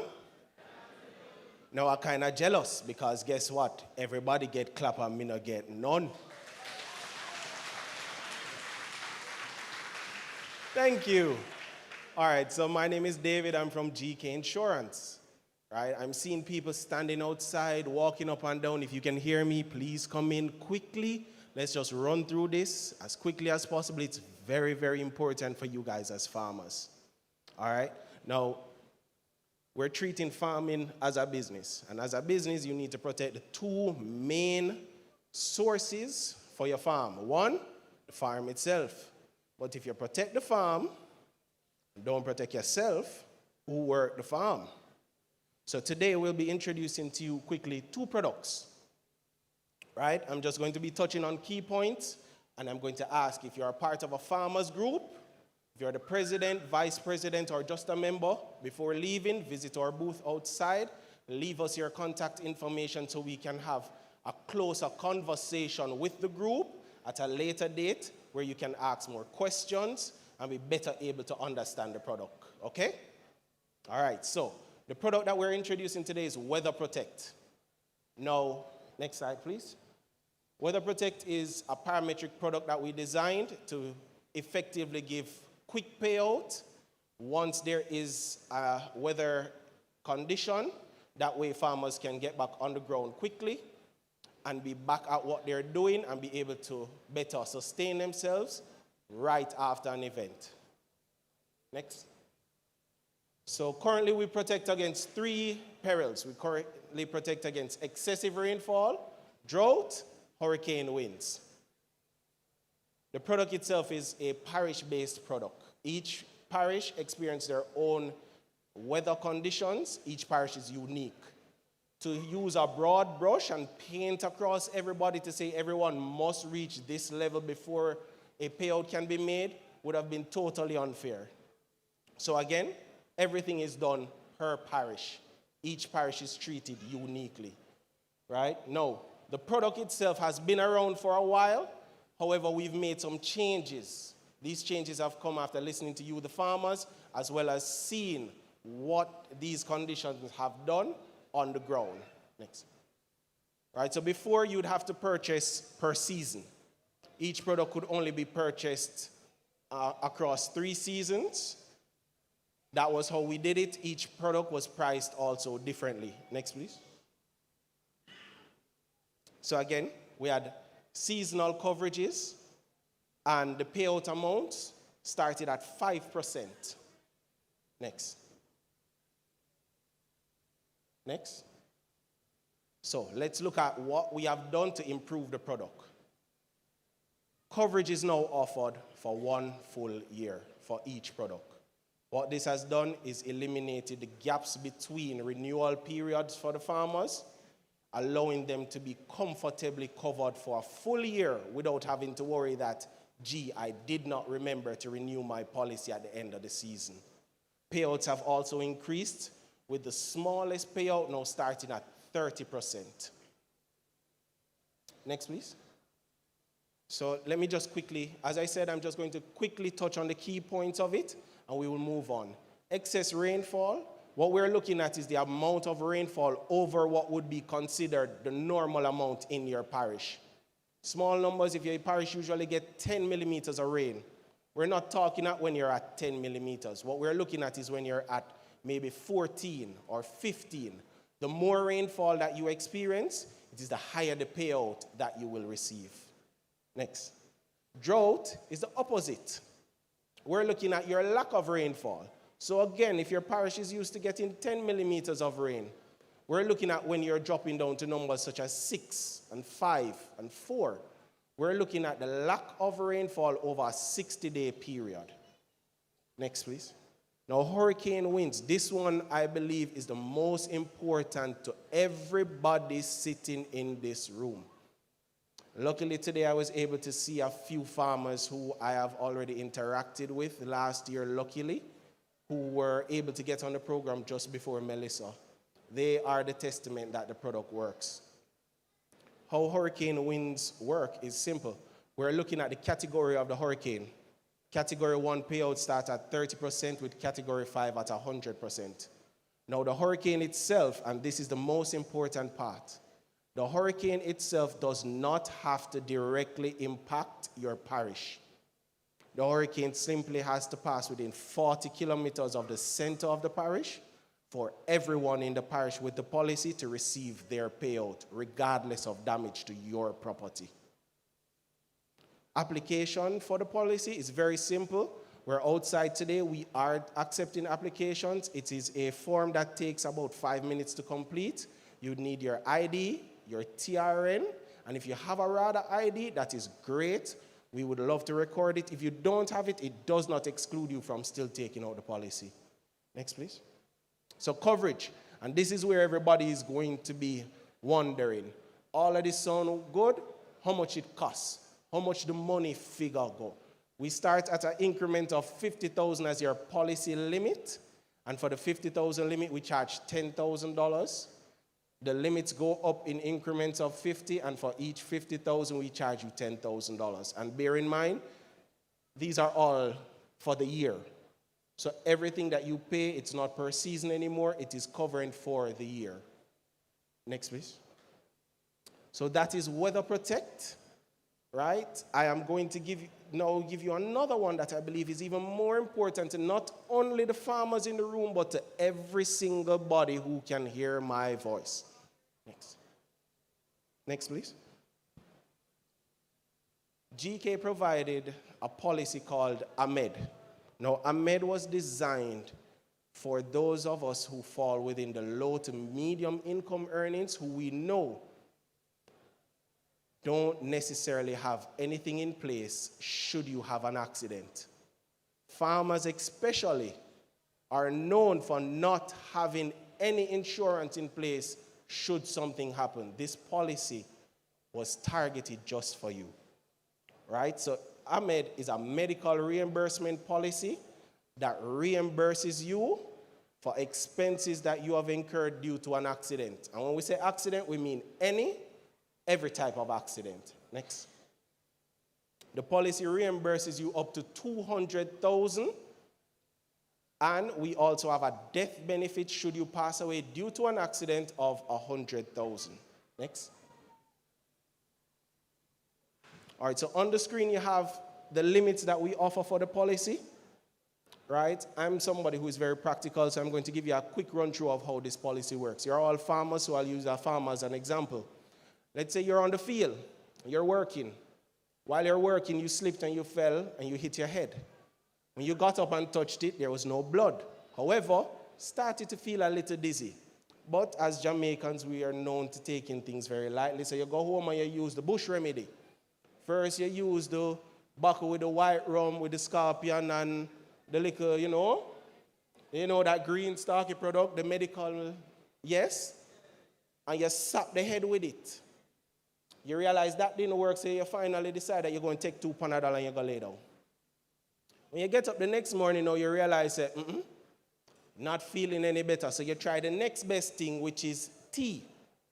Jamaicans drink tea for every single thing as a cure-all remedy. However, guess what? The tea still never works. So you decide finally that you're going to the doctor.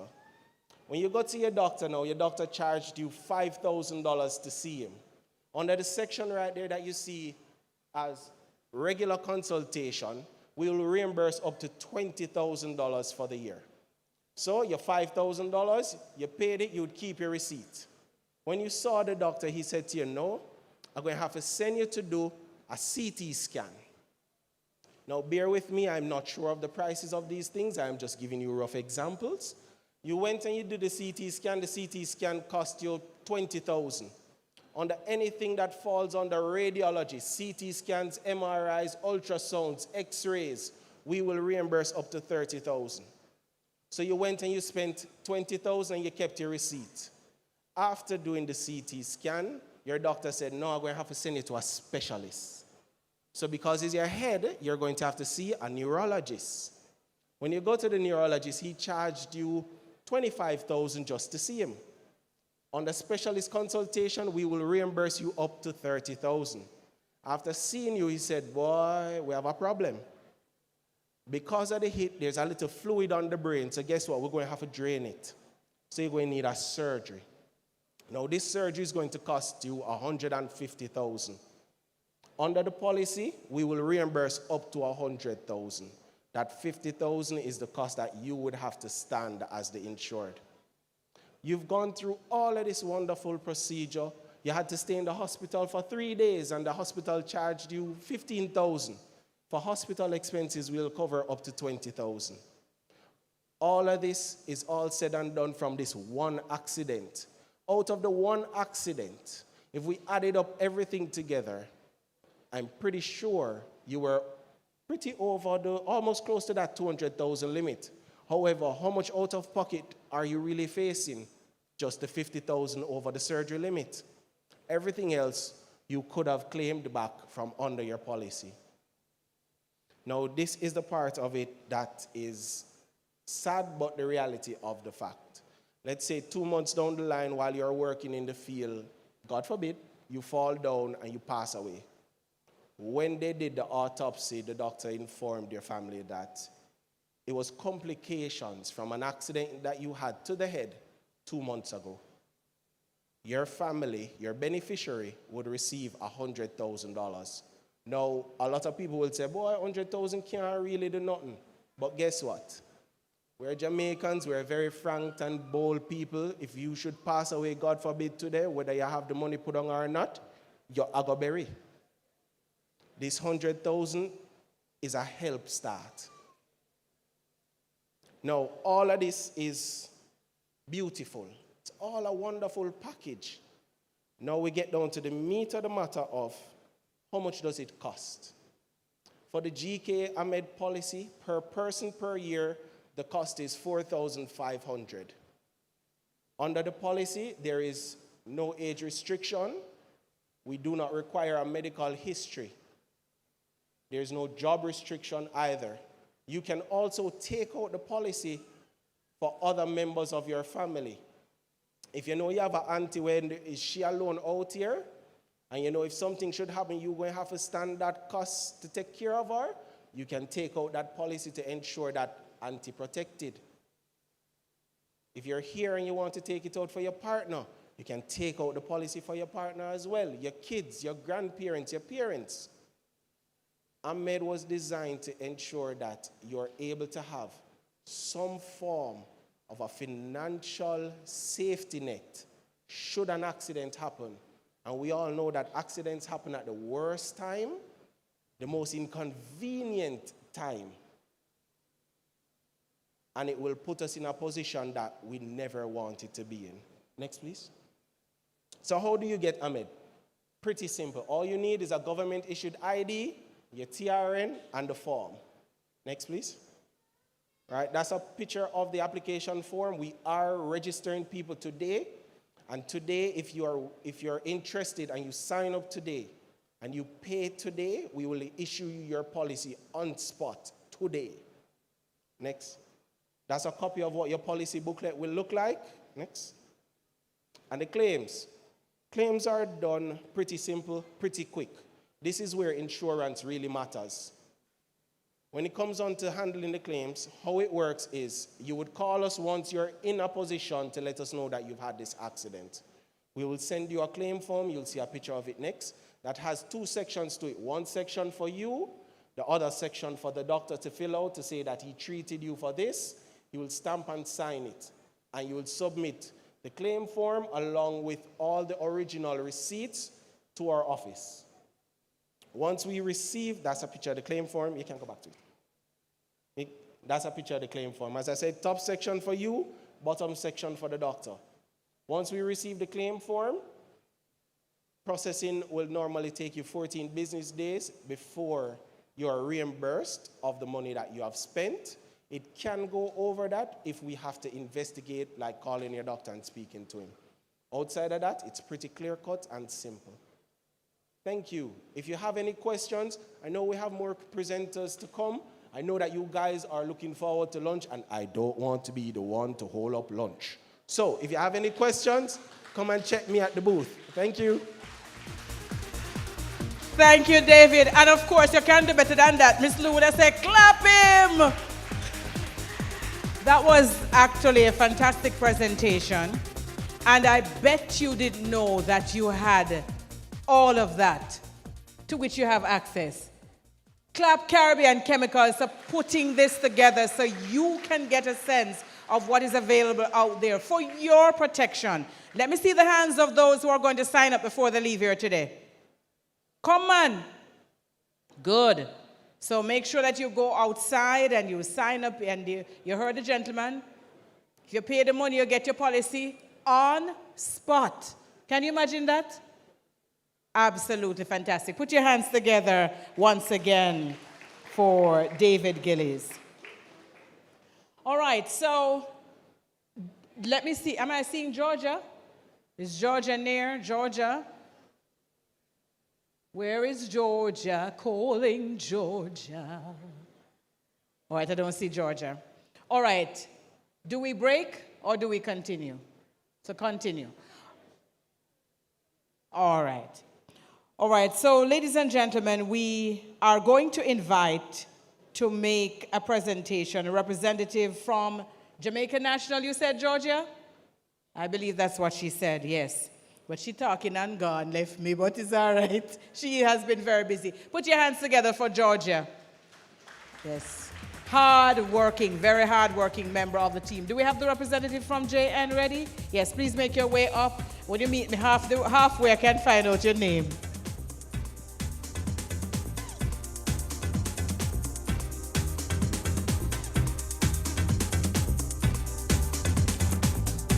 Ladies and gentlemen, please put your hands together for Natalie Sewell from Jamaica National. Good afternoon, everyone. How are we feeling today? Aren't we happy that we're able to have this opportunity to meet and greet and get more information? Right, so my name is Natalie Sewell. I am a representative from Jane Bank Small Business Loans. Just here today to highlight you about what you may or may not know already about the products and the services that we have to offer, how we can meet your needs, how we can meet you halfway. As our motto says, we'll help you find a way. All right, so today is not about pushing loans.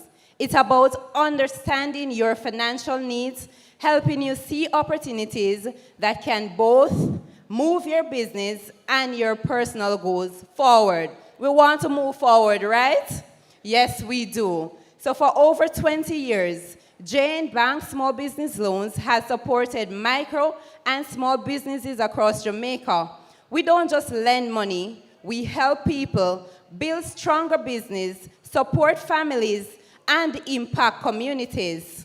We operate through 29 locations island-wide, and being part of a wider JN group allows our clients easy access to other financial services when the need arises.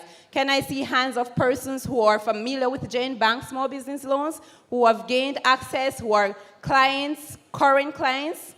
Good. Thank you so much for your business. And may I now see hands of persons who may be interested after this presentation? Yeah, man, I have a business and I want to boost it. And you will help me find a way? Nobody? Nobody no want no money from we? Okay, thank you so much. All right, so every business is different. Different visions, industries, size, and needs. And we respect that. Our approach is simple. We meet you where you are. That could mean helping you formalize your business, improve operations, purchase equipment, or expand. So, who here is currently running or thinking about expanding their business? Basically, everybody, because that's why we are here today. All right? So, as we said, we'll meet you there. We'll meet you halfway. So, Jane Bank Small Business Loans, we recognize that business success is deeply connected to personal goals. Whether it's education, household needs, or personal development, we offer personal loans designed to support real-life needs, not just business plans. Yes, we're at an agricultural forum, but even though we're agricultural persons, we're farmers, we still have other needs, don't we? We have children to go to school. We have other bills to pay. We want to buy a car. We want to buy a van to bring the produce to the markets. So you can still come to us no matter what your needs are, and we'll help you find a way. So when families are supported, business perform better, not true? Right, you can support your family, your business going good. All right, so before we go into that, let's talk about financial habits. How do we build strong financial habits? You go look at me and say, Miss, we are farmer. What you talk about? We talk to you about tracking your spending. I who have time for that? Me I go there the farmer plant things. Where you think me I go get them the time they from? Recording your transaction. Miss a foolishness you talk. Me not have them the time there. Saving consistently and building confidence in savings. Why do you think these things are important? Because in the future, these habits don't just help your business, they develop and improve your chances of qualifying for financing. Do you believe that? Yes, it does. And not only that, when you keep a track of what it is that you're putting into your business and what it is that you're saving and all of that, then you have a better idea of what the business is doing, if it is making a profit or a loss. And then this will guide you on what it is that you need to change, what it is that you need to do differently. Are we in agreement? Yes. So let us look at applications now. How do we assess applications? So when assessing applications, we focus on few key things, right? So your cash flow, as I talked to you about. So don't say, boy, I may not have the time. Take the time to look at your cash flow, make recordings, right? You're looking at your transaction histories and everything, and the business ability to adapt and remain resilient. So let's go into the products that we offer. So persons may only know about the farmer's loan, but we do offer other loans. So you're in the farming business and you see another opportunity out there that you want to go into. We do offer Biz Start loans as well, right? So you can come to us with that idea and we'll help you to put that business on the ground and get it started. You have your farm and you want to expand. We do offer that loan to grow your business also. And as I said before, we have our personal loan for personal needs. Our loan amounts ranges from $20,000 up to $1.5 million. That can help you, not true? Yes, it can. So you come to us with whatever it is that you need to get your business on the ground, to get your business going, and then we will make it work for you. Another good thing about our loan products, when you come to us and say, Miss, we need $500,000, we don't tell you how much you are to pay. I don't know what it is that you have, other expenses or anything. We ask you, what is your income like? How much it is that you are able to pay? That's fair, not true? Right, because we don't know what other expenses you have, and we don't want to set a payment to say, all right, then I require $30,000 from you, and God knows that you can't pay more than 15. So we ask you how much it is that you are able to pay. We offer terms weekly, fortnightly, or monthly. So you tell us, based on what term you are comfortable with, say, boy, I prefer to pay weekly, because this is how the money come in. Or, I'm a farmer, I don't reap every week, so I prefer to pay monthly. You make these decisions, we do not force them on you. Right. All right, so how do you gain access to a Jane Bank Small Business Loans? Do you have a Jane account? Raise of hands, you have a Jane account, right? So that is one of the requirements. So a Jane Bank account. Miss, how do I go about getting a Jane Bank account? It is pretty simple. You bring a valid ID, TRN, $2,500 minimum. You hear how it's cheap? $2,500 minimum, along with proof of address, which can be in the form of a bill. If you don't have a bill, you can always visit the branch and get a form that you bring to a JP or a pastor to have them fill it out. Proof of income, also a form that you get from the branch. So you bring those two documents to a JP, then you bring it back to the branch, along with your ID, TRN, $2,500, and you open your Jane Bank account. All right. After you have opened the account, you say, all right then, let me see what the loan section has to offer. It is pretty simple. You just visit a branch nearest to you. We have persons from different parishes. So whichever branch is nearest to you, you would visit that branch and just talk to them about your needs. Tell them what it is that you're looking for, what it is that you need to do. And then a representative will direct you in the right path. You collect some documents, you bring it to the JP, you bring it back to the branch, and that is basically it. So once you take everything in, then a site visit will be done, and then we confirm your business and your home, and we send the application through for approval. That is pretty simple, don't you think? Right. You're falling asleep on me? Okay. All right, so that is basically it. It is pretty simple. So we do offer loans that are collateralized and loans that aren't. We just got through Melissa, and you may say, Miss, Melissa gone with the stove and the fridge and the dresser and everything. Me not have nothing. That is okay. You can still come to us without having anything, and we can assist you nevertheless. We'll help you find a way, right? Yes, we will. So, is there any questions? Because I'll be closing. I think I covered everything. Anything you want to ask? No? Oh, God, me feel bad. Yes, go ahead. For farmers loan, which is our cheapest interest rate loan we have right now, 20%. It sounds enough, but it is not. Imagine you borrowing a $500,000 loan and you pay back $88,000 on it. That's a lot?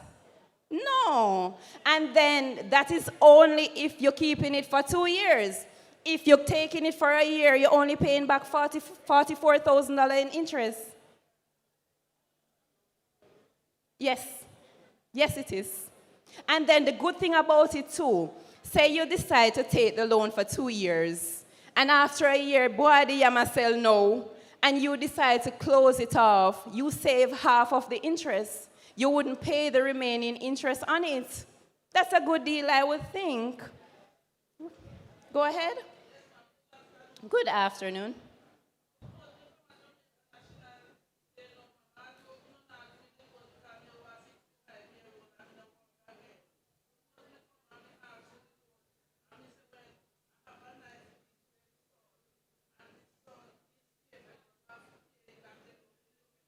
Yes, we would. You are able, once you have passed the 65-year mark, to use a co-applicant on your account.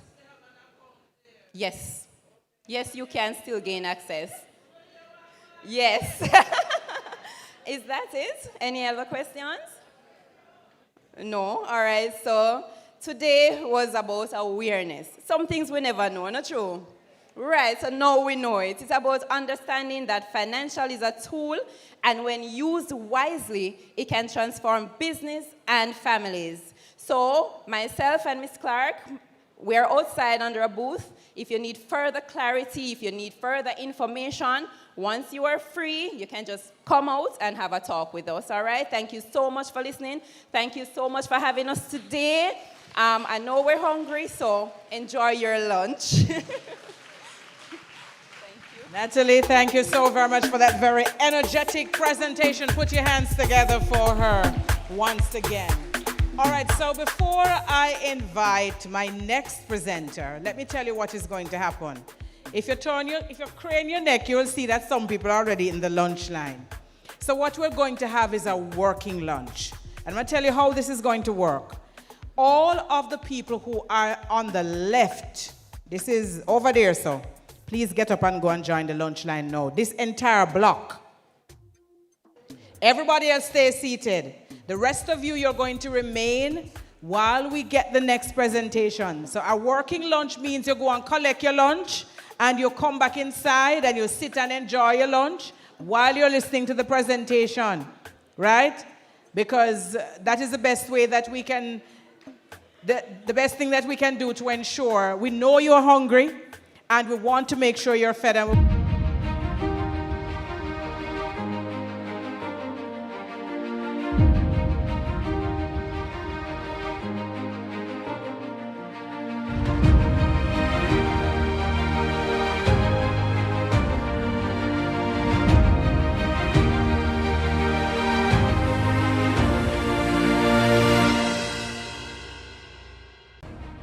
Morning viewers, welcome to Dampur Agricultural Tabakit. Protection Branch. Put your hands together for him as he comes. Going to ask him to do something for me before he even does the presentation.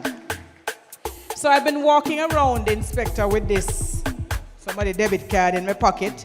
The person left it in the bathroom.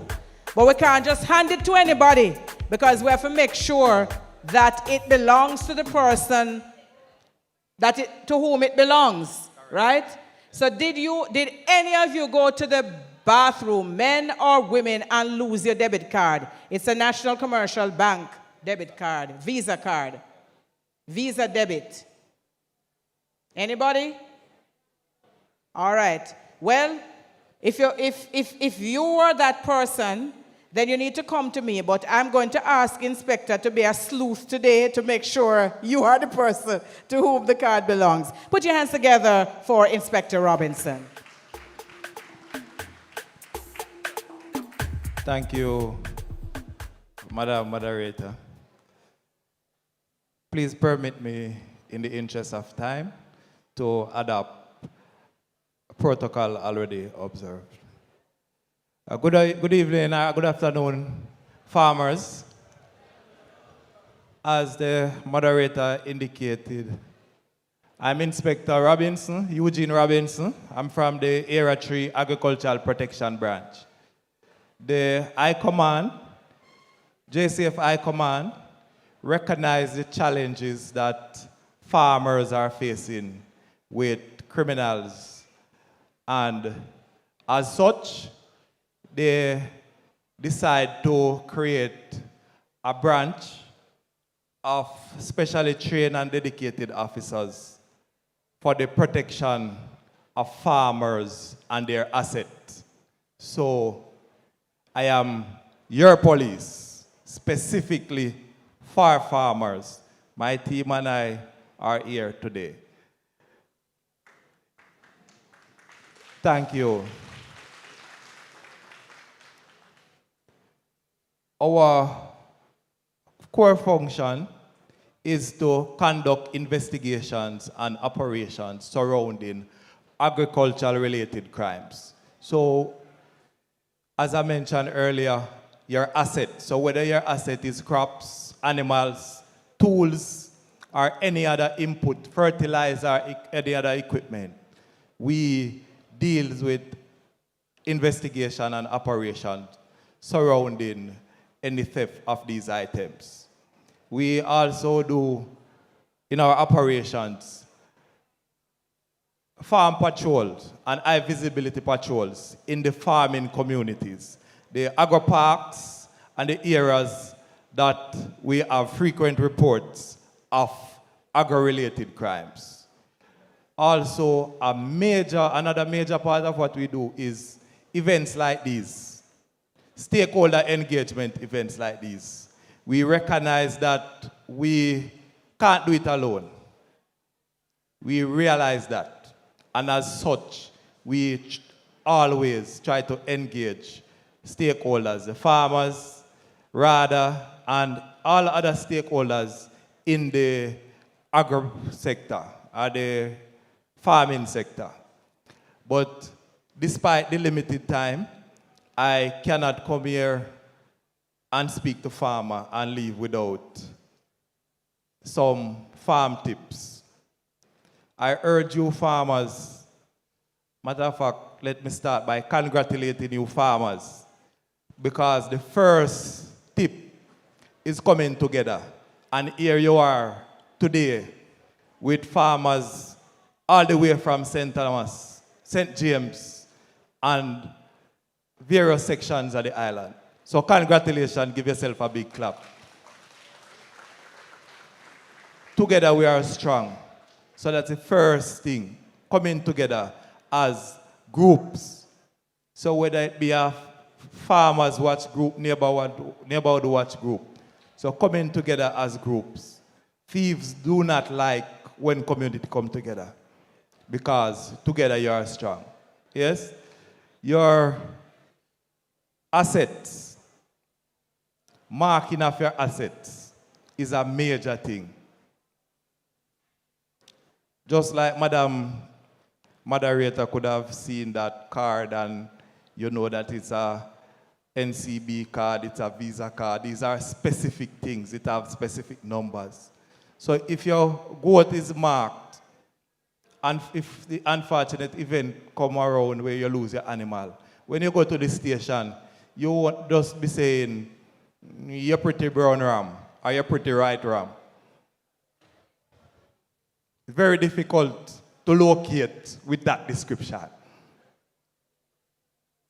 So if you attack that animal or brand that animal, that would help in the event of the theft or the strain of that animal, for that animal to be brought back to you. Records keeping, very much important. I recall presenters, especially those from the banks, mentioning the record keeping. It is very good.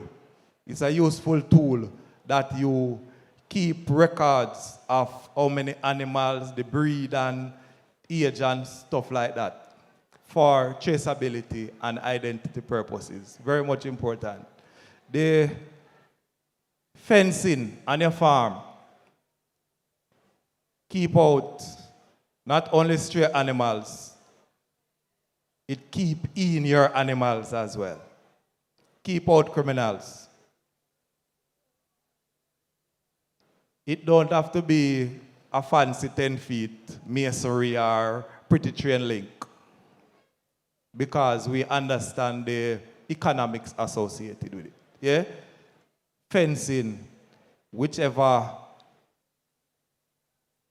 type or style you can afford, goes a far way in protecting your animals, your crop, or any assets you have.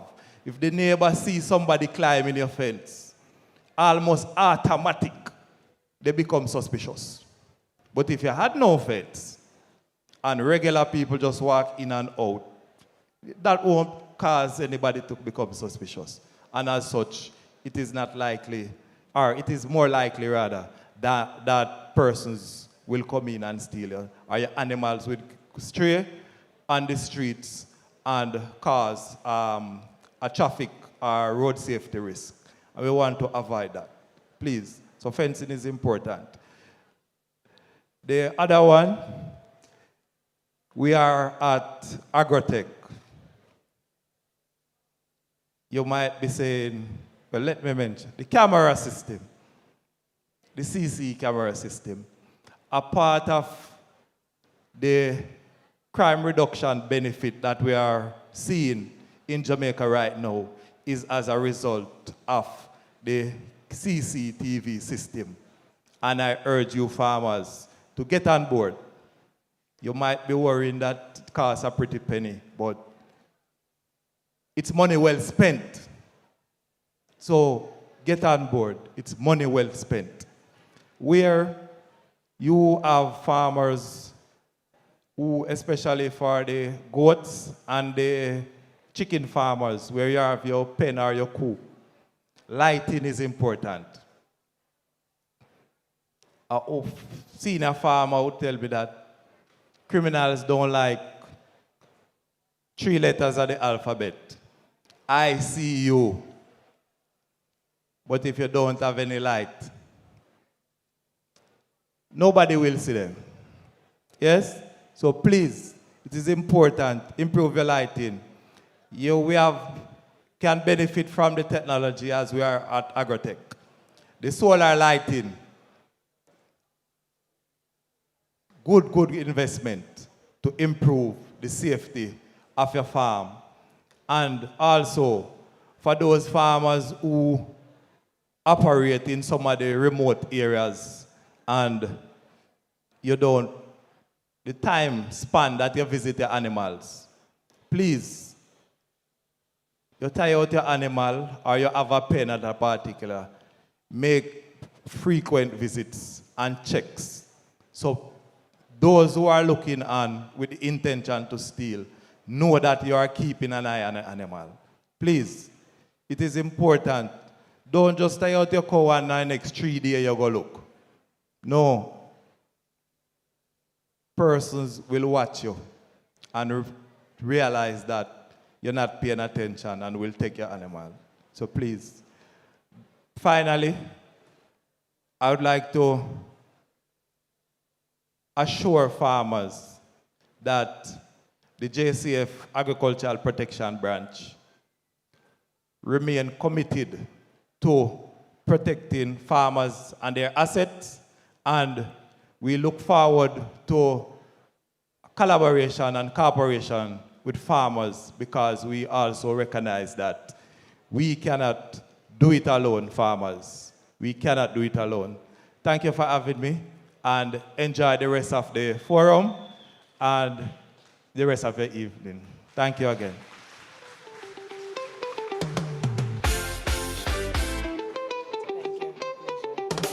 We want to thank Inspector Robinson very much for that presentation. So you see, the Jamaica Constabulary Force is serious about policing what is going on in the agriculture and fisheries sector. One of the things that I know that they're big on is use of the receipt book. Let me see the hands of farmers in here who use the receipt books. Every farmer needs to get their receipt books. See the police over there putting up their hand to say them use them receipt book. That's right. Because we have many members of the constabulary force that are, in fact, also farmers. The receipt books are critical. And I'm certain that at some point in time, we can get information for you if you don't know how to go about getting the receipt books.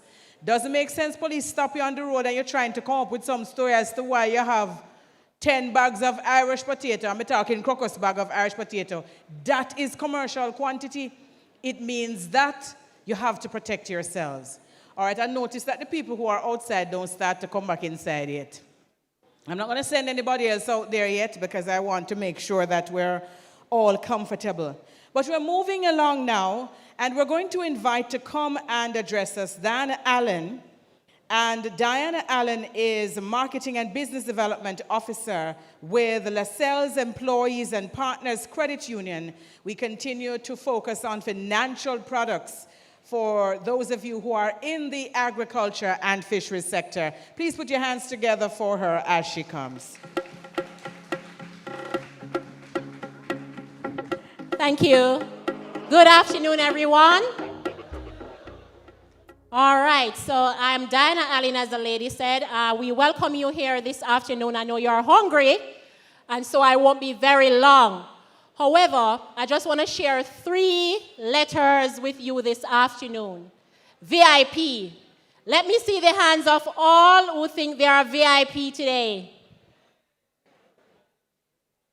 Just that small amount? You're not a VIP? All right, you're all a VIP today. Very important person. However, because you chose agriculture, you are very important. The V stands for vision. So you all had a vision. Whatever crops you decided to rear, or animals, or whatever farming you decided to do, you had a vision. I just want to implore you this afternoon that you should build a legacy on that vision. Whether you wanted to be the biggest yam farmer, the biggest potato farmer, the biggest chicken rearer, you must create a legacy. Why? You never intended for your business to die. And so your legacy must be your family or your relatives or anyone close to you to continue to carry out that vision that you had. Agriculture is important to our nation. We need you. We need you to continue with your vision so you can grow the business.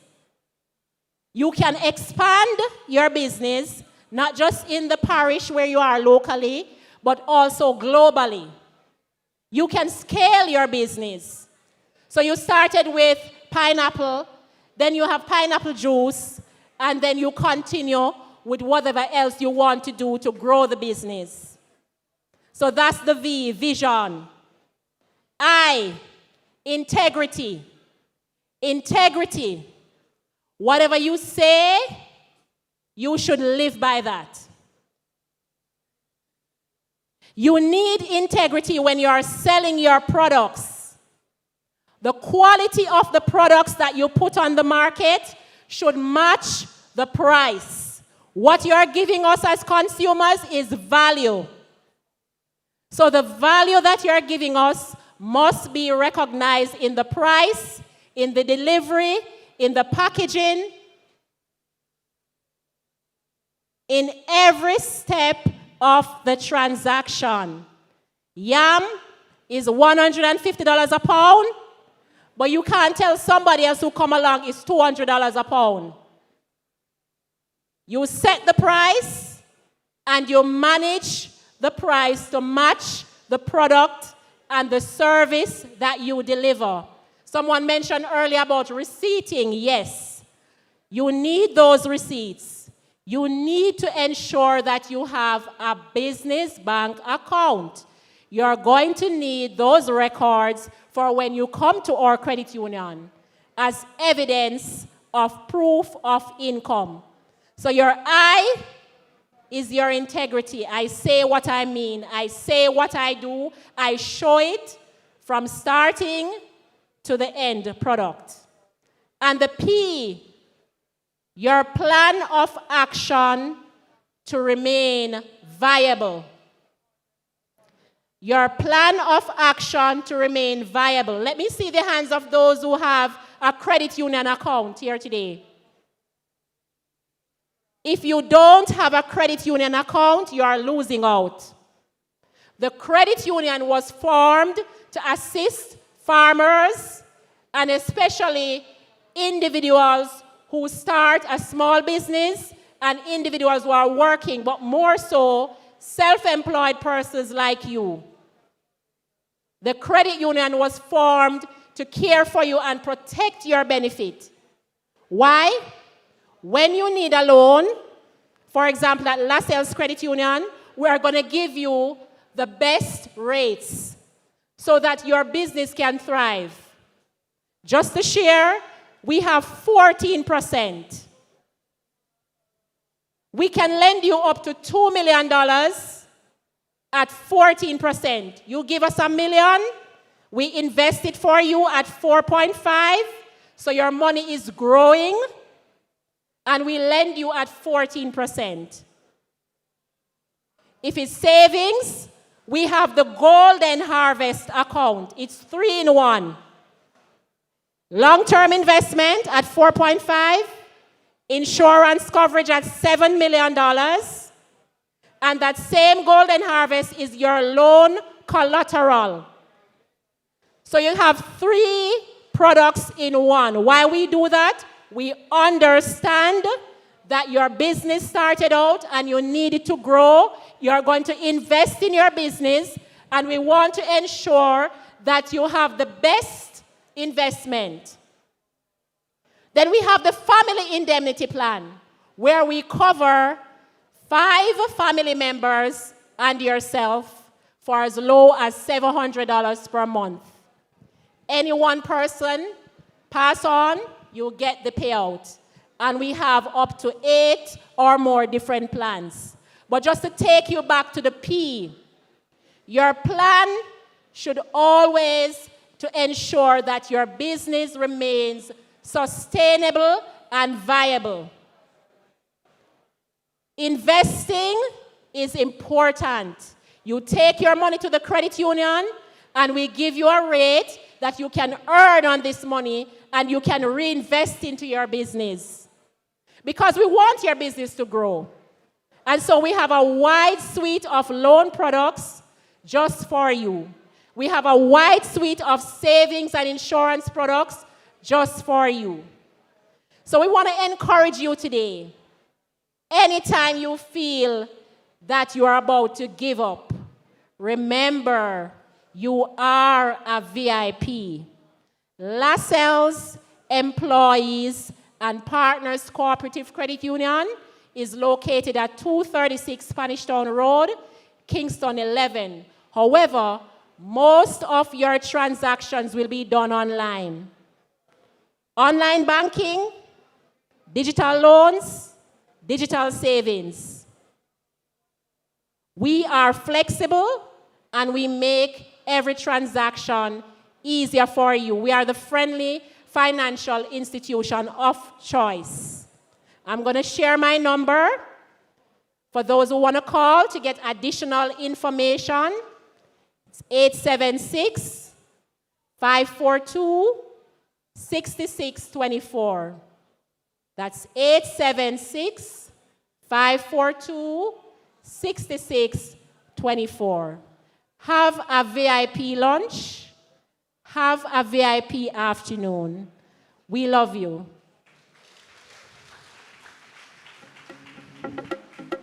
Thank you, Miss Diana. Put your hands together for her. Is this your phone? Yes. All right, and so another opportunity for you to go about saving and financing your farming operation. May I invite the last 3 tables in this row to join the line? This second row at the back. Last, or should I start at the front, Georgia? Start at the front? The first 3 tables in this row here. Can you join the lunch line, please? And then see how you can tell the people in the line to hasten their steps so they come back in. Because I know you're all hungry, right? Yes, so we're going to try to see how best we can hasten the steps of those who are collecting so they come back to their seats so you can get to go. All right, so our next presenter is Sheridan Wisdom from the Ministry of Agriculture, Fisheries and Mining, Director of Agricultural Services, and he will come to us to focus on farmer access to concessions and benefits. Mr. Wisdom? All right, I hear Mr. Wisdom is coming. So we're waiting for Mr. Wisdom to come. Another thing that I want to point out, you probably know where it is already because nobody has really inquired. I haven't heard anybody asking. The restrooms are to my left, down the stairs. So that's where you'll find the restrooms. Also want to advise you that Caribbean Chemicals, they do have products on sale outside.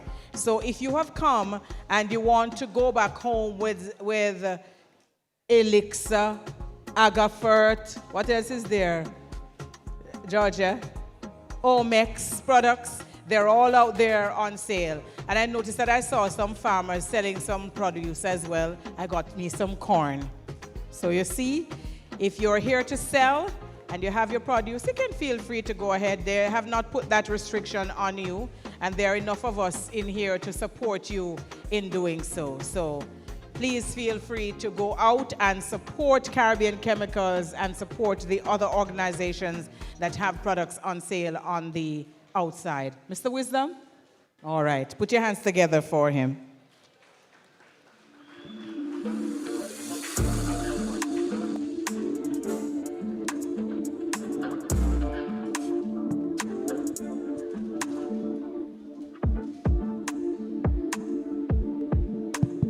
Ready.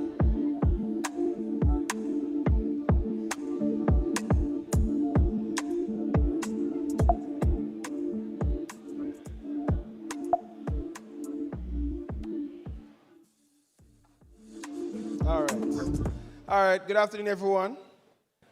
I see some of us are preoccupied with lunch, so we're going to make this as quick as we can. My name is Sheridan Wisdom, Director of Agricultural Services Section at the Ministry of Agriculture, Fisheries and Mining. I believe he said good afternoon. And me know me not deaf, I didn't hear you respond. So can you please say good afternoon to Mr. Wisdom? Thank you, Ms. Mackenzie. You know, we know that persons are preoccupied with lunch, so we understand that the energy is just coming back. But thank you for that. So I'm just going to quickly walk through the duty concession and what's available for you guys as farmers. If you want to expand your agricultural enterprise, if you want to improve the efficiency in terms of logistics, transportation to the farm, and for the movement of agricultural produce. All right, so as I mentioned, we want to empower farmers to improve on their farm holdings to ensure that they can produce more, transport more, make more money, of course. Now, agriculture is a major contributor to the Jamaican economy. By itself, it contributes approximately 8% to GDP, but when you consider manufacturing and tourism, it contributes about 15% to GDP, which is about $20 billion. So, of course, it's a major sector. Now, the concession, everyone wants a vehicle. Everyone wants to be able to move around. Everybody wants to ensure that they can get their inputs and their workers to the farm. But what must you do to be qualified for this incentive? It's not hard. It starts with being registered with RADA. That's the first step. Ensure that you are registered with RADA, as they are the main extension body in Jamaica. Of course, this is a bit outdated, but you have to ensure that you are making at least $250,000 each year. Not a pion thing. We want to ensure that you say you're a farmer and you can demonstrate to us clearly that you are indeed making money and you can pay for the vehicle. Whether it is via loan, I heard a lot of the recent presenters mention that, or as our farmers like to do, they like to buy cash. Now, this is a stickler for many persons. You have to be tax compliant. To receive any benefit from the government, you must be able to demonstrate to the government that you are tax compliant in what you do. So you must make your filings. So we are not saying that in order to get a benefit, we want to be intrusive, but you have to abide by the laws of the land, and that means making your annual submissions. Now, what are the criteria in terms of production? Food crops, 3 acres, vegetables and condiments, 2 acres, nursery production, ornamentals, 5 acres. So you see right here that we want to ensure that, this is your production at any time. Food crop is very wide, vegetables are very small. There are cases where we would have looked at the actual production on the ground, because we know persons are going more into intensive and semi-intensive farming productions. But as it stands right now for vegetables, you must be able to demonstrate that you can cultivate, or you are cultivating at least 2 acres of vegetable crops in one instance at any given time during the year. Now, of course, it is not limited. It is not limited to that, because we have traditional and non-traditional crops. So these are the traditional: 3 acres, 8, 10, 5. As we can imagine, we know that more persons are moving away from traditional and more to domestic crops. So that is why you have that differentiation in terms of the minimum requirements for production. Of course, not to be forgotten, we have our livestock farmers. Apiculture, you need 125 colonies throughout the year, which is small for a lot of beekeepers who have in excess of 200 boxes. Cattle, you need 30 heads of cattle throughout the year. Broiler, you need 5,000 birds. Layers, 1,000. Goats, 300. In terms of pigs, you need 50 fatteners or 10 sow units. And in terms of aquaculture, you need to ensure that you have 1 acre of production at any time. Now, these are things that are being considered by the ministry. We want to refresh it to make it more accessible to you, our farmers. But as it stands right now, once you meet these minimum production requirements, you are registered with RADA, you have the necessary documentation, you can access the duty concession benefit. Now, naturally, persons will say, I'm a large farmer, I'm a medium farmer, why am I getting 1 vehicle? As it stands right now, you can qualify for more than 1 vehicle depending on your productive capacity. So if you have 1 to 10 acres in production, you can get 1 vehicle every 5 years.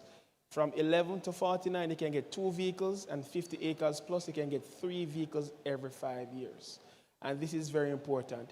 It is not just you having the land and saying, I have 50 acres of land. You must be able to demonstrate that you have this land that is being used for productive purposes. And this is one of the ways that the ministry, and by extension the government, incentivizing our farmers to produce more and utilize as much land for production. Now, in terms of the vehicles that are available, they are pickups. As it stands right now, the CC rating for a gasoline vehicle is 3,000 cc's, and for a diesel vehicle is 3,200 cc's.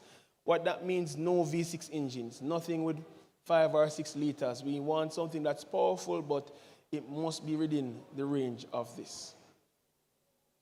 All right, the application process. I know this is what everyone wants to hear. You hear how you can qualify, you hear what you have access to, but how do you actually apply for this? It's not hard. You need to get the necessary documentation. So firstly, you need to get the application form. You can get that online, or you can literally go to any RADA parish office and get the form and complete it. Once you do that, you go speak to your extension officer.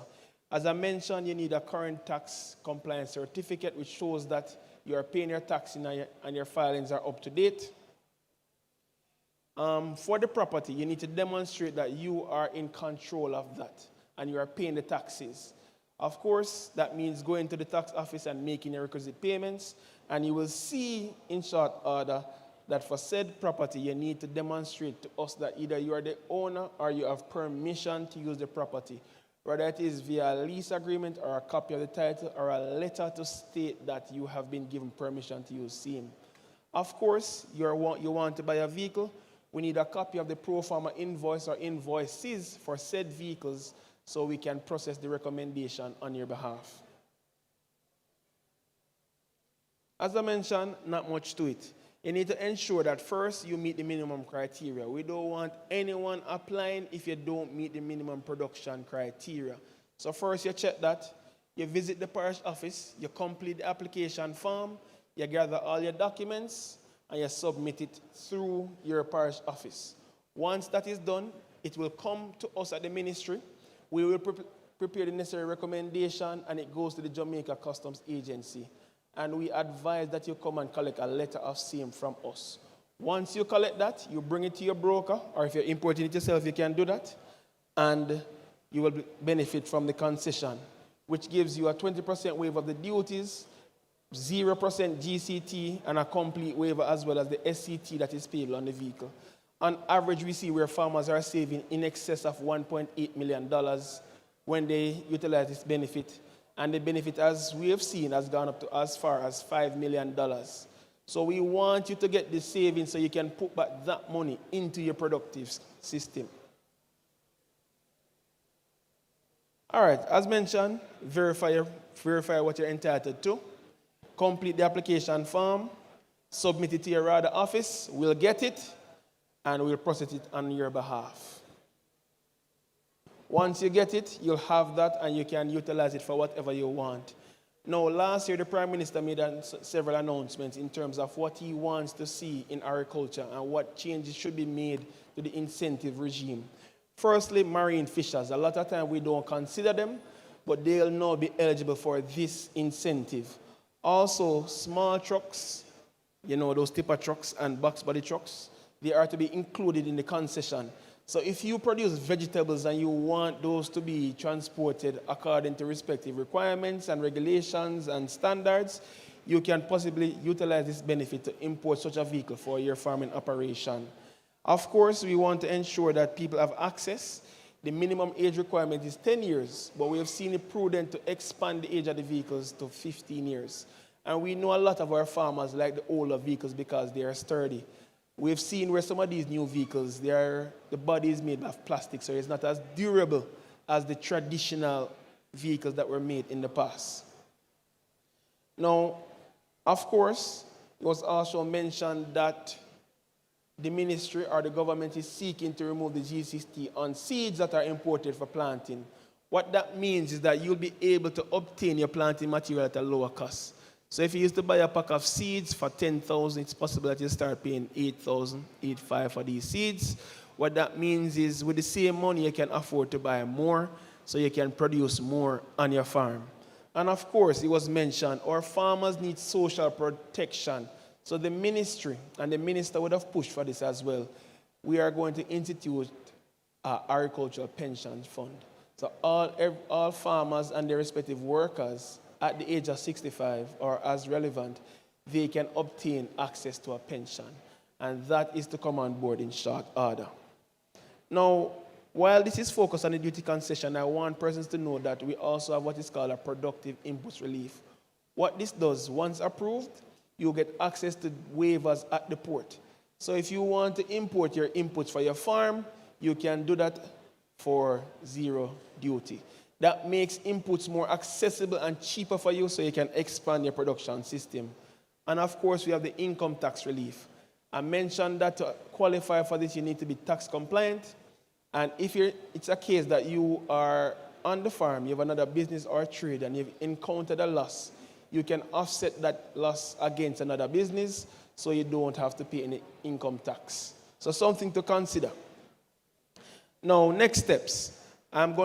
This presentation will be made available. The information is online. Please, we encourage you to go on the site, RADA's website, look at the benefits that are available to you, and see how best you can expand your agricultural enterprise. Numbers are here. You can reach out to any of my two officers. They are always willing and able. You can contact the ministry. You can send us an email. And once we have that information, we'll get back to you as quickly as possible. So please, I implore you to utilize this session, save all the requisite information, and let's see how we can grow your agricultural enterprise. Thanks. Thank you so very much, Mr. Wisdom, and I'm certain you can do better than that. Yes. So there's a lot going on, and what it means is that you have to arm yourself with information. All right, so we've done a reassessment of what it is that we're trying to do with the lunch. And I know that some of you really want to stretch your legs and you want to get up and move around. So what we're going to do, instead of having you all wait because this line is looking very long. We're going to give you a half an hour break. Yes, so let me explain what is going on with that.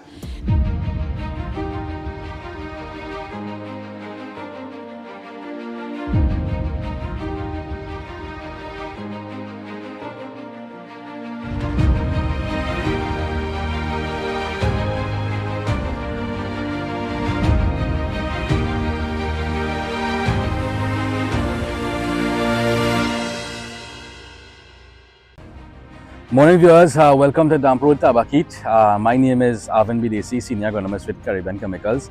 And this morning I'm with farmer Nigel Miharis, also known as Bourbon. And Nigel was experiencing some problems over the last month where this sweet pepper field, it wasn't holding much flower, it was having poor fruit set. You know, a lot of flower was falling off, and you know, he wanted to know what he could have do to fix that problem. Right, so Nigel, you know, called me up, he said, come up, take a look at the field, let me see what it is we could do. I also invited the OMEX rep, Mitra Benny, with me on that day, and we had a look at the field and we made a recommendation as to how to prevent the flower loss and fruit loss from the field. So Nigel, just share with the viewers this morning, you know, what it is he was experiencing, the problems, and how we were able to, you know, fix this problem. Yeah, well, I just said, before I call you, right? All the flowers, it was making our flowers. But the flowers were just flowering, all the flowers were actually falling off. Okay, okay. Right? So when I give me to use the Synergy, the 45 and the Calmax Gold, I spray it. And in about 3 to 4 days time, I see a big difference in the whole entire field. Because the pepper, the whole tree, the tree grew and the stalk large, and then you start to see the flowers bursting, but fatter, with a brighter white color, right?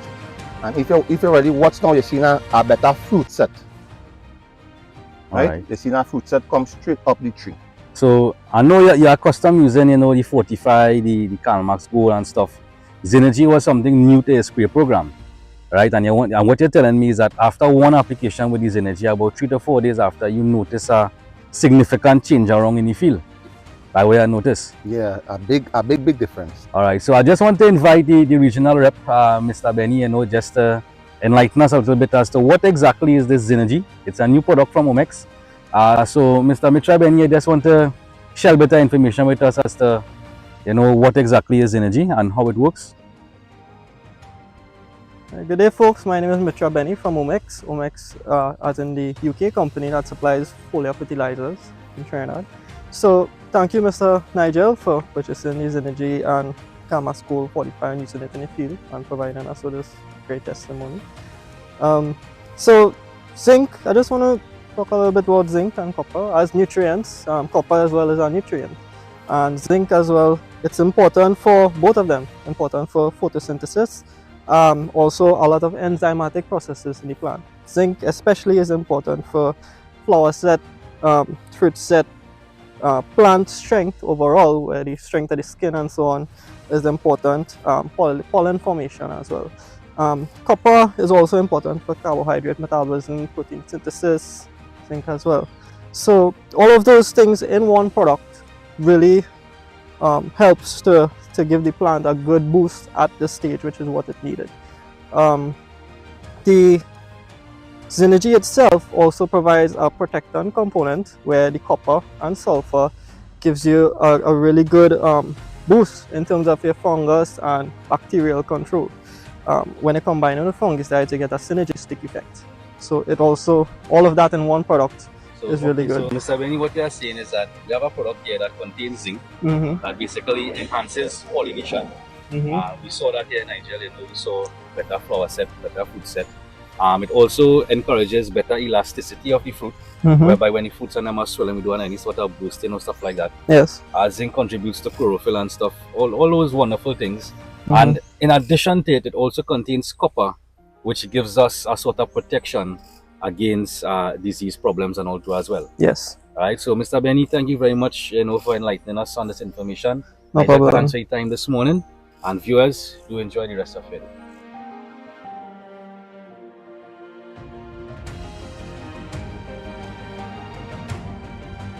a sheet with a jump. So if you put on here, and what small ones you can see coming out? Another small one on top here, it flowers. Flowers coming out. And there's that. And on this side, are little peppers. Every little branch. Yeah, every little branch. This branch. Yeah, your branch. This branch. Nice. Yes, sir. You watch it, you're lying, you know. Yeah.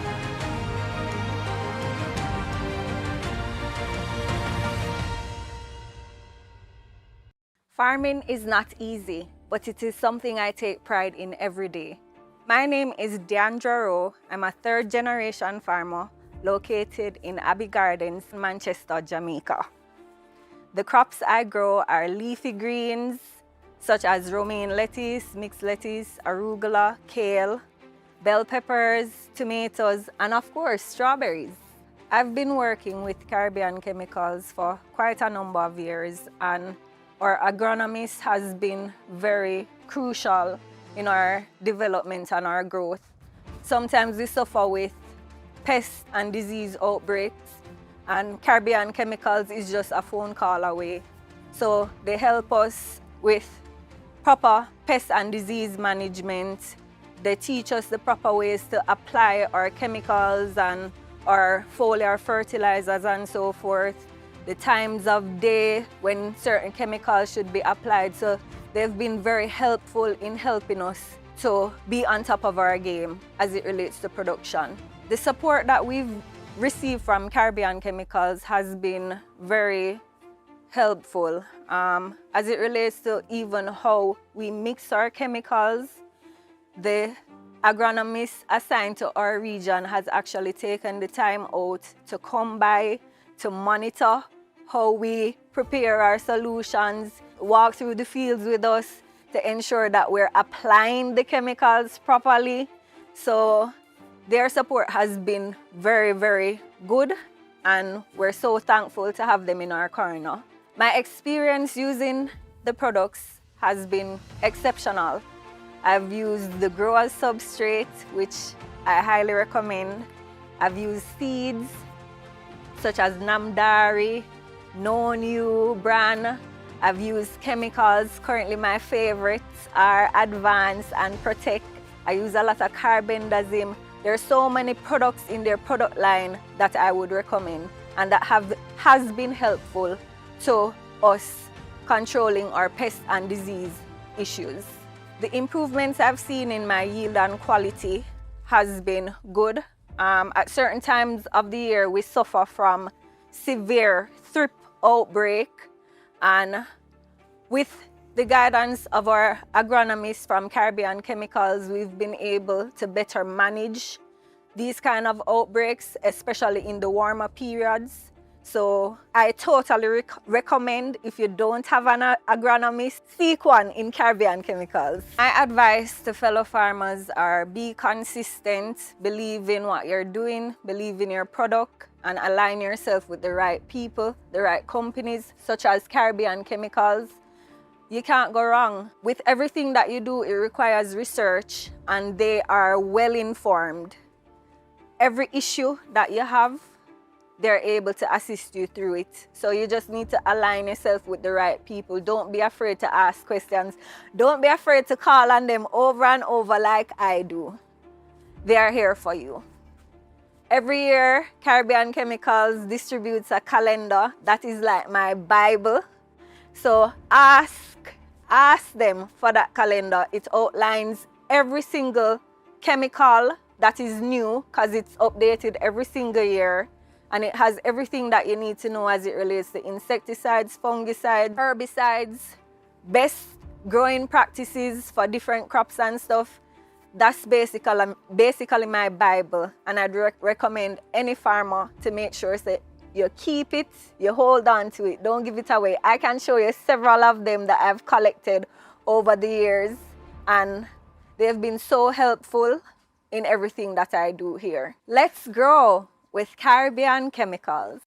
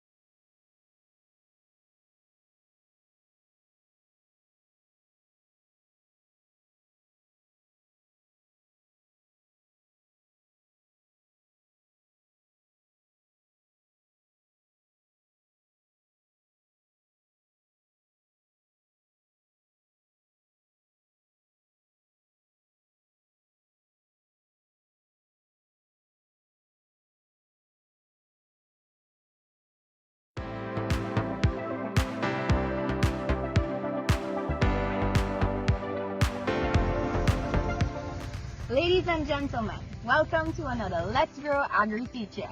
Today, we are in the lovely area of Tabakit, and I have in my company Mitchell Benny from Omex and Bob Babel, who is a seasoned vegetable grower. My name is Miss Vanessa Pauta, and it's all about Omex today. So, Farmer Bob is just going to tell us how he achieved the results he got in this crop and what was the basis of his program for such lovely production. Right, well, when this factory had 2 weeks old, I applied Calmax Bio 2045. And when the crop was like 5 days before harvesting, I used the same 3 products, Bio 2045, Calmax, and I'm adding Synergy. The rates, Calmax was like 75 ml to the 5 gallon can, 4500 ml to a 5 gallon, and Bio 20 100 ml to the 5 gallon, and the Synergy 50 ml to the 5 gallon can, which is 10 ml per gallon in Synergy. And the result was really amazing. Thicker stalks, greener leaves, glossier plant. Full work. Bob, last year you had a field of factory. Definitely, yeah. You said it wasn't going back. Last year I planted factory again. Why was that? Melting in the field, and even when I went to the market. Where was the melting? At the store. The base of the stalk? Yes, base of the stalk. So it was a bacterial soft rot of the stem? Yes, a bacterial soft rot. And this, what percentage damage you got that time? Like 50% of the field melted. Yeah. It was plenty. Yeah. And this time? Devastating. But this time, results just amazing. Okay. I mean, and, I plant 100 kg right. Results, no melting, no soft rot, nothing like that. So you get less than 5%? Less than 5% damage in the field. And you think you could attribute that to these energies? As well as the overall program, but... The overall program, yes, but the Synergy, I believe, was the mastermind to prevent that melting. I know Synergy is a nutritional product, and we have it here advertising for especially flowering plants and so on, as to relieve the stress of the plants during that time, so it will hold the flowers and so on. But here we're seeing where we see the other side of Synergy, the synergistic side, where it works as both a bactericide and a fungicide. Mild but effective. So it's double. It's both nutrition and protection, which is the core of all Omex products in general. So Synergy itself, it has zinc.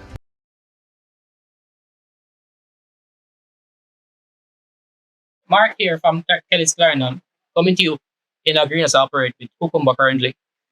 Crops about 8 weeks, 5 weeks to pick in. The first crop was 5 weeks, and I've picked about 7 crops now. Before I was using other products, I was getting a bit of blossom drops, lack of fruit set ways. And I switched and started using Folaboran and a mix of King Cole zinc. And since then, I think I started using this for the last 3 pickings. And since then, every Sunday, because I pick 2 times a week, Sunday and Wednesday. But the Sunday pickings were like 270 pounds out of 700 plants in the greenhouse right now. Gone up to every week from then, 3 pickings, 3 Sundays. It's been 20% increase every single week until now. So it's moved from Sunday pickings at 270 pounds to 370, 420, and last Sunday was about 550 pounds. So this aids with blossom set. Blossom, it holds more fruit, produces more blossoms, and overall better performance of the trees. So it's a good mix to use, and I'll be continue using for the next 4 to 6 weeks of picking, because I'm actually seeing fruits coming on from where I picked before, and we wouldn't already see that until the next 2 pickings or so. So it's definitely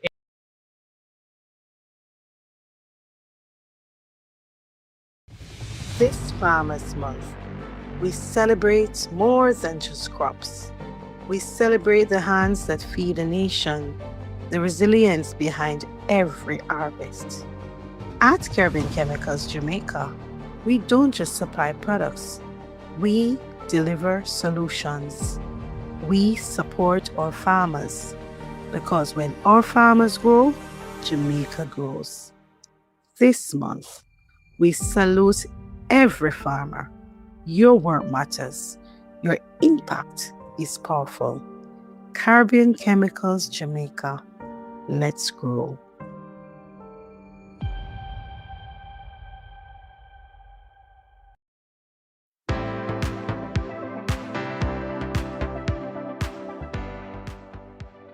You can see from the fruit set here down here and check the change here with the fruit outside the hole and flowers and things, and then check the leaf. See the difference?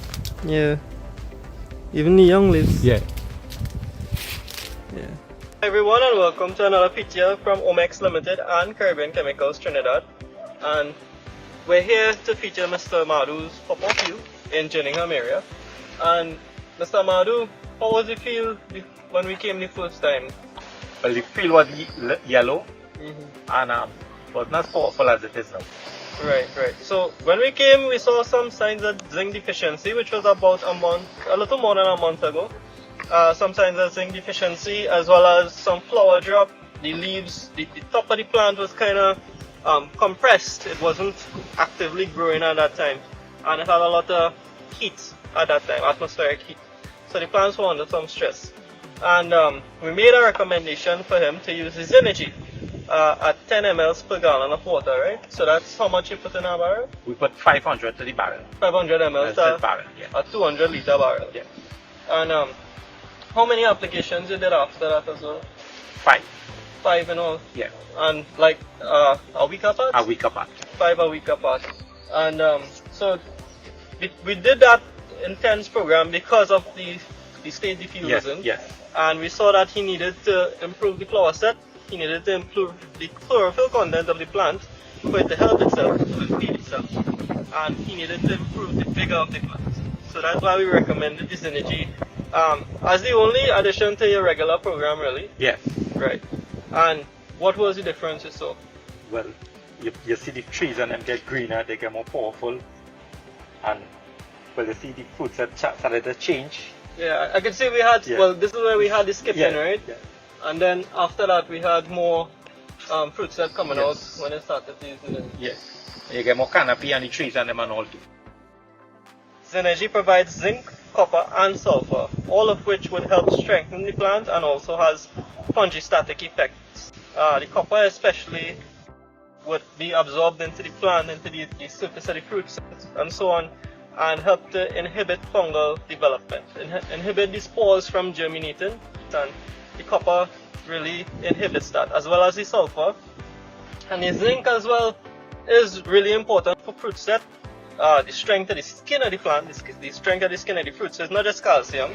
They have a lot of microelements working hand in hand with the calcium, including the copper and the zinc. So the copper actually binds in between the cells, and the zinc helps to do all those things as well and help the enzymatic reactions in the plant to function better, improve photosynthesis, which is why we saw greener plants, improve chlorophyll content, greener plants, and help with the whole enzymatic process within the plant to reduce stress and be more tolerant to stress, including heat stress and water stress, like what we're seeing now. Yeah. Because we had heat stress before, now we have a little too much water. Yeah, plenty water. We also saw that you don't have any anthracnose. We saw some ripe ones down the road, and they're really close to the ground. Some of them, the grass touching it. And you had no anthracnose. None. And what fungicide are you using in your program right now, other than? We use carbonism. Right. We use Ampro. We use Bellis. Right. But with this energy, yes, you use in combination. Yes, I'll use all of them together. Okay. All right. And well, we have no anthracnose and things, right. And we seen that you don't really have any stain on the plant. You didn't have this energy was the only copper you use. Yes, because you know I usually spray in the morning. Right. So if it's too much of heavy copper, you could get burning on the any other copper. Right. And I know a lot of copper farmers usually need a copper in this spray, right? Yes. For like the anthracnose, they need something to stay on the fruit. Nah, I didn't use nothing to stay on the fruit. I didn't do that yet. Right. Like the three fungicide combination on the fruit now. I do that. So with that mixture and everything, we have a clean fruit, no anthracnose, and you can say the market might accept it a little better. Yeah, because they have the amount of fungicide on it. Right, and you see the true color of the fruits. Yeah. Right. Well, Mr. Amadu, thank you very much for your time. Yes. And well, we'll be keeping track of this field because it has some more potential, I believe, and we'll be combining some more mixed products. So see you again. Right. Okay, thank you. For more information, check out our website or social media pages. Grow with the flow. Grow with Omex.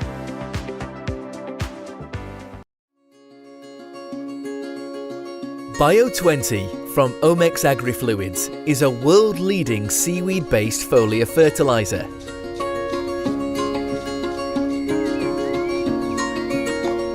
Combining the proven growth-promoting qualities of seaweed with a full package of macro and micronutrients, Bio20 has been formulated using over 40 years of experience and expertise.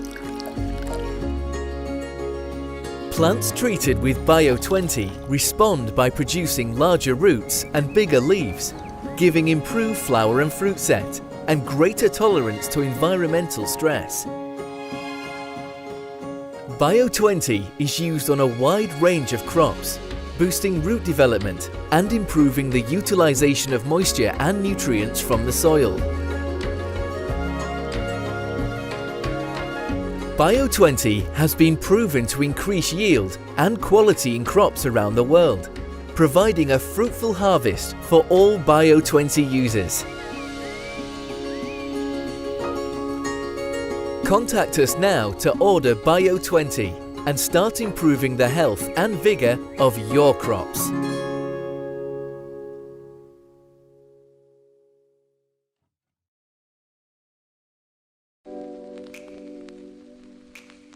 Hello everyone, welcome to another In the Field session where we're with the farmer Noda Edwards and we'll be sharing with you the success of the onion crop care program brought to you by Caribbean Chemicals. So we'll be using Bio20, the fortified Calmax B along with killing for zinc, but don't take my word for it. Let's hear from Noda Edwards as she looks at the benefits and the returns on that investment that she's projecting. Go ahead, Noda. Yes, I do direct seeding. Have some germination, and then after germination I apply the King 4 zinc and the Agassiz. After application I realized that some of these plants that was grown, I'll see they are now grown and they are still growing, and apart from that, not only the growing but they are growing fast, like we are having some competition here now, because remember we have some grown before and those that weren't grown, and we are having them growing almost at the same level. And of course, viewers, that's as a result of the fact that the King 4 zinc is stimulating germination, one, and then two, it's actually causing the auxins to assist with germination. So you're seeing that lush green. In addition to that, you're getting that late germination after the application. So once you have issues where you're not certain of that seed quality, then of course your King 4 zinc, your Agassiz can be used. And of course, during crop, the Bio20, the fortified Calmax B, how is that benefiting you here and now? For the Bio20 fortified Calmax B, I normally apply them foliar.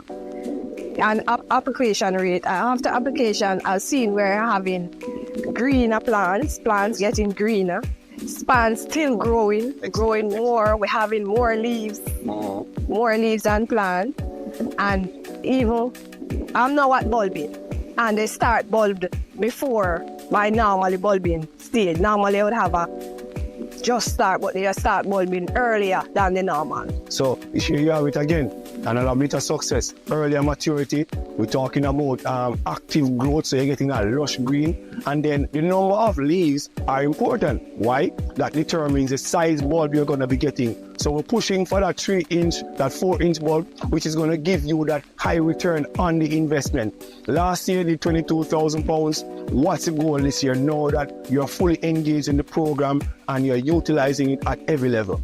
Well, this year, 45,000. There you have it. That's the magic number for most of Caribbean Chemicals. We're pushing the numbers beyond the national standard and, of course, improving the livelihood of our farmers. So from the seed to the germination, all the way up to the harvest, Caribbean Chemicals, let's grow. Synergy, a novel foliar nutrient formulation developed by Omex, combines copper and zinc in a synergistic manner to enhance crop protection. Let's break it down. 1. Copper and zinc complex. Synergy contains both copper and zinc, which are essential micronutrients for plant health. These elements play crucial roles in various metabolic processes, enzyme activation, and overall growth. 2. Fungicidal and bactericidal synergy. When applied as a foliar spray, Synergy complements the activity of fungicides and bactericides.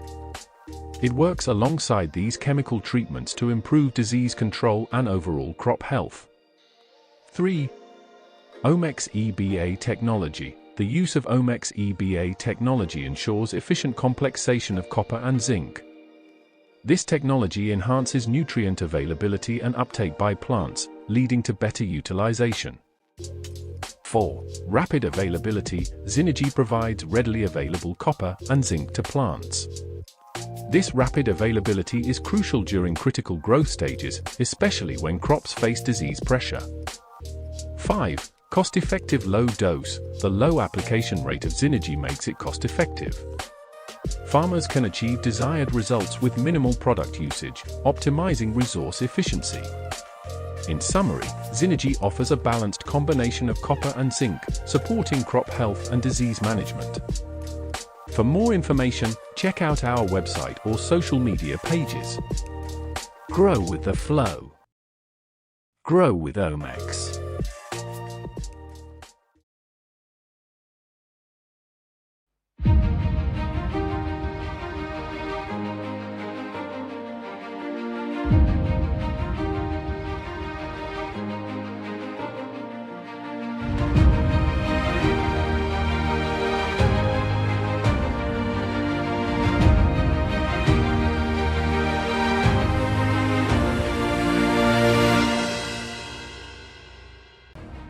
Morning viewers, welcome to Damp Road Tabakit. My name is Arvin Bidesi, Senior Agronomist with Caribbean Chemicals. And this morning I'm with farmer Nigel Miharis, also known as Bourbon. And Nigel was experiencing some problems over the last month where this sweet pepper field, it wasn't holding much flower. I was having poor fruit set. You know, a lot of flower was falling off, and he wanted to know what he could have do to fix that problem. Right, so Nigel, called me up. He said, "Arvin, come up, take a look at the field. Let me see what it is we could do." I also invited the Omex rep, Mitra Benny, with me on that day, and we had a look at the field and we made a recommendation as to how to prevent the flower loss and fruit loss from the field. So Nigel, just share with the viewers this morning, what it is you was experiencing, the problems, and how we were able to, fix this problem. Yeah, well, I just said before I call you, right? Mm-hmm. All the flowers, it was making our flowers. But the flowers were just flowering, and all the flowers were actually falling off. Okay, okay. Right? So when I give me to use the Synergy, the 45 and the CalMax Gold, I spray it. And in about 3 to 4 days time, I see a big difference in the whole entire field. Because the pepper, the whole tree, the tree grew and the stalk large, and then you start to see the flowers bursting, fatter, with a brighter white color, right? And if you already watch now, you're seeing a better fruit set, right? You're seeing a fruit set come straight up the tree. So I know you're accustomed using, the 45, the CalMax Gold and stuff. Synergy was something new to your spray program, right? And what you're telling me is that after one application with the Synergy, about 3 to 4 days after, you notice a significant change around in the field. By way I noticed. Yeah, a big difference. All right, so I just want to invite the regional rep, Mr. Benny, just to enlighten us a little bit as to what exactly is this Synergy. It's a new product from Omex. So Mr. Mitra Benny, I just want to share a bit of information with us as to, what exactly is Synergy and how it works. Good day, folks. My name is Mitra Benny from Omex. Omex, as in the UK company that supplies foliar fertilizers in Trinidad.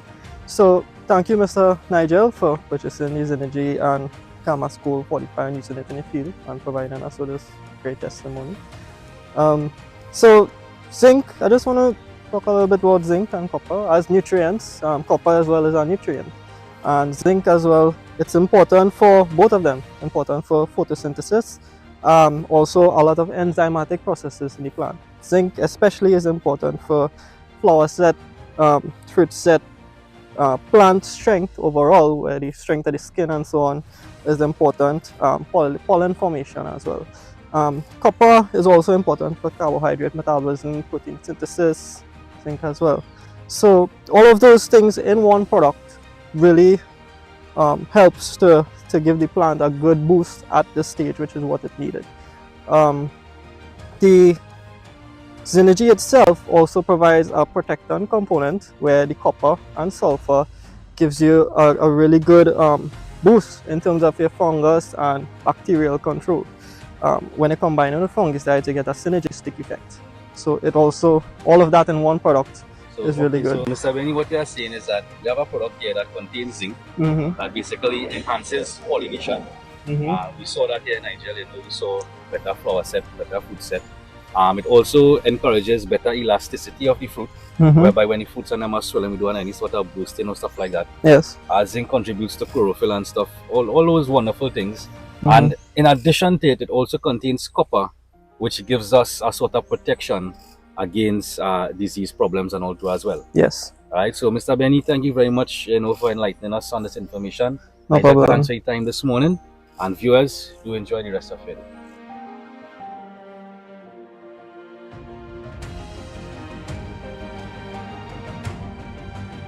Sheets with a jump for the bottom here. What small ones you can see coming out? Another small one on top there, it has flowers. Flowers coming out. And there's that. And on this side, are little peppers. Every little branch. Yeah, every little branch. This branch. Yeah, other branch. Good branch. Nice. Yes, sir. You watch it on your line, Yeah.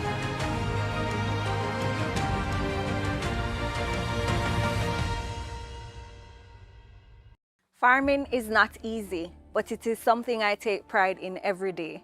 My name is Deandra Rowe. I'm a third-generation farmer located in Abbey Gardens, Manchester, Jamaica. The crops I grow are leafy greens, such as romaine lettuce, mixed lettuce, arugula, kale, bell peppers, tomatoes, and of course, strawberries. I've been working with Caribbean Chemicals for quite a number of years, and our agronomist has been very crucial in our development and our growth. Sometimes we suffer with pest and disease outbreaks, and Caribbean Chemicals is just a phone call away. So they help us with proper pest and disease management.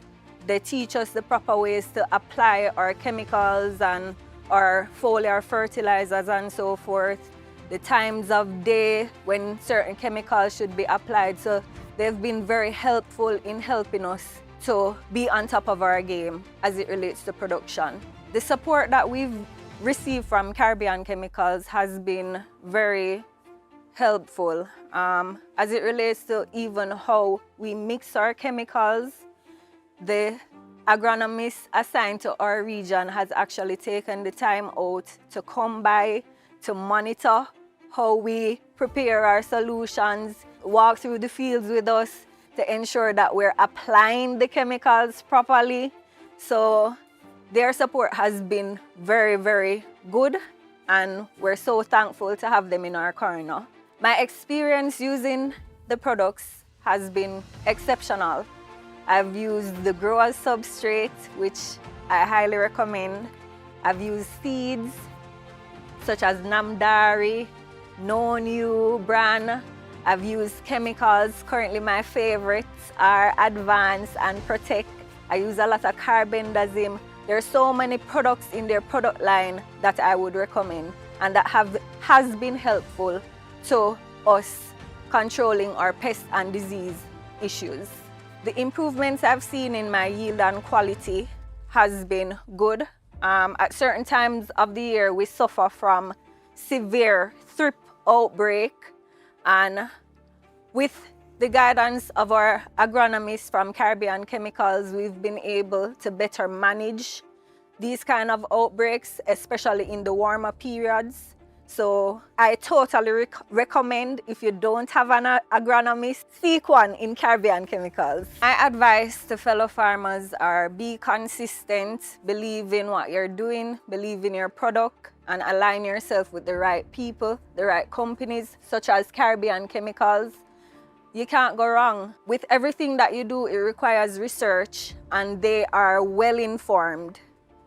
Every issue that you have, they're able to assist you through it. So you just need to align yourself with the right people. Don't be afraid to ask questions. Don't be afraid to call on them over and over like I do. They are here for you. Every year, Caribbean Chemicals distributes a calendar that is like my Bible. So ask them for that calendar. It outlines every single chemical that is new, because it's updated every single year. And it has everything that you need to know as it relates to insecticides, fungicides, herbicides, best growing practices for different crops and stuff.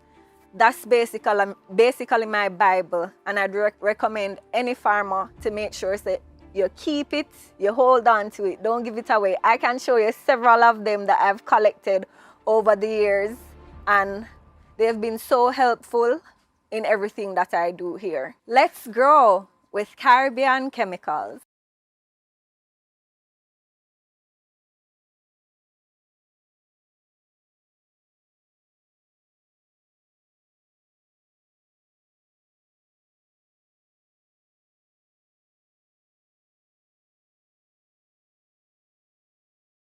Mark here from Kelly's Clarendon, coming to you in a greenhouse operate with cucumber currently.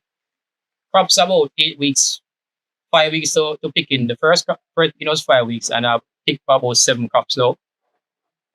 Before I was using other products, I was getting a bit of blossom drops, lack of fruit setways. And I switched and started using Folaboran and a mix of King Cole zinc. And since then, I think I started using this for the last 3 pickings. And since then, every Sunday, because I pick 2 times a week, Sunday and Wednesday. But the Sunday pickings are like 270 pounds out of 700 plants in the greenhouse right now. Gone up to every week from then 3 pickings, 3 Sundays. It's been 20% increase every single week until now. So it's moved from Sunday pickings at 270 pounds to 370, 420, and last Sunday was about 550 pounds. So this aids with blossom set. Blossom it holds more fruit, produces more blossoms, and overall better performance of the trees. So it's a good mix to use, and I'll be continuing using for the next 4 to 6 weeks of picking, because I'm actually seeing fruits coming on from where I picked before, and we won't already see that until the next 2 pickings or so. So it's definitely aiding in new fruit production and more blossom sets per cluster, which is a plus. All right, so as I said, great products used on the farm, whether it may be sweet corn, cucumber, whatever plants you're carrying that requires prolific growth and the requirements for nutrients. King Cole zinc, Folaboran is a great way to go.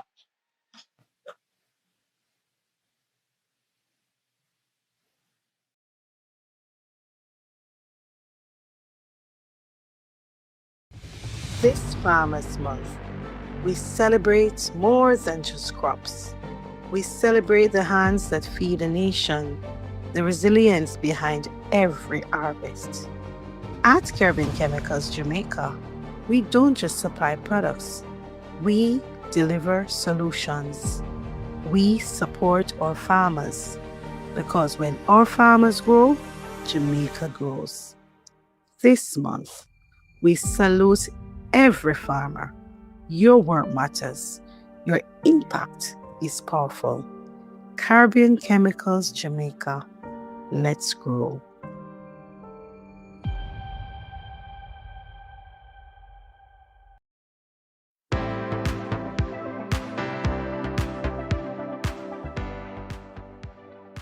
see from the fruit set here down here and check the change here with the fruit, how it's at a whole, and flowers and things, and then check the leaf. See the difference? Yeah. Even the young leaves. Yeah. Yeah. Hi everyone, and welcome to another picture from Omex Limited and Caribbean Chemicals Trinidad. And we're here to feature Mr. Madu's pop-up field in Gillingham area. And Mr. Madu, how was it feel when we came the first time? Well, the field was yellow and was not powerful as it is now. Right. So when we came, we saw some signs of zinc deficiency, which was about a little more than a month ago. Some signs of zinc deficiency, as well as some flower drop. The leaves, the top of the plant was kind of compressed. It wasn't actively growing at that time, and it had a lot of heat at that time, atmospheric heat. So the plants were under some stress, and we made a recommendation for him to use his energy at 10 ml per gallon of water, right? So that's how much you put in a barrel? We put 500 to the barrel. 500 ml to barrel, yeah. A 200 liter barrel. Yeah. And how many applications you did after that as well? 5. 5 in all? Yeah. And like a week apart? A week apart. 5 a week apart. And so we did that intense program because of the state the field was in. Yes. And we saw that he needed to improve the flower set. He needed to improve the chlorophyll content of the plant for it to help itself, to feed itself. And he needed to improve the vigor of the plant. So that's why we recommended this energy as the only addition to your regular program, really. Yes. Right. And what was the difference you saw? Well, you see the trees and them get greener, they get more powerful. And well, you see the fruits that started to change. Yeah, I could see we had, well, this is where we had the skipping, right? Yeah. And then after that, we had more fruits that coming out when it started to use it. Yes. You get more canopy on the trees and them and all too. Synergy provides zinc, copper and sulfur, all of which would help strengthen the plant and also has fungistatic effects. The copper especially would be absorbed into the plant, into the surface of the fruits and so on, and help to inhibit fungal development, inhibit the spores from germinating, and the copper really inhibits that, as well as the sulfur. And the zinc as well is really important for fruit set. The strength of the skin of the plant, the strength of the skin of the fruit. So it's not just calcium. We have a lot of microelements working hand in hand with the calcium, including the copper and the zinc. So the copper actually binds in between the cells, and the zinc helps to do all those things as well and help the enzymatic reactions in the plant to function better, improve photosynthesis, which is why we saw greener plants, improve chlorophyll content, greener plants, and help with the whole enzymatic process within the plant to reduce stress and be more tolerant to stress, including heat stress and water stress, like what we're seeing now. Yeah. Because we had heat stress before, now we have a little too much water. Yeah, plenty water.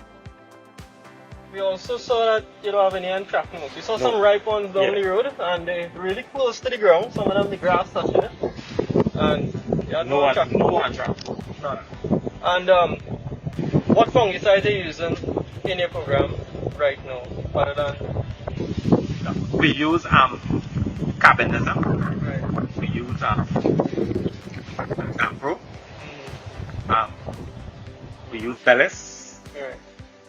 But with this energy, yes, you use in combination. Yes, I'll use all of them together. Okay.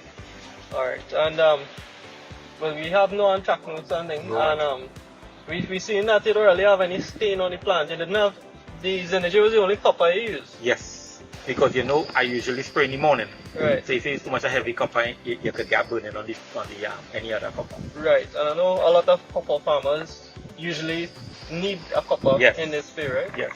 For like the anthracnose, they need something to stay on the fruit. Nah, I didn't use nothing to stay on the fruit. I didn't do that yet. Right. Like the three fungicide combination on the fruit, nah, I didn't do that yet. So with that mixture and everything, we have a clean fruit, no anthracnose, and you can say the market might accept it a little better. Yeah, because they have the amount of fungicide on it. Right, and you see the true color of the fruits. Yeah.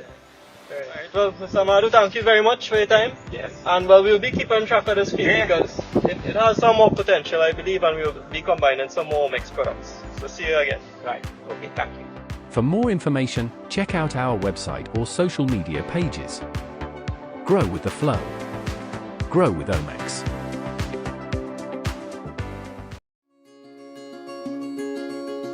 Bio20 from Omex Agri-Fluids is a world-leading seaweed-based foliar fertilizer.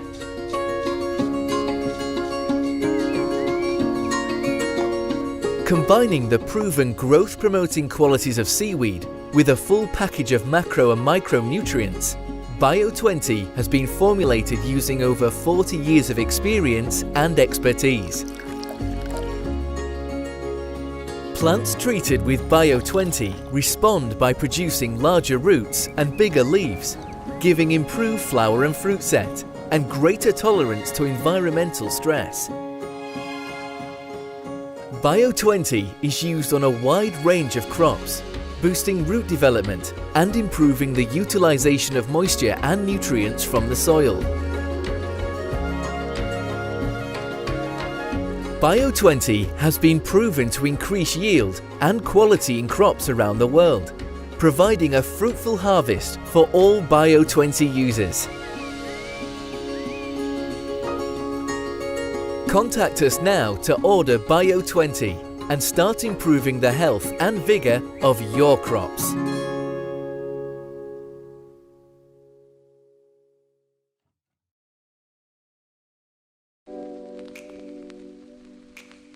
Hello everyone, welcome to another In the Field session where we're with the farmer Noda Edwards, and we'll be sharing with you the success of the onion crop care program brought to you by Caribbean Chemicals. So we'll be using Bio20, the fortified Calmax B along with killing for zinc, but don't take my word for it. Let's hear from Noda Edwards as she looks at the benefits and the returns on that investment that she's projecting. Go ahead, Noda. Yes, I do direct seeding, have some germination, and then after germination I apply the King 4 zinc and the Agassiz. After application I realized that some of these plants that was grown, I'll see they are now grown and they are still growing, and apart from that, not only the growing but they are growing fast, like we are having some competition here now, because remember we have some grown before and those that weren't grown, and we are having them growing almost the same, at the same level. And of course, viewers, that's as a result of the fact that the King 4 zinc is stimulating germination, one, and then two, it's actually causing the auxins to assist with germination. So you're seeing that lush green. In addition to that, you're getting that late germination after the application. So once you have issues where you're not certain of that seed quality, then of course your King 4 zinc, your Agassiz can be used. And of course, during crop, the Bio20, the fortified Calmax B, how is that benefiting you here and now? For the Bio20 fortified Calmax B, I normally apply them foliar.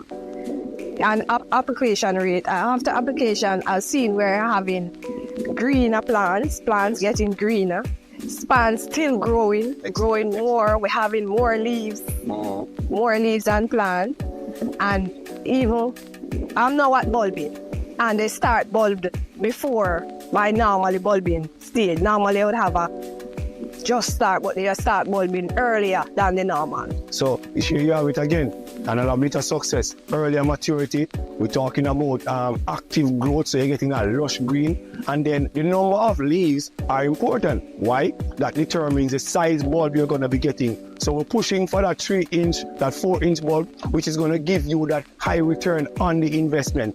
Last year, the £22,000. What's the goal this year? Know that you're fully engaged in the program and you're utilizing it at every level. Well, this year, 45,000. There you have it. That's the magic number for most of Caribbean Chemicals. We're pushing the numbers beyond the national standard and, of course, improving the livelihood of our farmers. So from the seed to the germination, all the way up to the harvest. Caribbean Chemicals, let's grow. Synergy, a novel foliar nutrient formulation developed by Omex, combines copper and zinc in a synergistic manner to enhance crop protection. Let's break it down. 1. Copper and zinc complex. Synergy contains both copper and zinc, which are essential micronutrients for plant health. These elements play crucial roles in various metabolic processes, enzyme activation, and overall growth. 2. Fungicidal and bactericidal synergy. When applied as a foliar spray, Synergy complements the activity of fungicides and bactericides. It works alongside these chemical treatments to improve disease control and overall crop health. 3. Omex EBA technology. The use of Omex EBA technology ensures efficient complexation of copper and zinc. This technology enhances nutrient availability and uptake by plants, leading to better utilization. 4. Rapid availability. Synergy provides readily available copper and zinc to plants. This rapid availability is crucial during critical growth stages, especially when crops face disease pressure. 5. Cost-effective low dose. The low application rate of Synergy makes it cost-effective. Farmers can achieve desired results with minimal product usage, optimizing resource efficiency. In summary, Synergy offers a balanced combination of copper and zinc, supporting crop health and disease management. For more information, check out our website or social media pages. Grow with the flow. Grow with Omex.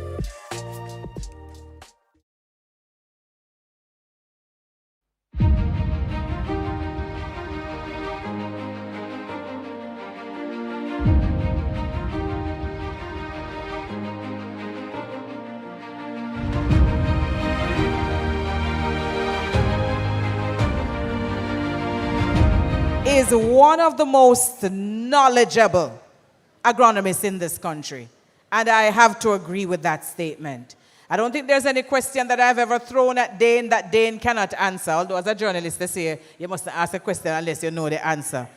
But the truth is that I'm not an agronomist, so there are lots of answers that I don't know. I'm still learning as I go along the way. Ladies and gentlemen, please put your hands together and welcome Dane Parker. I should say the award-winning Dane Parker. No man in there can do better than that. Dane deserves a bigger round of applause than that. Good afternoon, one and all.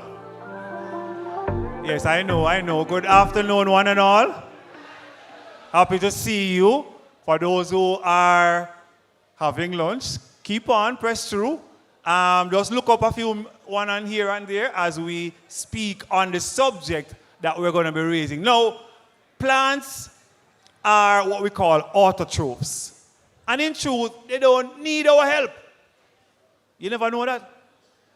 Anybody really know that? First, you're hearing that story? Look outside in the forest. Which farmer is over there? Interesting, not true? So what does that mean for us as agriculturalists and farmers and stakeholders? Now, once we start domesticating plants and putting them in one place, it means that we subject them to what we call monocultures. So you only plant one crop, one place. That leads to problems. Also, pest and disease will show up because of the monoculture situation. So what am I getting at? See, if the plant don't need our help, and guess what now?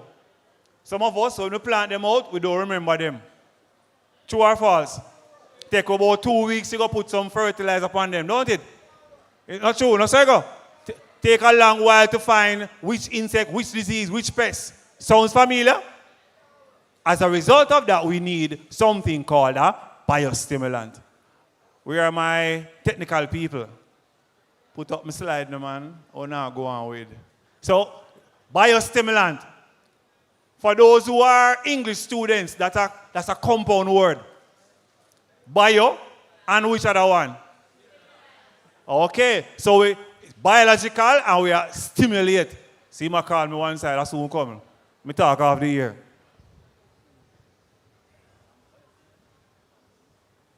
So, what does that mean? We want to ensure that the plants are properly stimulated for the environment in which you put them. So question now. Let me see which farmer go and get one of the prize them soon. Is that a prize? Is somebody trying to call me? Why would you need to put on a biostimulant? What is a biostimulant? How do they work? Are there types of biostimulants? Does Caribbean Chemical sell biostimulants? And if you're going to leave today, do you need a biostimulant? Here's what happens. Plants come under a word I used earlier. Start with S and end with S. You call it? Say it again. So question, name me 3 types of stresses plants come under. 1. Which one? Dry weather. Next, number 2. Rainfall. Number 3. Which one? Which one? Which, me not hear good man. Say it louder. New insect stress. So all of these are stress conditions. Yeah, man, I like this one. See, man. So guess what now? For all of these stress, we need to ensure that the plant or the seed that you've established, guess what? It can grow and develop. Understand this. When you plant a pack of deli, one of those seeds can give you up to 150 fruits. Now, if there are any of these stress conditions, guess what happens? The yield starts to go down. Run the slide. So here we are now. What are biostimulants? Benefits, types, as well as we're going to look at what's there. And of course, we're in the field every day, so I'm going to show you some serious results. Run the slide, my virgin. So there, any substance, any product that is added to the plant, the soil, or the seed, that is going to be enabling what now? Enhancing what? 4 things. Number 1, root development. 2, nutrient uptake. And further on, it is helping the plant to overcome the most important one that we call stress. All right? So once the plants can overcome this, we're good to go. So here we go. The benefits. See it right here? Once we have the stress, rain or fall, me and you can come inside. Sun hot outside, we can shelter. The plants have to face that condition. And so it must be able to overcome that stress. Next thing, you need to maximize this. What are we maximizing? Photosynthesis. Why do we need to do that? Because the plant must be able to maximize food production or sugar production. Without that, you're in trouble. Because here we are going now. No sugar, no food. No sugar, no food. Say it with me now. No sugar, no food. So if an onion, it will go small because there's no sugar to build starch to get a big bulb. If a pepper, no sugar, it will be a small fruit. Same way. Continuing, the biostimulant also helps with nutrient uptake. What we say a while ago? One somebody in my class with me. What we say a while ago? Nutrient uptake. Why? Because if there's no pull on food from the soil, then guess what? The same production you look for now going to happen. Number 3, biostimulants are going to improve what? The quality of the food. In other words, the nutrient in the food must be dense. You can't eat an orange without vitamin C. That don't make no sense. I'm not orange that. How we talk about? If you eat watermelon and it's sweet and red, then something wrong. The farmer make a mistake. It needed a biostimulant. You follow what I'm going now? You catch the drift? You sure? You're positive? Well, I'm two people in a corner. I not hear them. You sure? What me say the plant will come under? And if you don't correct the stress, you're going to cause what? Yield losses. So the 1 melon tree must give you 40 pounds of fruit. The one seed, you know. You hear me just say a while ago? The one seed has the potential to give you 40 pounds. But because of stress, only one little 10-pound melon you get. Who lose? The farmer. Now remember this, you know. The seed has the potential. So nothing wrong with the seed. You want me to go Bible to you? And we start in Matthew? All right. You with me now? The seed has the potential. But the farmer must do the what? The caring. Next slide. See it here now. So at Caribbean Chemicals, we have multiple types of biostimulant. Whole heap. Too many. We have some that are humic acids. You add those to your soil to unlock the nutrients. Because if you plant the crop and you can't take up the food, you're a farm full of yourself. You hear me just say a while ago? And you might talk to you now. Look for your neighbor. Don't do it. All right? So if the plants can't take up the nutrients, you're in trouble. Also, we have different amino acids that are important. Why are they important? To build structures.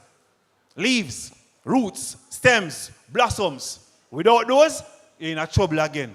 Just imagine. You never see some little wishy-washy caralo as it come out of the ground, it's seed. Because you don't have enough amino acid to build leaf. So as it grow up, it just put on one seed. Because it has to look here. I can't bother with the farmer here. The farmer here now occur. This farmer here lazy and he farm himself. So I now bother work with him. You never see some little small cabbage, head roll like my fist. Because it need the right kind of nutrients, the amino acids, the proteins to make more leaves. And more leaves going to give you bigger head cabbage. Further down now we have the different components like the nutrients. And you're going to hear some stuff. Roll along the line, my virgin. No, next. I don't say next 3 times. No. What we have here now, sir? You me talking, you know. Follow back at me. So you're in my presentation. Okay. You saw me have to make sure I want him. Here, because we don't want him cause any. No, I wrong word they use. I don't want him cause any. That is it. And since we have little already, we don't want no more. Good. So at Caribbean Chemicals, we have 4 different brands, 4 or 5. How many brands you see on the line? How many brands? Not product, brands. How many brands? You sure? Name them. XL Ag, Agafert, and Omex. All of these carry biostimulants. Yeah, man. Different products for different categories. So we have right here our green stem, we have Cytokine, Nutrient Express, and Cytoplex from Miller. And that's the table right over there you heard from Warner earlier. Next slide. So now, why we need to pay attention? In the Miller products, we have something, a fancy word. It's called the transcuticular delivery system. You like that one there? Simple put, TDS. What that mean? Donovan said this morning. When you spray on the nutrient, it's for those who use lotion, when you put on the thing on your skin, it must absorb and it must adsorb. I give you, it's maths and English and social studies and biology class over there, you know. That's why you get book and pen. So hear the word now. And science class, it must absorb and it must adsorb. It must stick on and it must penetrate. Them words are so nice, not true? It must stick on and it must penetrate. That's why we put in the transcuticular delivery system. You hear it sound fancy? But on radio. All right. What does that mean? It's the other means of getting the nutrient into the plant. Otherwise, it's going to crystallize on the leaves. And when the sun comes out, it's going to scorch. It's like a magnifying glass over the surface of the leaf. Next slide, my virgin. So guess what now? The other products in Miller, it has what is called the express technology. What it have in? Why we need to get the nutrients into the plant? Then how we are feeding on the plant? So if they can't go into the plant, then what we are do? We waste time. So when we spray on the product, it must be able to penetrate and then get to the point where it needs to go to. So that's what the express technology is about in Miller. Next chapter. Now, the biostimulants, again, we're going to hear more and deep about this. What that means now? We're stimulating a particular action. What do we mean by that? When we transplant, what do I need? I need root, I need shoot. When it's in the mid stage, I need bigger leaves, thicker stems. When it needs to reproduction, I need multiple fruits and blossoms, and I need bigger root structures. Let's go. First one, green stem. When you talk about stress, what you know? No, man, you know, follow me. When you talk about stress, what should you move for? What you want? Come on, man. See the word right here. See it right here. So what we need? We want green stem. Ideal because it contains this right here, beta-ines. And what does it do? It helps to overcome the stress condition. And don't take my word for it. Show them the next slide. Next one. Look at this. Now, a farmer made a mistake. Good mistake, but him wrong. Him only have one spray pan.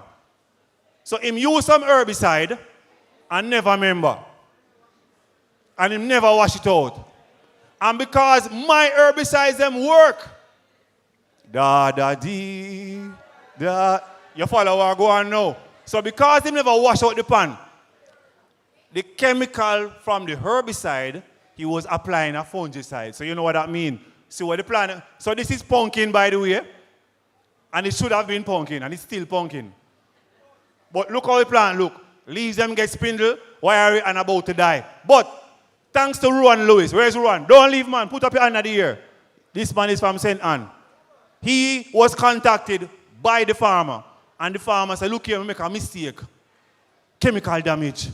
Ruan said, pull for you. Pull for you. So when plants under stress and need, when you under stress and need, oh, Jesus, sorry. Jesus is one, under stress. You need Jesus. Okay, let's go. Not green sim. So look at this now. Watch this. Follow the results. This is 21 days after CM pumpkin field. So we are talking about real people and real results with green stem. Why? Because the plants are able to overcome the stress having applied green stem. Under these rainy conditions, if you're putting in a mixture, a cocktail, and you don't have green stem, you have I never say so. Make sure it's in the pan. That's all I say. No, what we did, see it here, we double the rate and just activate the plant. And say, look here, you don't need for that, you know. Move, we are move forward. So we apply green stem, 2 tablespoons per gallon, and knock it. Next one, sir. Further down the line. So green stem, anywhere 2 to 3 times in a crop, and the application rates are low, and I will say to you that at Caribbean Chemicals we have products in multiple sizes. So where they have backyard to major commercial, we're good. In other words, from 250 to 1 drum. Right, O'Neill? Yes, sir, Samuel. See? So from all the way at this little baby size, and if you want 1 tooth, see the boss right there, talk to him right there so him can sort it out. Next one for me, please. So that's green stem. The other biostimulant formula is cytokine. So when you want root and flowers, cytokine. What me say you need? Why do you need cytokine? For root and? For root and? For root and? What the ladies like? Flowers, man. So when you want to enhance your flowering and root development, cytokine. Short and stocky, lateral branching, excellent growth and development. Bud initiation, when you're growing your watermelons, if you're not using cytokine, you're wasting time. And I can show you the difference. When you go to the seed table, you'll see 2 papaya on the table. One is the male, one is the female. You're going to see which one is important. The male is a nice long one like this. And the female one is the one like this. You will know. The male one gets some cytokine, and the female one never get none. Simple put, you get a bigger fruit, longer size, as well as multiple blossoms. Further down the line for me, please. Delays aging and all the other things. So, next slide. Any crop. So, here's the performance now with cytokine at work. This is sweet potato, for those who don't know it. And when you put on it, remember I tell you, say you target the what? The root as well as the blossom. So this is what the effect it has on sweet potato. Multiple tubers. And we've seen up to 16 tubers on 1 piece of slip. And no longer than 1 foot. So the idea is cell differentiation. And you want them multiple under there. So when you dig sweet potato, you can dig 3, cover back up the rest. Let them go and swell up till month end. And you dig again month end and cover back up the rest. And you continue the same way until you finish with the crop. With ginger, even worse. But it's a good thing. We've dug up to 11 pounds of ginger. And you know how much this box look like? That's the amount of ginger we plant. Like my big finger right here, so. And we dig 11 pounds, having treated it with cytokine. So let me tell you now, root and blossoms. Next slide as we go along. Yeah, man. So look at this now. While the plants are healthy, this is tomato, CM cytokine. While the plant can produce it, if the plant comes under stress, this is what happens. Blossoms fall off. But with cytokine and ZMC Express and Microplex, excellent production, excellent performance all around. Next slide for me, please, as we go down. Cytoplex has the 3 hormones. You get the auxins, you get the cytokinins, and you also get gibberellic acid. So when you want longer things, broader internodes, as well as when you want to increase the size of your watermelons, Cytoplex is the way to go. And we use this especially in our stunting program. So when you plant out and the plants are moving off, we just simply use some Cytoplex, one application, and next week you come back, you have a wonder if it's your field. The plants run off and move off quickly. Next one. Next slide as you go down. So any crop, especially in peppers, multiple branches, multiple fruit set. Next. So here we are, where we use some Cytoplex with some cassava sticks.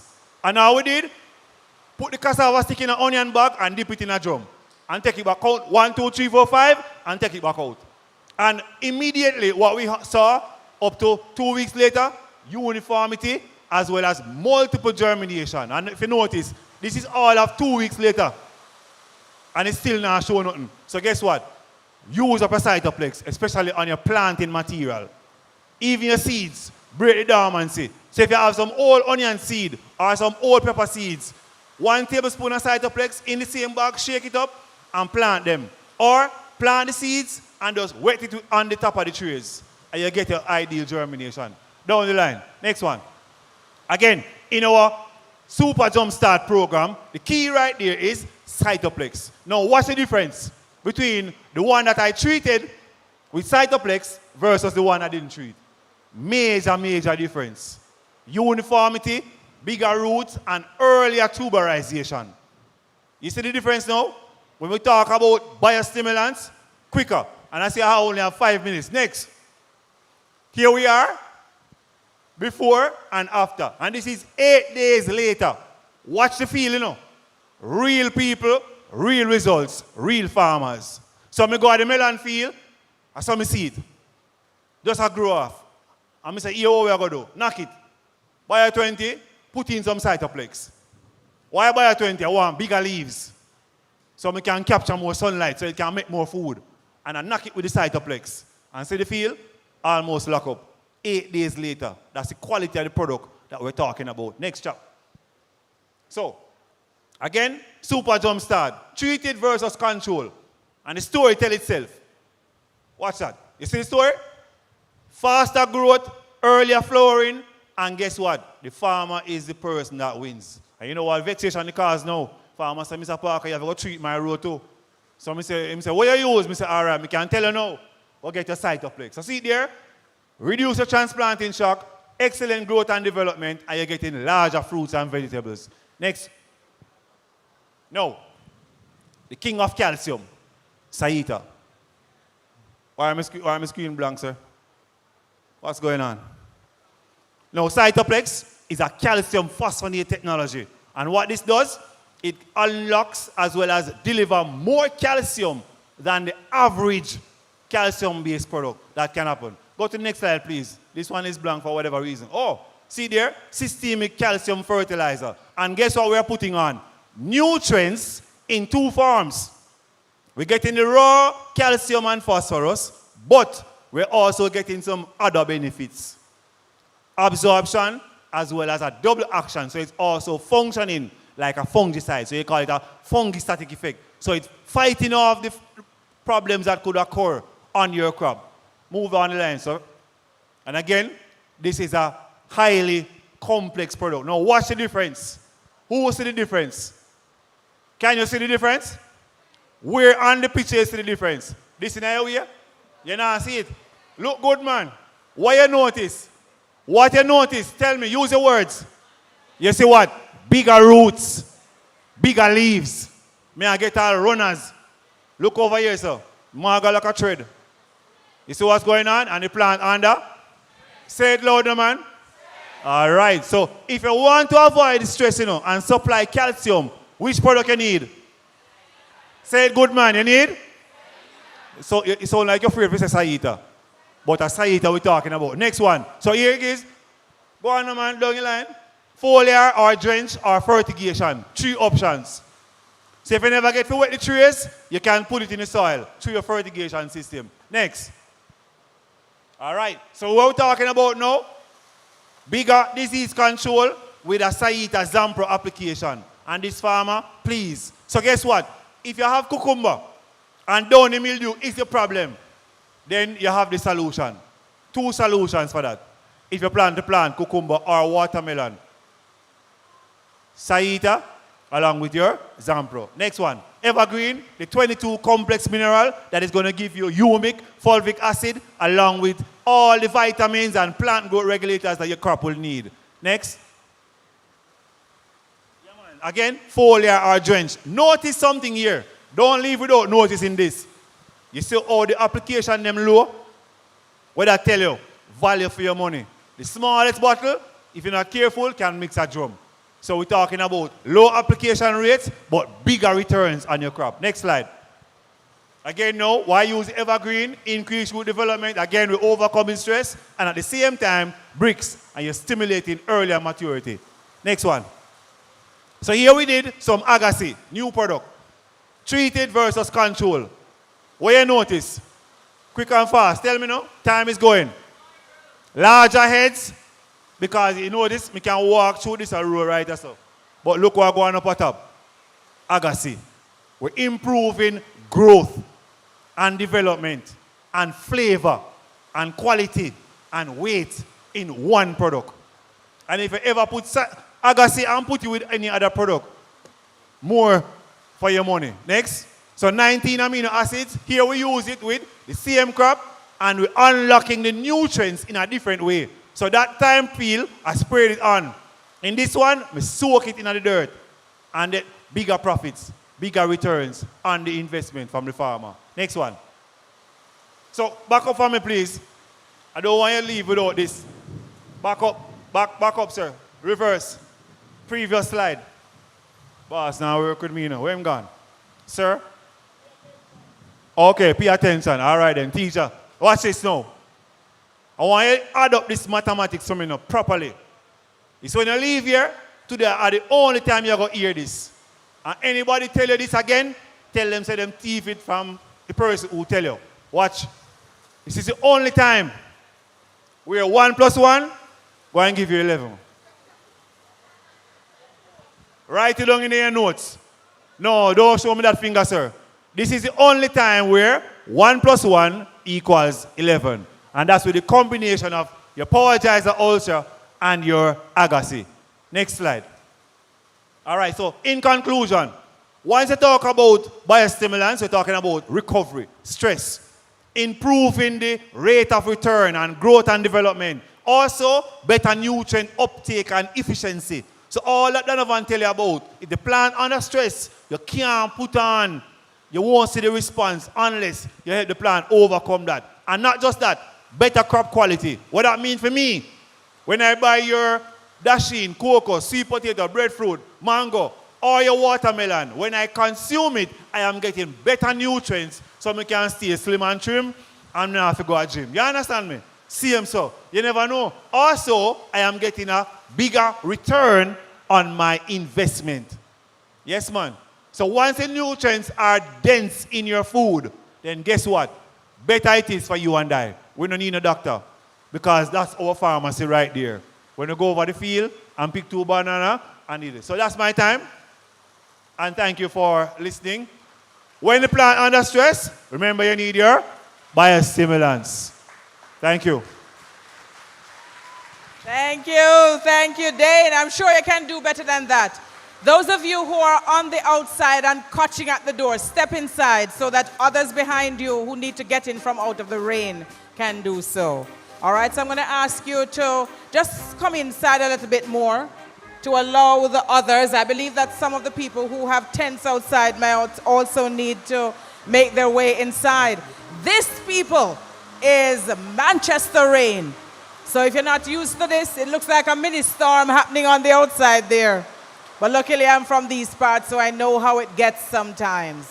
All right, so after that fantastic presentation from Dane, let's have a little fun. Gonna come down and see if we can, gonna get a little bit closer to you and tell you what you're to do next. All right, so listen to me. I know that you're all very well-behaved individuals in here, right? You're all well-behaved, right? So listen what you're going to do for me. You are going to, can you all hear me? All right. Put your hand under your chairs and see if you feel anything under those chairs. Mr. Samuel, there's nothing under your chair, sir. I don't think Georgia put anything under those chairs. All right, let me see the hands of all those people who have found something under their chairs. All right, so lots of hands going up. Whatever, tell me, let me walk around and see some of what you have found under those chairs. All right, so this says, Happy Farmers Month, Miller and CCJ is gifting your Sugar Express 41010. All right, fantastic. So whatever is written on the piece of paper that you found, that's what you're getting. That's your gift. So let me see the hands again of those who found something under their chair. Don't go try to turn over somebody else's chair. You're only entitled to what you get under your chair. All right, so Georgia, how does this work now? Do they redeem the gifts? Where do they go? Hold on a sec, let me tell you what you need to do. So those who get the Miller product, you will collect your gift when we are finished at the Miller table, right down there. And those who got the Lifeline will collect. You see the Lifeline banner over there. All right. So there's something else that I'm going to do. How many, do we have a farmers group represented from each parish? All right. So this is Seville Farmers Group from St. Anne. This farmers group is? St. Elizabeth. St. Elizabeth. And this is Grantham from? Clarendon. Litchfield? Trelawney. All right, who else? Farmers group? Which parish? Clarendon. You're from Sanguinetti in Clarendon. And which farmers group? From St. Elizabeth. All right, so you want something too? Then you're from Civil Farmers Group. All right, so what I want to do, I want a representative from the farmers group from the different parishes to join me up front. So can I get one member, not of each farmers group. So if we have two farmers group from the same parish, I can only take one. All right, so you're from St. Thomas? Yes. All right, so let us try to sort this out now. Let us try to, what are we, a farmers group competition up in here? All right, so let me see, this is Mount Airy, that is St. Andrew, Clarendon. What? Oh, la, Jaja. All right, hold on. I need at least one farmers group from each parish. So that's what I'm aiming to do. Which parish you from? Woodall, Clarendon. That's from Clarendon. Which parish? Hanover. All right, you step forward. Which parish? Hanover. Yeah. You step back. Yeah, I'm from the same parish. St. Catherine. St. Catherine, you step forward. No, you come behind me. Manchester. Sit up behind me. All right, hold on. St. Elizabeth, step forward. St. Anne, step forward. Which parish? Westmoreland, you step forward. Trelawney? 33. Okay, step forward. I'm from Clarendon. Hold on, we have Clarendon already. St. James, come behind me, yes, sir. St. Thomas. St. Thomas. All right. And this is? Clarendon. No, Clarendon gone already. Litchfield, Trelawney. Litchfield, Trelawney. Trelawney gone already. Portland, stay over there, sir. The rest of yours, back up a little bit. Let us start out the parishes first. Back up the way there. All right, so go this way. Just want to make sure that we know what we're doing. Yeah, man, hold on. We want to make sure. What is the parish? Trelawney. All right. Portland. Westmoreland. St. Anne. Manchester. St. James. St. Catherine. Hanover. Clarendon. Hanover. All right, so Hanover gone twice. Stand up over here, so. So we're missing some parishes. Which parishes we're missing? St. Thomas. No, St. Elizabeth is here. All right, so stand over here. St. Andrew. And you're from St. Thomas, right? St. Thomas. All right, so 1, 2, 3, 4, 5, 6, 7, 8, 9, 10, 11. So we're still missing some parishes. Nobody, St. Mary, nobody from St. Mary? All right, so ladies and gentlemen, we didn't tell you to leave, miss. Come back. We just want to make sure we have a parish representative before we decide what we're doing. All right, so how many of you grow Irish potatoes? Very good. Very, very good. So this is what we're going to do.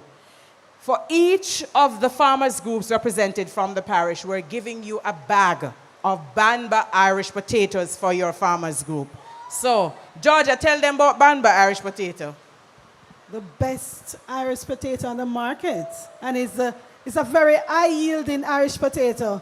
And, you know, I got some the other day, Altia, and I had it on my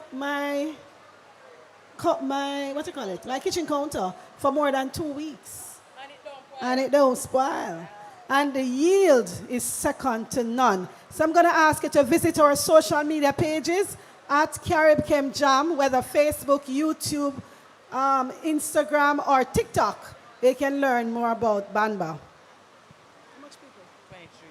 All right. So we're going to play Eeny, Meeny, Miny, Mo. Anybody, 2 people from the same club standing up here?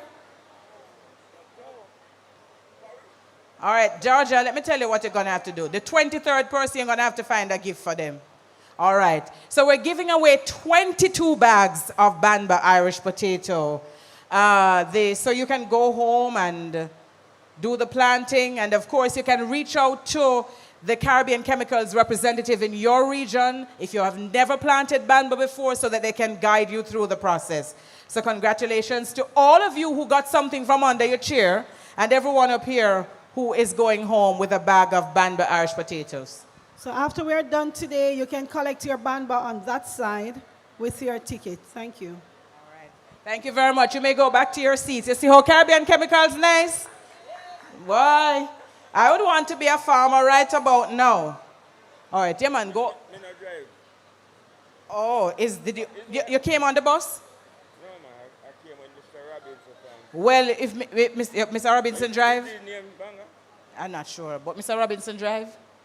If you come with Mr. Robinson, then Mr. Robinson go and carry back your bag of Banba Irish potatoes. Mr. Robinson, where are you? Eh? Yes, all right. There you go. So, Ron saying he will take it for you. All right, congratulations to you all. So, ladies and gentlemen, another important component of any growing that you're doing is water. We get a whole heap of it outside. Lots of it on the outside.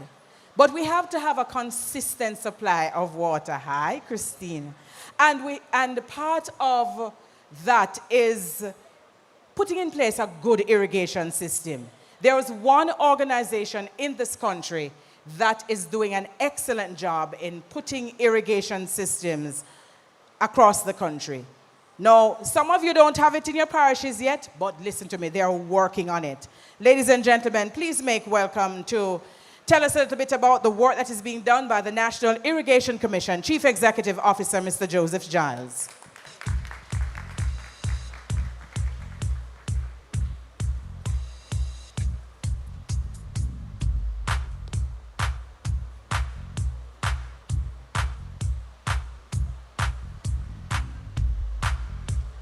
Good afternoon, farmers.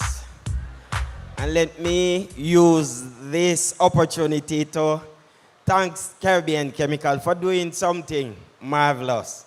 It's a good show. You know, to come on this platform after Dane is no simple feat. It is like Dane being the Pentecostal pastor. And I, no pun intended, I'm like a Jehovah's Witness, preacher, very, so I hope no Jehovah's Witness is inside here and offended. Anyway, it is interesting that it is raining while my presentation speaks about water. But I'm not going to tell you about what we are doing today.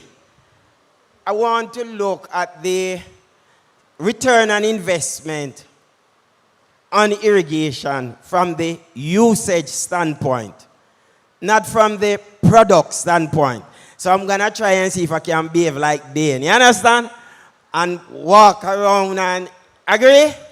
So what him say? Next slide. That's what him say. So if we're talking about return on investment, effectively what we are speaking about is being efficient. Being efficient.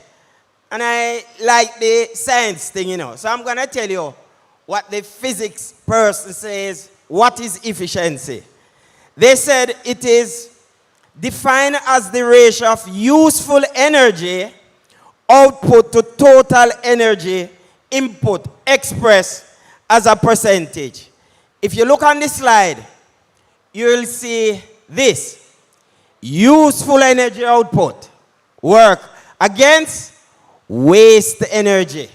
In other words, when you look for this is what you want. But you know what you want? Effectively what you want to reduce this.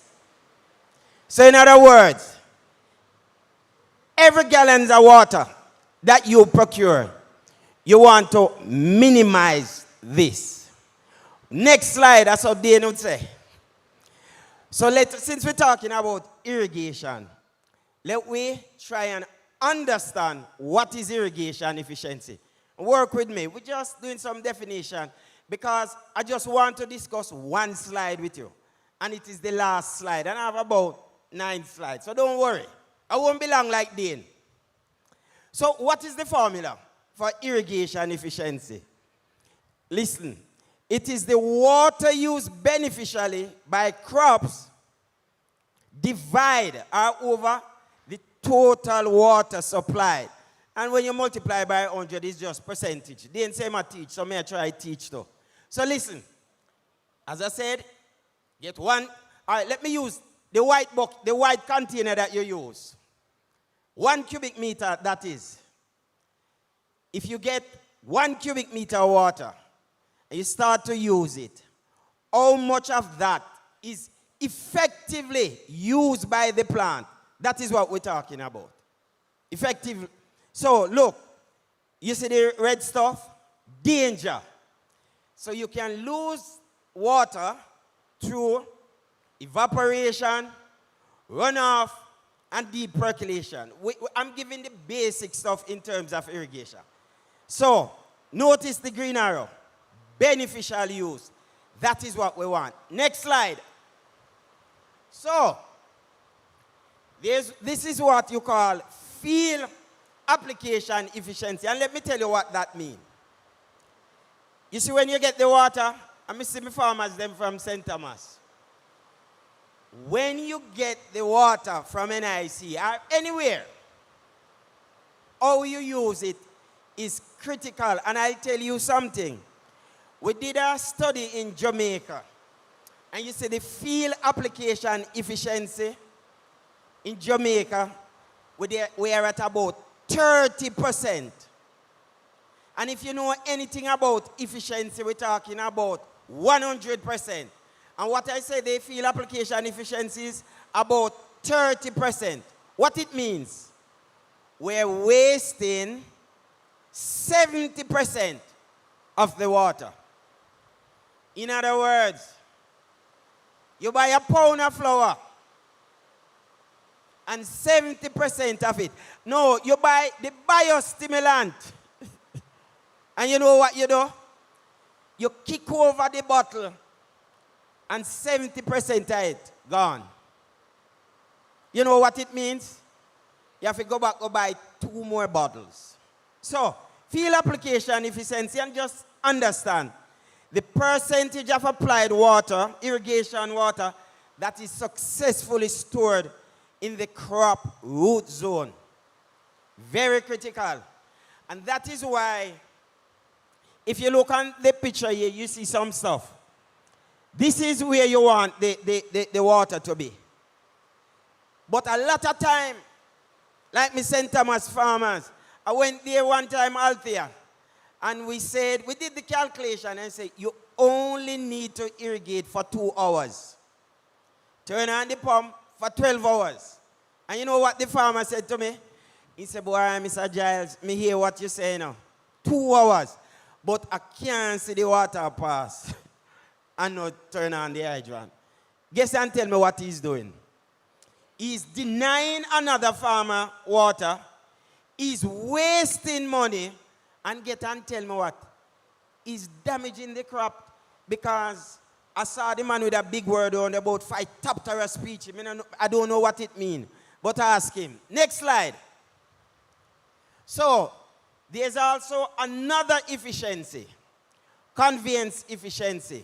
And you can appreciate that you have to get the water to the farm. If you use canal, and you see some persons block the canal, some person put pump inside and steal the canal, and then you talk about evaporation. And when you use the pipe, I'm going to tell you something about pipes. Even the sizing of the pipe is crucial. So the first thing a farmer do when he go at the farm store, him say, you know what, I see my farmer with a 1-inch pipe, and he procure a 1-inch pipe. Guess and tell me what happened. It's the biggest mistake. Because you say you get more pressure. I know true, but that is for another story. Next slide. So after you know about the field application efficiency and the conveyance efficiency, like NIC now, we have to do what is known as a scheme efficiency. There are other efficiencies like distribution efficiencies and so, but we're not boring you today. But the system efficiency is what we are concerned about. Because when you are not applying the water properly, and when the water is not being conveyed properly, it causes us to more energy. You have to take longer to irrigate, and you are denying farmers. So I won't bore you with it because I'm going to get into the real slide. Next one. So, and we all know that you have to choose the method how you irrigate. If you want to be most efficient, if you want to get maximum, some crops, mind you, you can use drip and go irrigate faster. Because, you get me? So you have to use sprinkler. But you can use, and that is why you can reach out to NIC or some of the extension officers, and they tell you which is the best method. But let me focus on what I really want to discuss. Next slide. This is it. This is all I want to discuss here today. And I like maths. You know why? A man said to me, in the absence of data, you're just another person with an opinion. And you say, I don't host a talk show host. We deal with pastor. You didn't never say pastor. Essex Valley pastor. I mean a church. I always use a scripture. Hear me now. I want you to work with me. So let us assume for this discussion, it costs $5 per unit of water. Whatever. $5 per cubic meter, $5 per gallon, $5 per a drum. So you buy that. So you pay $5. You see, if you use that and all that water, the crop benefits from it, go right into the root zone, all you pay is $5. That is if you are 100% efficient. You won't be 100% efficient in an irrigation scheme. But let us use this for this exercise. But watch the difference now. When you're 90% efficient, the costs start to increase. In other words, you waste 10% of the water. You're paying $7. You see that additional $2 could buy your lunch for the day. Yes, or better yet, could contribute to your daughter, university, or your son. Because it's just one unit. But watch it. It gets better. And let me tell you, when you waste the water, you see, all you do, you just give NIC monies. And we don't want to collect your money, so you know. It don't make no sense because the production don't increase. And we are collecting your money and we are run the pump and nobody benefits. So hear me now. 80% efficiency, that means you're throwing away 20% of the water. Look, you're going to $10, 50% of the money. So every dollar you give NIC, half of the dollar you should be giving us. Efficiency we're talking about, you know, just how you use the water lynch, just how you convey the water. But look, it gets more interesting. 70% efficiency, the cost triple. You start to pay $15 when what you should be paying, Pastor, $5. So you're giving NIC $10 while somebody else should be giving NIC 5 and somebody else giving NIC 5. So 3 farmers should be paying that $15. And guess and tell me what now, Altia, then quarrel and say them bill wrong, because it's too expensive. Because of inefficiency. Look, it gets, look, 60% you start to pay $25 for what you should be paying, $5. Come on. It spells no sense. And let me just skip this. Look, when you are 50% efficient, you're paying NIC how much money?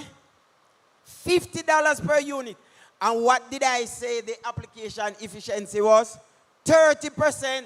So you can, if I put this, the graph with that, hey, you see, if me did, you know why I never put it on it? The graph couldn't hold it. You're going to pay me too much money, and I don't want you to say NIC is taking so much money from your lynch. So I'm saying, this is where farmers, this is where we need to start to focus on. Stop over-irrigate. Nobody benefit. NIC don't benefit because we run the long hours, and then we have poor customer service because you start to quarrel, say your bill too high. Other farmers don't benefit because they are being denied water. And guess and tell me, then we have this big electricity bill that we still have to pay. So when you hear that you need to irrigate for just 2 hours, yes, and the reason why you hear that drip is more efficient is the time it takes for the water to percolate. It is percolating at a rate. And you notice we put efficiency rate times 100, and we talk about irrigation efficiency is a rate. So if the water steadily gets into the root zone, you give the plant time. When they say absorb and adsorb, we are talking about absorb. You see, when you put too much height and it just go down, sir, it gone. Look, when you see some water down here, sir, this are gone. Nobody benefits.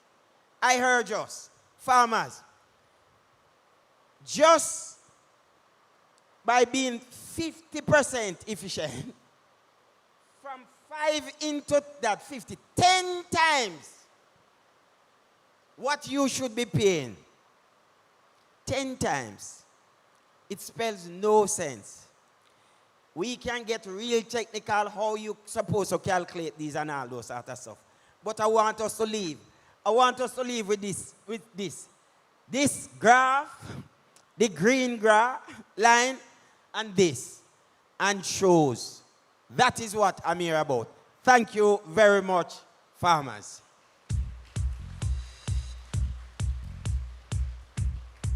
Thank you, Mr. Giles. You're on the end foot hot, didn't he?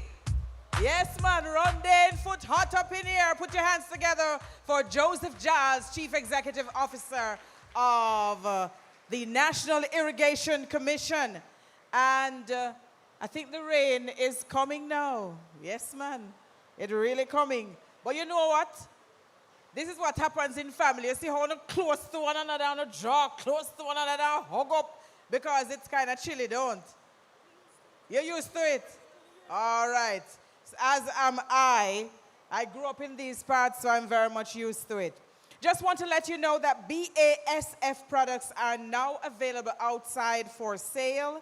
And we're talking about Bellis, Acrobat, and Zampro. So those of you who use those products, they are on sale on the outside. So make sure that you go home with your Bellis products.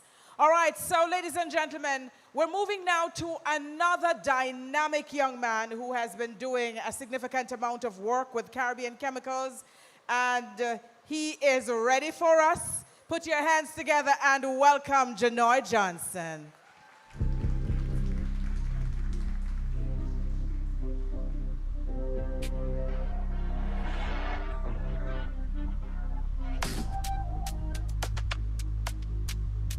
Good afternoon, everyone.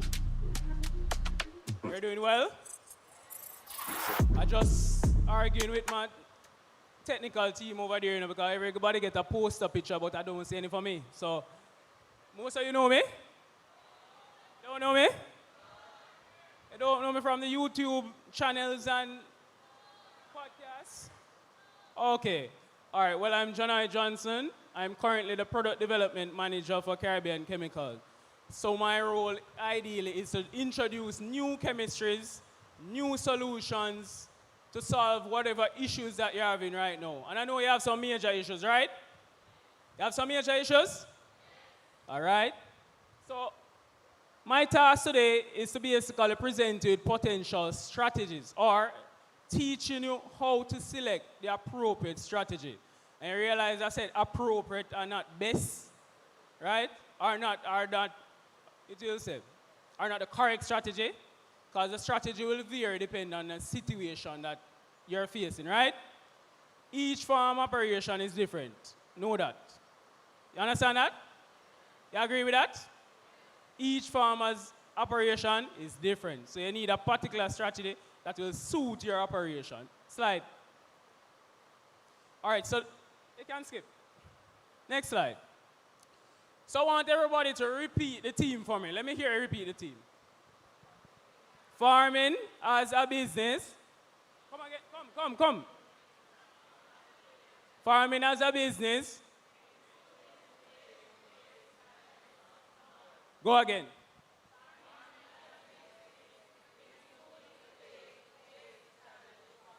All right, lovely team, Georgia. You hear that part? Business. I know a lot of persons are actually doing agriculture as a business. Some person doing it as an expensive hobby.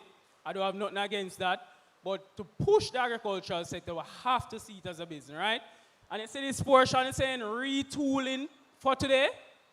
That's my mission. I want to share with you with some ideal tools that are needed to improve your production and control your pests. Next slide. All right, so one of the first set of tools you're supposed to have is a CCJ calendar. And I'm going to ask how much persons have calendar for the past 10 or 11 years. Let me see a show hands. No, man, you have to go show me, man. You said the past 10 or 11 years? Anne-Marie, that is true? All right. So she said she has them at home. All right. That is good. So farmers, I'd say, ensure that you have a copy of the calendar. We have the 2026 out, but it's an essential guide that will show you experiences from other Caribbean regions, right? It will introduce new products here. If you look at the back, you'll see mixing order. You see basically information on how to select the appropriate product based on the pest problem, right? Am I wrong? Is that an excellent guide? That excellent tool? All right, that's good. So the next tool that you'll need is a website, CCJ website, which is Caribchem Jam, right? And also, which will link you to the socials. Everybody have subscribed to our social media pages? Everybody subscribe? No, man, please subscribe. Because here what? Once you go onto our website, what you'll find? The crop care guides. You get in a virtual form. You get information on each product that we carry. You can get information in training events, right? Because it's linked to our social. Any updates that we have, like this Agritech forum, you'll have access to that. So before you leave today, ensure that you basically save the Caribbean Chemicals page, right? You agree with that? You're going to do that? No, man, stand up. Stand up. Give me a quick stand up. Please, give me a quick stand up. Come on, say the after lunch session is kind of rough. Now, give me a quick stand up, please. I know that some person's hungry, but we have to put some pep in the step. Come, come. A quick stand up. And a quick stretch. Quick stretch, please. Up and down. Pep in the step, pep in the step. All right, ready now. We'll go into it. All right, our next essential tool is the radio feature. And I must thank Ms. Mackenzie for the dedication over the years, right? We started very young, right? A lot of us were nervous, but this is an essential tools. Farmers, subscribe to this program, right?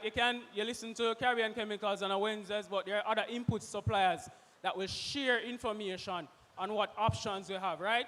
So even if you're having a problem, you might just hear it on the radio, and then that will lead you into doing more research into options to solve your problem. Next slide. Next slide. All right, the next important tool, your reading materials. I know a lot of persons tend to avoid reading, right? But a lot of information are in these books nowadays, especially this book. I don't know if Parker would have mentioned it, but mineral nutrition and plant disease is an ideal tool to link nutrient element to particular diseases. So once you pull that book and you search for late blight in sweet potato, that book will pull up a list of nutrients that is ideally recommended for the crop to have to fight that disease, right? You hear Parker mention the importance of nutrition. Nutrition is very crucial in pest management. So once you have the correct nutrition, that will help to reduce your pest load.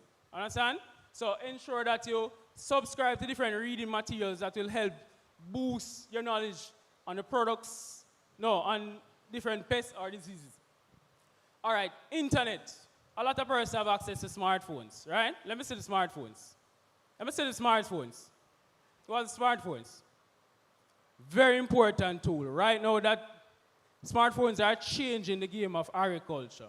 One time an agronomist might not know the full extent of a disease or understand a particular pest, but once a farmer go on a smartphone, go on an app, pull up that disease and confront the agronomist, that forces the agronomist to seek more information. We agree? We agree? All right, so stay tuned to the internet, search for different issues that you have, and finally, apps, right? I hear RADA advertising your apps. Farmers basically subscribe to use agricultural apps that will help with pest recognition, right? Some of them may not be that accurate. RADA has their new app so you can assist with, that will assist with basically identifying pests, seeing what measures you can use to implement to solve the issues. Next slide. All right, some other tools.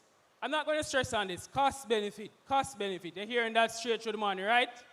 Right? As I said before, some farmers are doing it as a business and some persons are doing it as a costly hobby.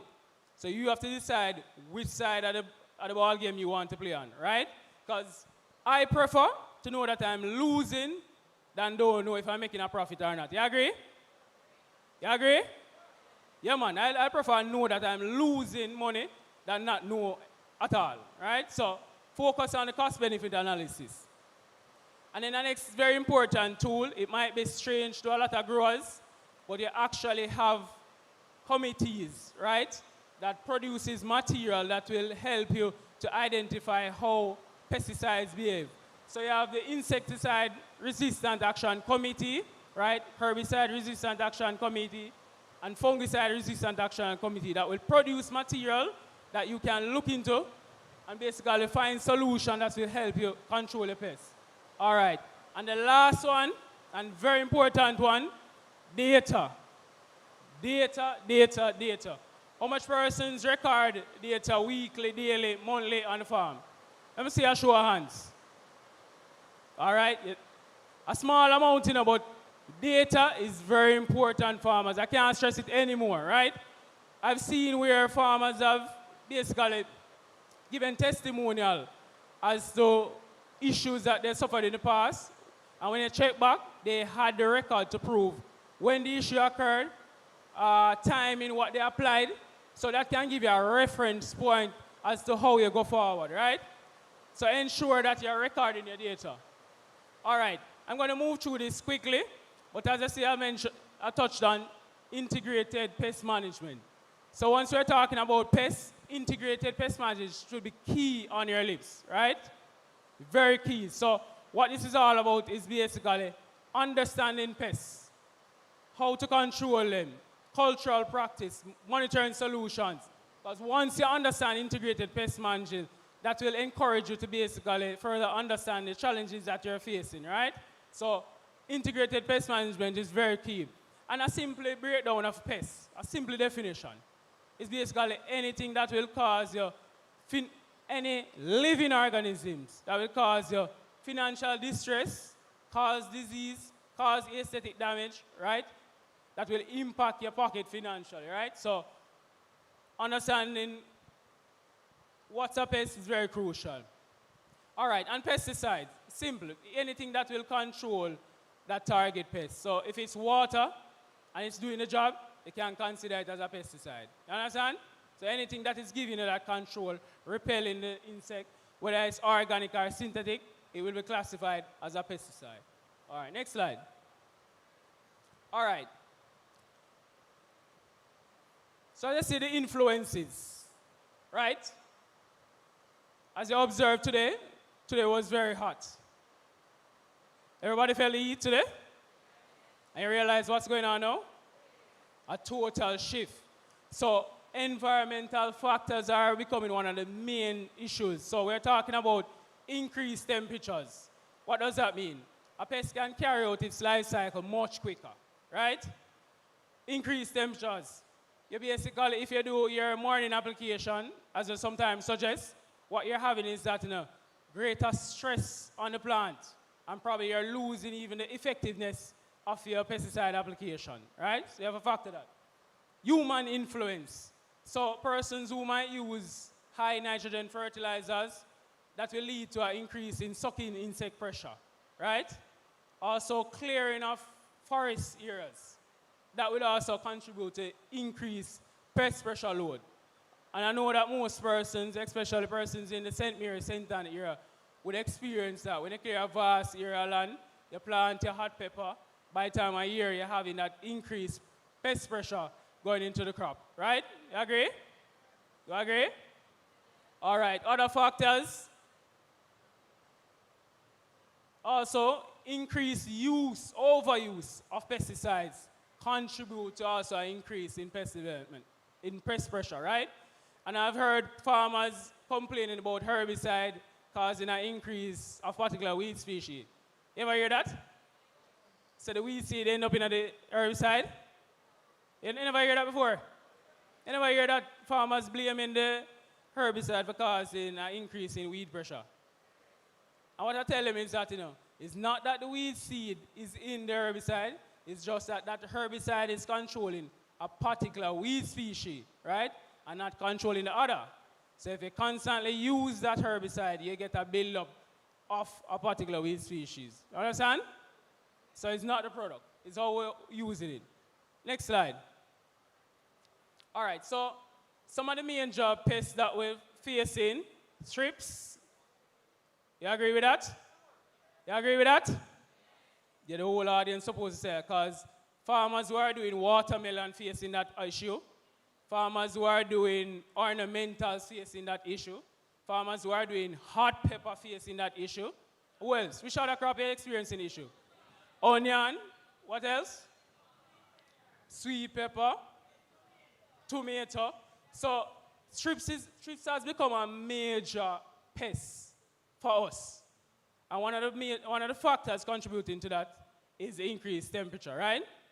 So the thrips life cycle usually lasts about 10 to 12 days. I know it's has shortened to about 3 to 5 days. You understand? So these are some of the major pests. Let me run through quickly based on time. Next. So gummy stem bite, bacterial yeast spot, right? These are some of the other major fungal diseases that we're facing. Next slide. All right, so let me go into the meat of the matter, because I want to provide you with an understanding of how to select the appropriate pesticide. So this is the acronym that I would usually use, right? PAPAR, right? So this is basically providing you a tool to better understand how to select the appropriate pesticides for the job, right? All right. So the first P that you're seeing, what's the first P that you're seeing? Pests. So the first thing you have to know is to know the pest you're dealing with, right? So if I'm having gummy stem blight issue, would caprid be the ideal solution? What I say? Yes or no? Am I heard of that? All right. Huh? If I'm having gummy stem blight issue in my watermelon, would caprid be the ideal solution? No, right? So I have to be aware of what pests I'm dealing with. That is the first thing, you know. That's why I'm going back to integrated pest management. If you're following the integrated pest management approach, scouting is a part of it, monitoring is a part of it, but in order for scout and monitor, you have to know the pests that you're dealing with, right? You agree? All right. So the first thing is to know the pests. So once I know the pests, I know which product to look for, right? All right. Next thing is the active ingredient. So you know the pests, now you have to find the ideal active ingredient. You agree? You agree? Because I'm going back to the gummy stem blight issue, having a fungal problem, I choose a fungicide. So for example, I choose, let me see now. I choose a copper base, right? Choose a copper base fungicide. But that might not be the best solution for me. So what I'll have to do is to find the active ingredient that will give me a systemic action, right? And effectively control the issue that I'm having. So the next thing that you need to know on a product is the active ingredient. But what this will tell you is that the mode of action of the product. I'm not talking about systemic or contact, you know. The pest that is, all right. You have the pen and paper? You have a pen and paper? All right, then take it out and write this. So when you talk about mode of action, right, what he's talking about is the site, right, or the biochemical process that the product is going to interrupt. You understand? So a lot of time you hear we throw mode of action and person talk about contact system. No, that's not it. It's the actual site. So if the product is going to target respiration in the pest, or if the product is going to target energy process, or if the product is going to target the nervous system, you have to know what active to choose for that. All right? And the next thing, PHI. What does that mean? PHI, what does that mean, audience? Pre-harvest interval, right? Very crucial in deciding which product you are going to choose to control the pest. Because you can harvest in 3 days, and on the bottle it says 7 days. Complete violation. You agree? Can't work, right? So understanding the PHI is very important. So after you identify the pest that you want to target, identify the active ingredient, you have to know which active ingredient will fall in the appropriate PHI before you do the application, all right? So once you get the PHI right, then we can move on to the next step. And what is that? Go again? Application rate, right? So you want to have the appropriate application rate to make the application, all right? So if it's a case that the product says you want to use 500 ml to the acre, if you use 100 ml, what do you think will happen? Product too weak, it's not going to work, right? And probably build up resistance later down. So using the appropriate application rate would help to solve the problem. So use the rate that is stated. And that's why it's important, growers, read your label, right? Read your label. All right, the last one. Re-entry interval. Anybody know what does that mean?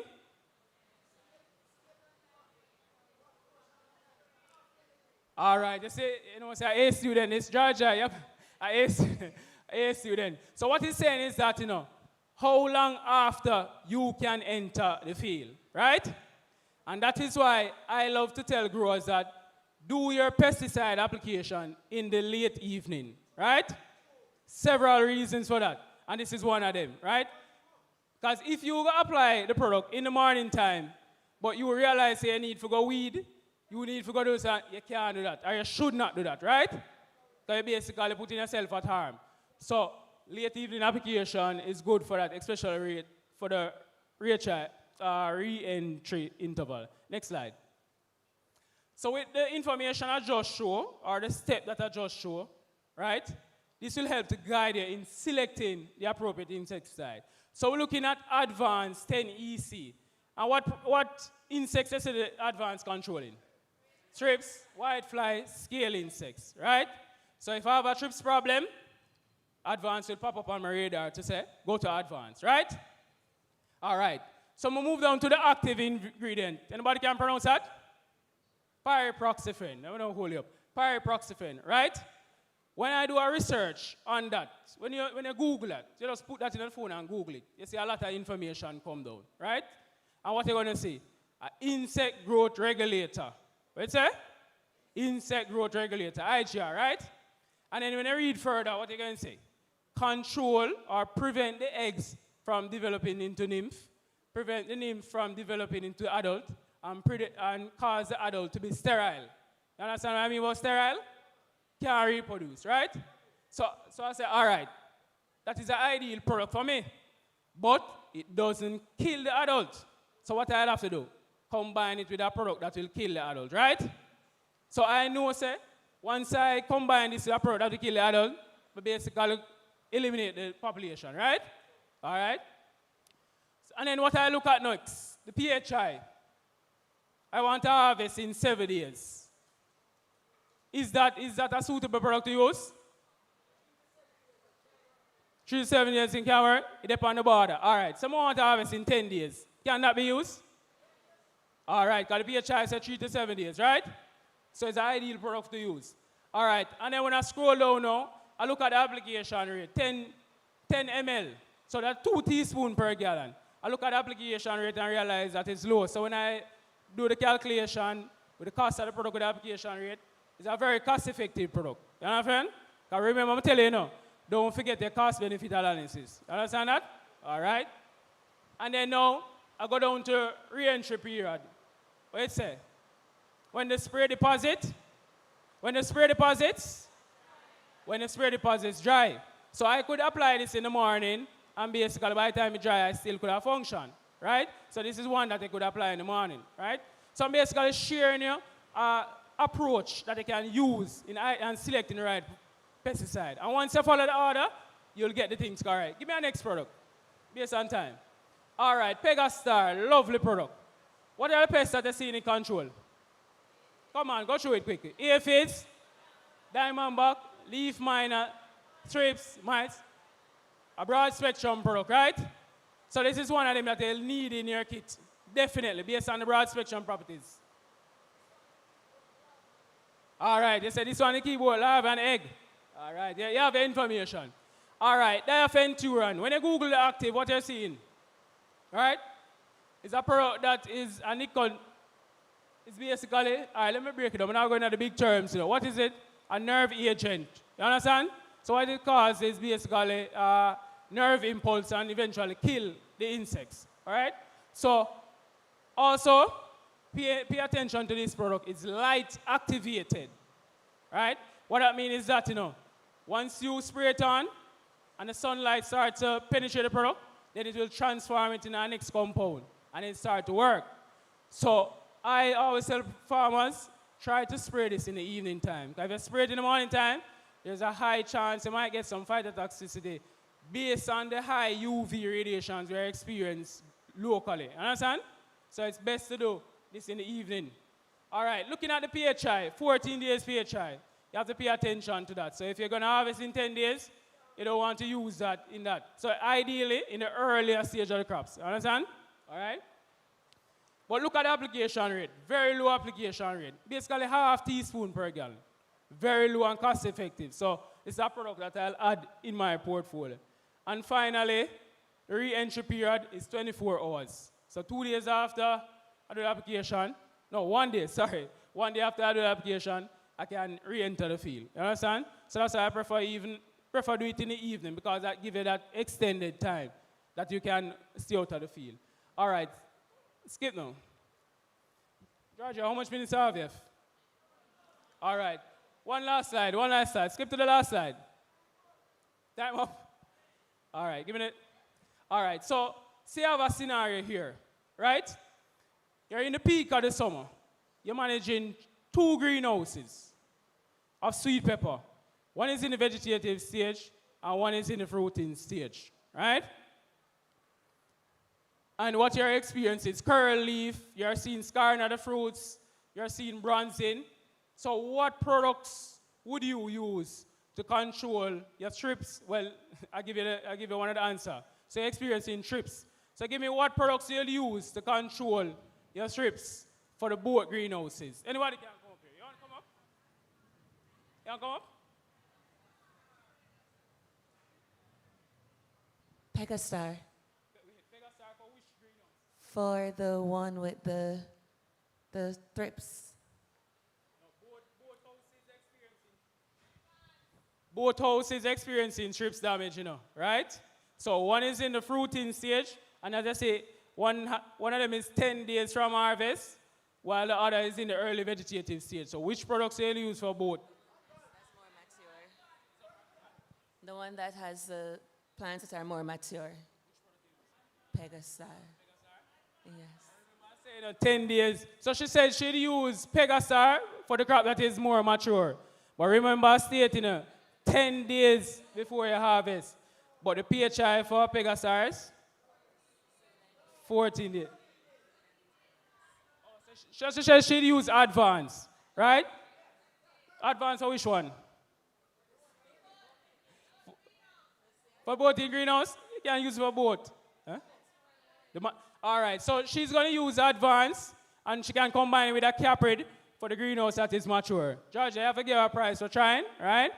For the younger house, you don't want to use like the Pegastar, right? Because you have an extended period. So, growers, what I want to leave with you is to pay attention to the step. Go up to the slide with the PAPR. Go up to the slide.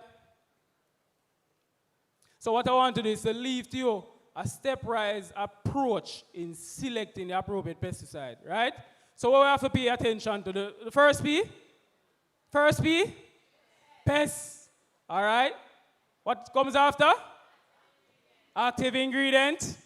Next thing, PHI. After that, application rate.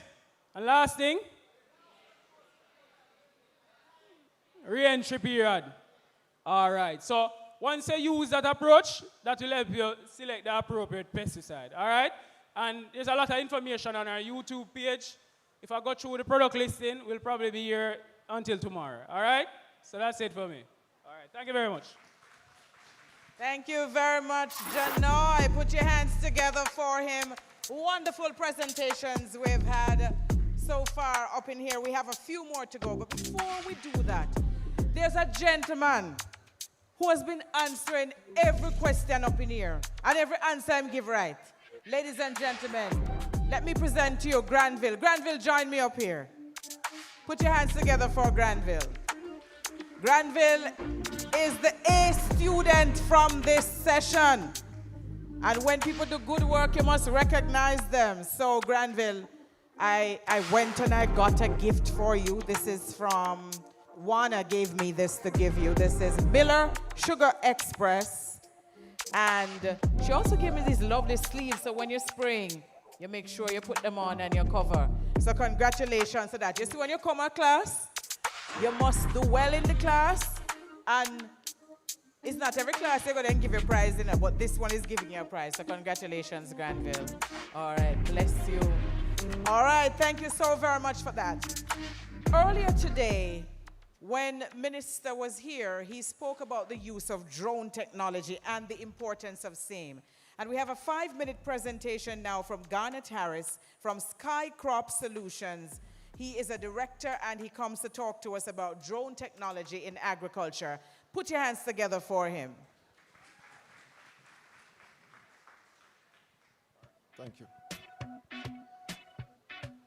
Yes, good evening, farmers. Yeah, I know you guys want to sleep and you want to go home, you're hungry. So I'm going to have a quick conversation with you guys.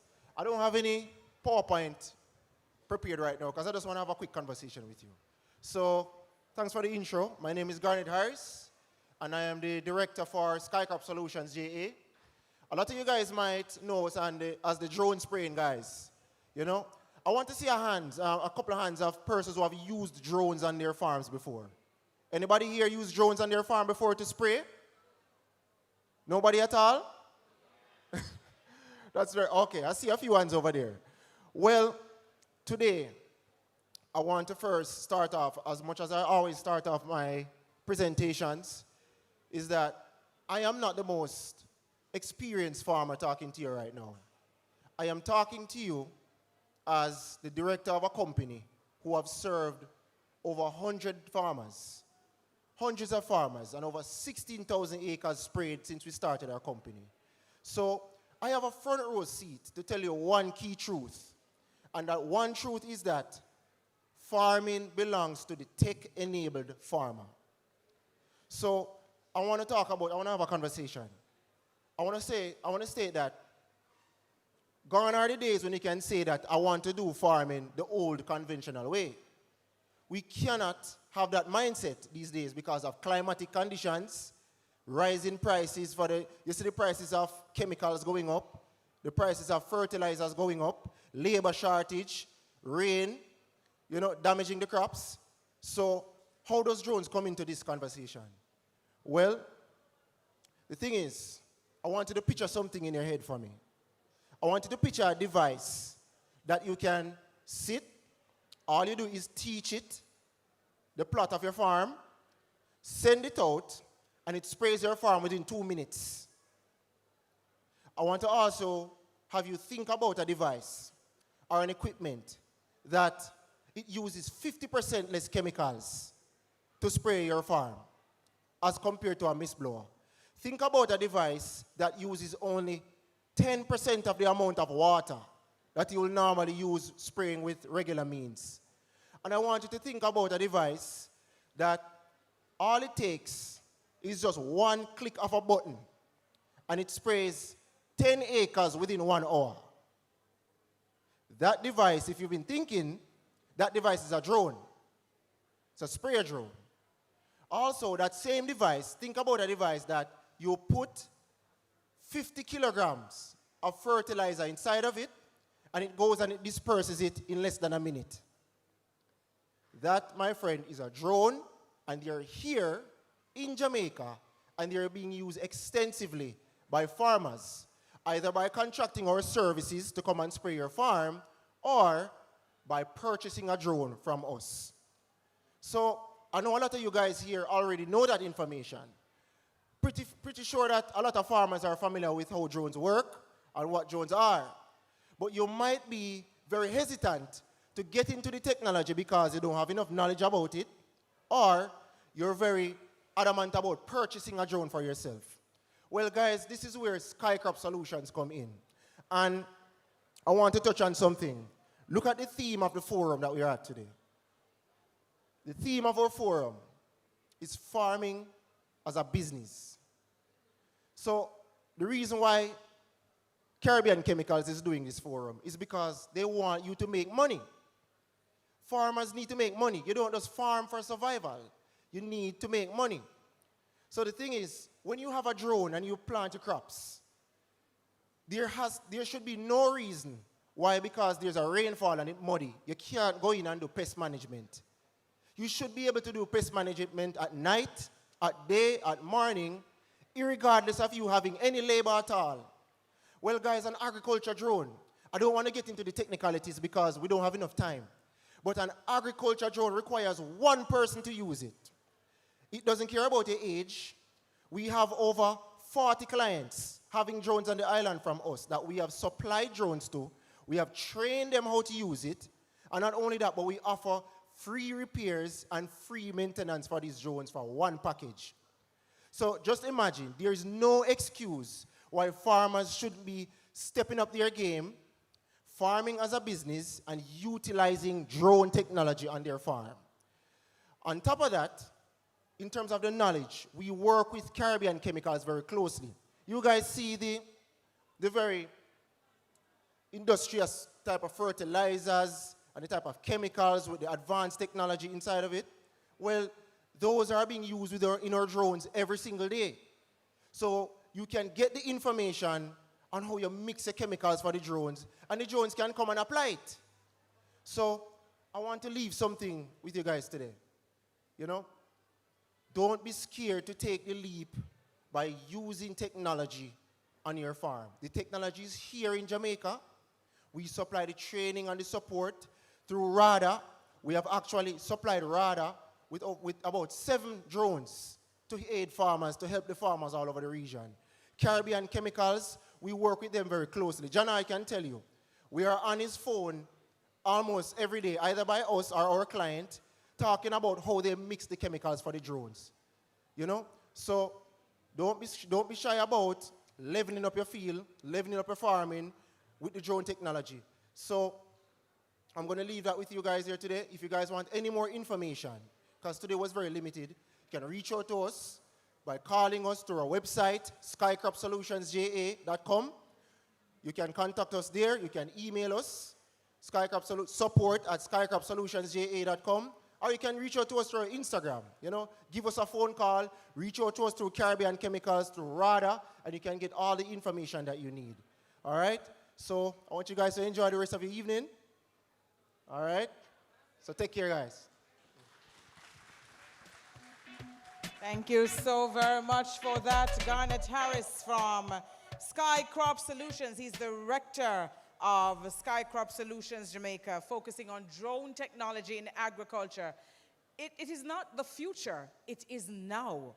This is what is happening now. So we need to pay attention to all of these wonderful technologies that are being developed to better assist us on our farms. There are some of you all who have already collected, but there are others of you not yet. If you have a purple ticket and you should have gotten something to eat, you may go outside and get that now. So those of you who have those purple tickets that were issued because you didn't get a meal earlier, you may now go outside and collect your meal. All right, so we are ticking along. We have 4 presentations left to go. This next one is also going to be very short. And so we are going to invite, by the way, the Rural Agricultural Development Authority, RADA, has been talking about the fact that we're coming up to the dry season, right? It is going to be dry, and we heard about the El Nino, yes? So we have to prepare ourselves.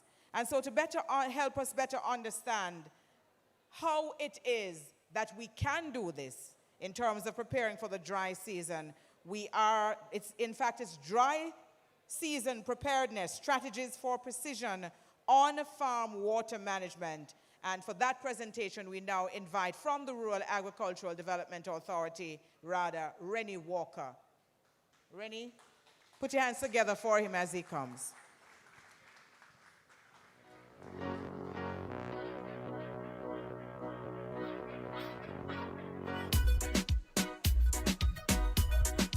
Thank you very much, Ms. Mackenzie. Good afternoon. Good afternoon. Should I say good evening?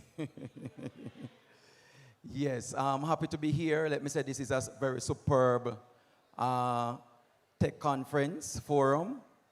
We need more time though, all right? Let me say I'm here represent the on-farm water management unit in the place of Mr. Everton Robinson. All right, I'm just going to move straight into it. I don't have a presentation, but I'm just going to move straight into it. All right, so we're talking about preparedness in the dry time. But I like to flip the topic a little. But I want to look on what is happening now. All right, the rain has stopped. But what we want to look on, how can we access more of rainwater harvesting? How can we access more of the rainwater when it falls? We realize that the rain will just fall. Most of it will run inside of, rivers and streams and the oceans and all of that. But how can we access more of the rainwater? Because in our climatic condition today, we move from one extreme to the other. When it is dry, it is very dry. And when it is raining a lot. So how can we access or how can we harness rainwater when it falls? In previous presentations, our person spoke about built-out ponds and reservoirs.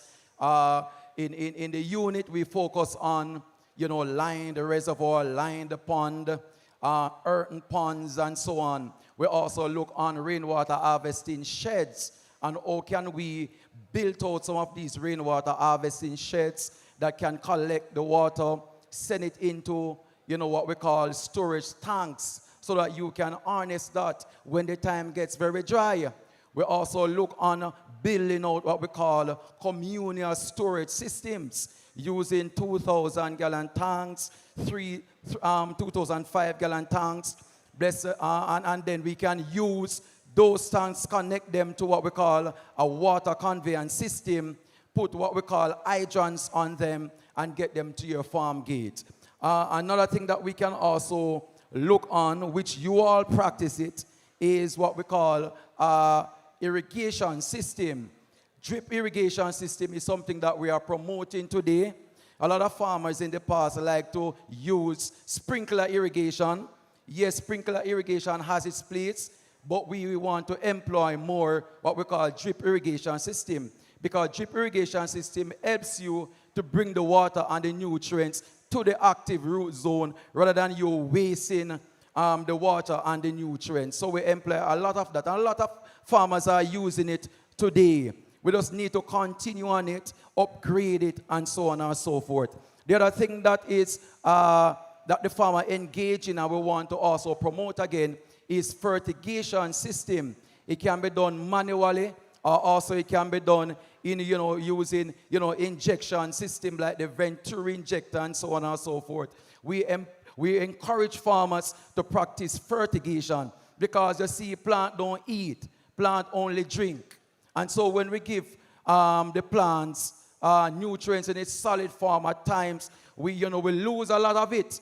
But when we give the plant the nutrients in its liquid form, it's like you taking a pill against an injection. All right, the plant gets it readily. All right? We are all here? Are we here? The next thing that farmer also, employ on their farm is what we call mulching. Mulching is very, very good because the mulching helps to conserve moisture. And of course, it can be done in the synthetic form or it can be done in the organic form using grass. And for those farmers who are in St. Elizabeth, you practice a lot of mulching, which is very good because not only mulching helps to conserve moisture, it also helps to keep down your weeds. And when it rots, in the organic one, when it rots, it goes back into the soil and it forms nutrients, humus, and so on and so forth. For some of you who are farming in close proximity to water sources, we encourage you to do what we call entombment. So you have a water source and you want to concrete it around, and then you put piping system in it so you can attach a main line and bring it to the farm. That's another means of, employing a strategy in terms of getting the water to your farm, especially when the time is very dry. There are land management practices that you can also employ that we can use to increase what we call infiltration, percolation, such as bench terrace for those persons, especially who are growing on hilly terrains. Most of our lands in the eastern end of the island, some central and some even western, has hilly terrain. And we don't want to tell our farmers that they cannot produce on hilly terrain, but there are measures that you can put in place, of course, to maximize on your land space. We have what we call ballasted waterway, bench terrace. You can do what we call crop cover, minimum tillage, barriers, and so on and so forth. Also, what we want to also introduce the farmers to is soil moisture monitoring tools, such as your tensiometers and your soil moisture probe. These instruments are used to detect the amount of nutrients in your soil. I heard Mr. Joyce mention of us over-irrigating at times. When we have these tools, we can detect We can know when to irrigate, how long to irrigate, and so on and so forth. So these tools are not readily available in Jamaica at this time, but this is something that we can explore more of by using this soil moisture probe. It helps us not to over-irrigate, neither under-irrigate, but to irrigate, give the plant the right amount of water and also nutrients. All right, so these are some of the strategies that I have. There are others, of course, but I'm not going to go further because I know a lot of persons have been leaving. And so I'm going to leave it here and give somebody else the opportunity. But we can be reached at any rather local offices. You know, wherever you are in the country, just reach out to your local RADA offices and ask for a representative from the on-farm water management unit. All right, I am from the east. You have a central person. You have somebody from the west, and also you have the manager. So reach out to us. You can also go on RADA's website and see some of the work that we are doing. Thank you for your listening here, and have a wonderful rest of the evening. Thank you, Rennie. Well done. And of course, I tell you, listen to me. If you had to pay for this, you see, you want to know how much it cost you? A whole lot of money. Put your hands together once again for Rennie Walker from the Rural Agricultural Development Authority. And we're playing team tag with RADA.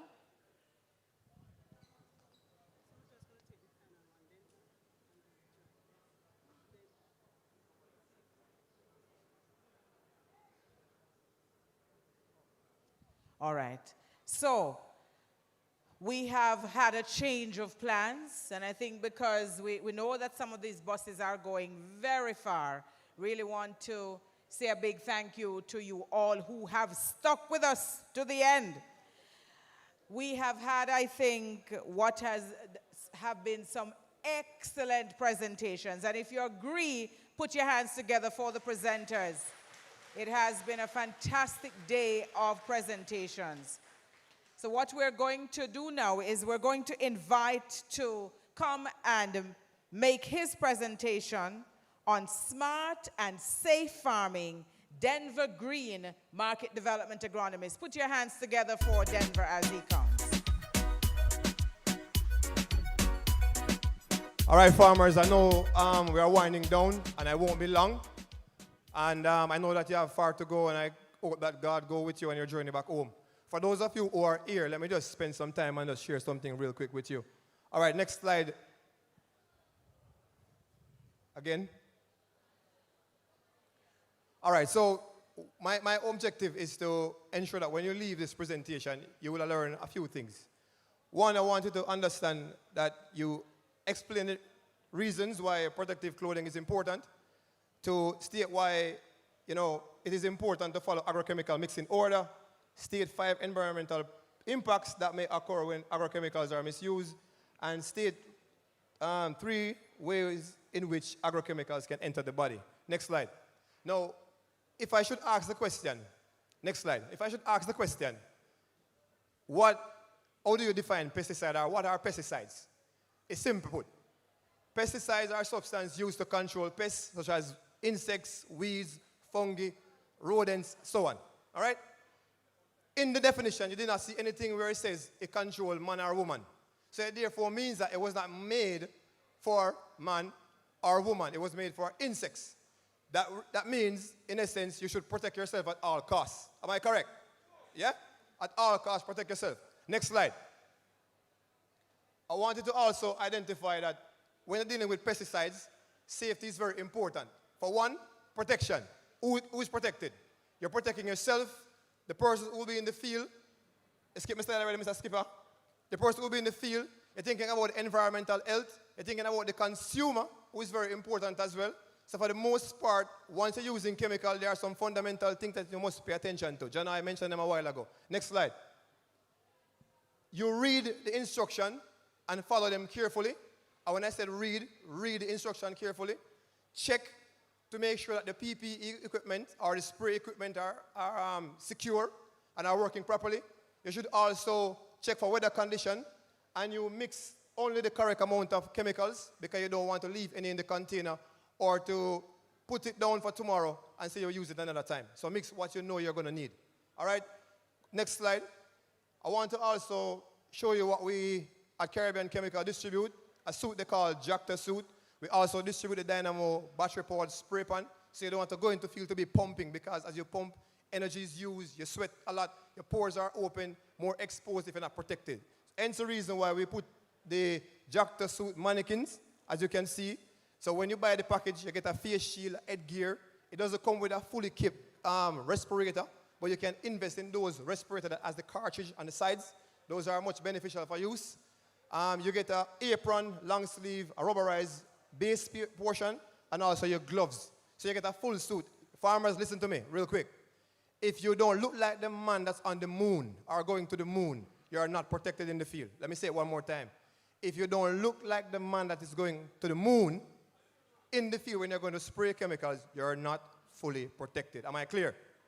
You have a question? The cost for suits on the outside, somewhere about 6,500 for the suit, something like that, really cheap. All right, next slide.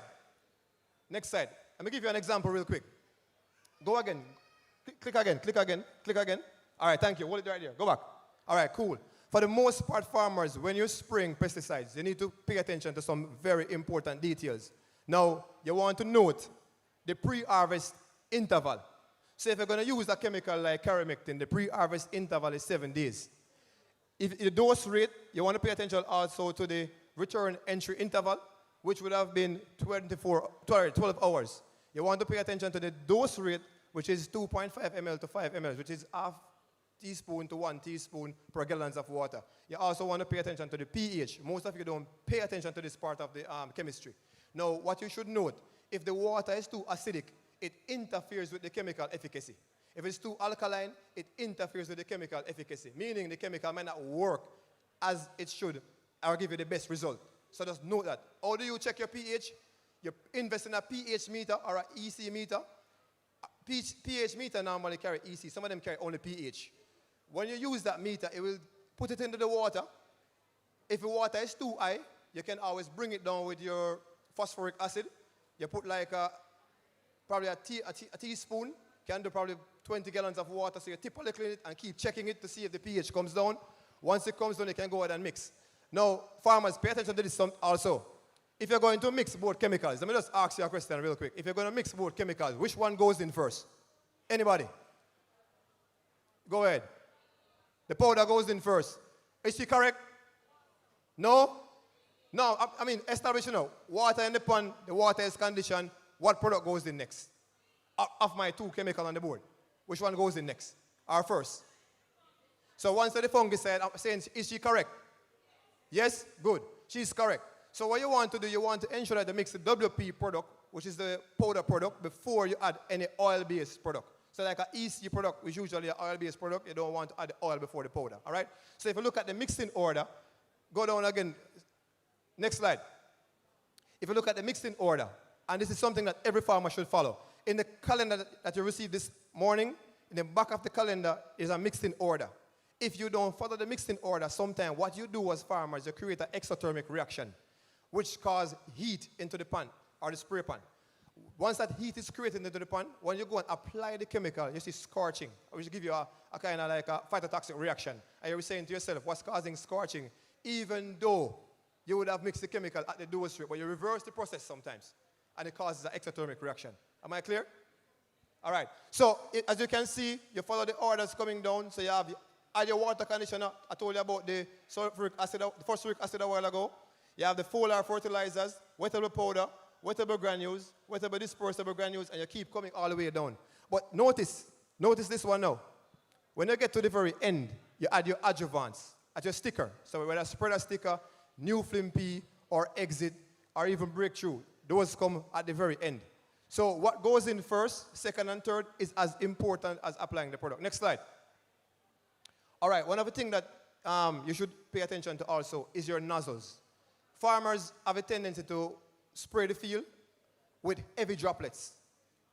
It kind of, you waste the chemical for one, waste your money for two, damage the environment, and then at most cases, what you do, you probably interfere with the biodiversity too much.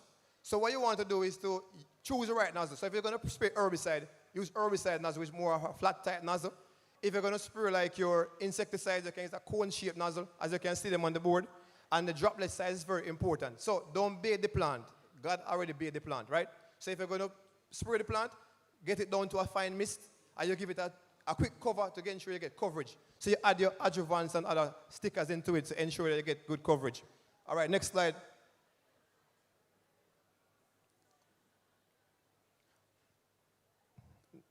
Next slide, selector. What's wrong here? As you can see, this farmer here is spraying. You can see the mist that is, suspended in the atmosphere, and he's walking into that mist. So watch this now, for example. Let's say he's sweating. The pores are open, right? The chemical will go into the skin. Anybody ever throw salt and frog when you were younger? Anybody? What happened? You see the frog now start jumping a lot, and then he starts sweat heavily, right? Now, because the salt is concentrated, anywhere it's concentrated, water move from that area of low concentration to the area of high concentration. So it's the same thing happen to the chemical if you're not protected. So once the chemical come in contact with your skin, then that water in your body will eventually come out and it causes problem. My granny always tell me, say, and I see him there, leaf go out water, but I do what? Rotten. Very good. Thank you very much for that. Next slide. All right, so these are what I was talking about a while ago, the stickers. Right? So you have new film P, you have spreader sticker, exit, you have breakthrough. Those are systemic penetrants. The systemic penetrants are the ones that can bring the chemicals into the plant. So it makes like a contact product, like even a Solcox work like a systemic product because of all the design, right? If you look at the spreader sticker like New Film P in particular, it keeps the chemical in solution. Just like how you sweat, it keeps the chemical sweating, so you get a longer coverage. So even if the insect fly out this morning and come back later on in the afternoon, chances are the product might still be in solution. So when it land, it get control. Make sense? All right. Next slide. After application, what do? We wash.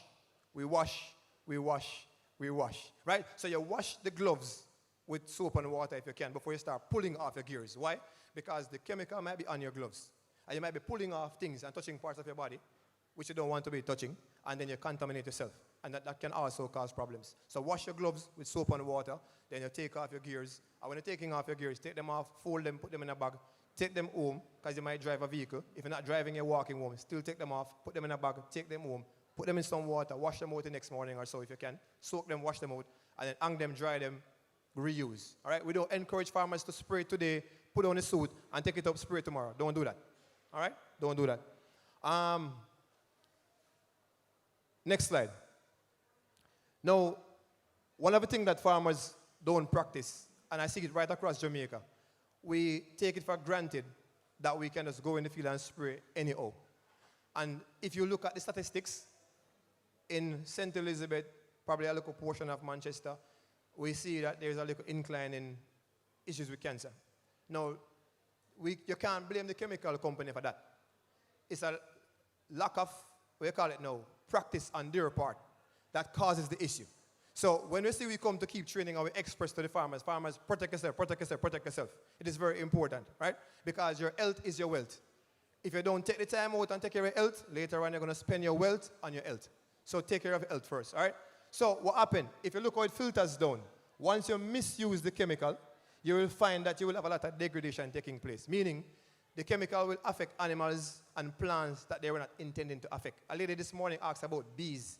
Caribbean Chemicals is going greener with the chemistries. If you look at most of our chemistry portfolio that's coming out now, it has a green band. The green band is very significant. It therefore means that you have less effect on your pollinators. So like your bees, if you use like a product like even your Advance, it wouldn't affect your pollinators as that green label as here. Your Lufen wouldn't affect your bees either. So stay to your greener chemistries, especially in the day periods.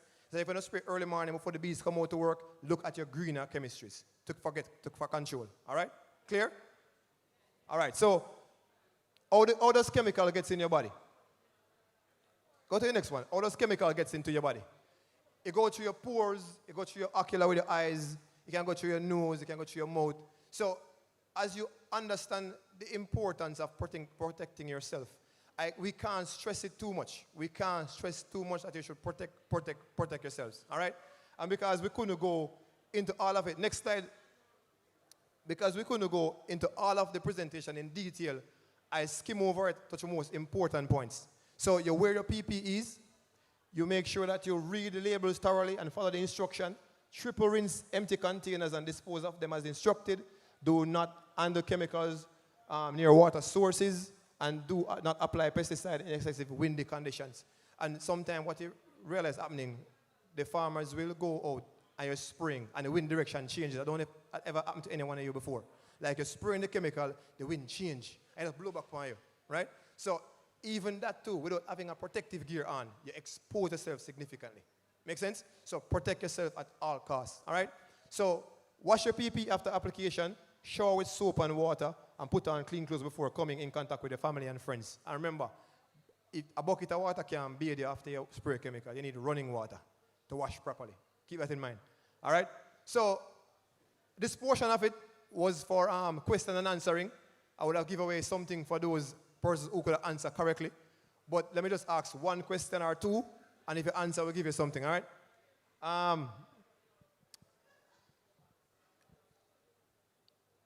Give me one reason. Give me one reason why is it important to follow the mixing order of chemicals. One reason why it's important to follow the mixing order of chemicals. So what? So the crop don't get damaged because you create heating in the pot, right? All right, very good. So that's one person right there. Next question.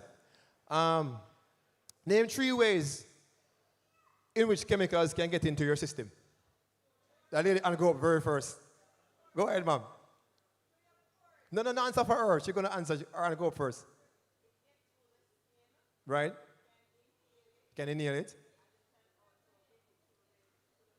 Through your mouth. All right, so there you go. So that's 3 questions. So I'm not spending any more time. The time is expired. Thank you for having me, and I hope that you would have enjoyed yourself today. We'll see you again next year, hopefully. All right, you have a question? Mm-hmm.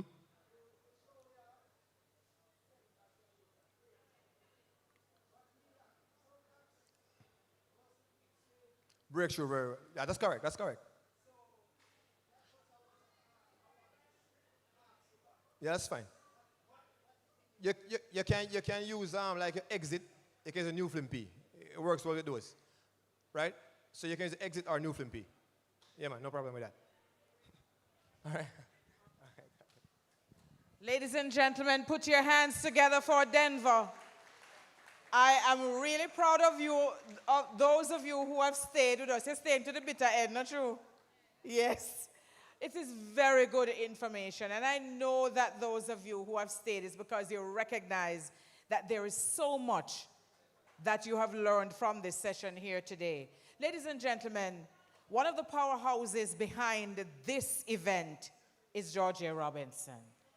She has been up and down all around, and I know that this is one of those moments when she is truly proud of the work that has been done by her entire team. When I came in here this morning, I said, but nobody was left in the office to do the work because the team was here.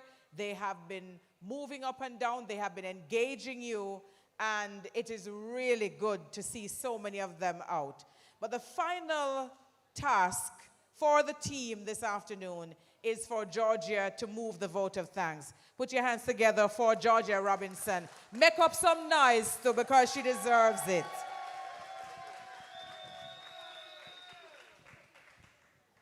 Good afternoon, everyone. And I'm so happy that I'm not presenting to an empty auditorium. So I have 2 gifts for those who are still here.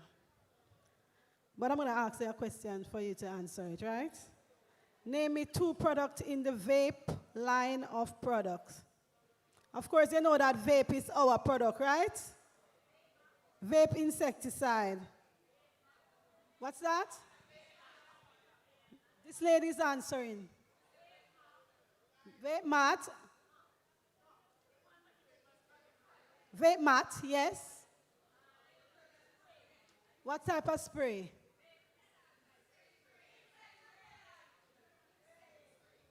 Vape insect spray. All right, come. Insect killer. That's okay. Very good. You know, vape is distributed by CariMed, but it's a product from Caribbean Chemicals. Thank you. Thank you for staying, all right? What are the 3 sizes of the vape insect killer aerosol? No, stand and answer. Come and answer, man. Come and answer.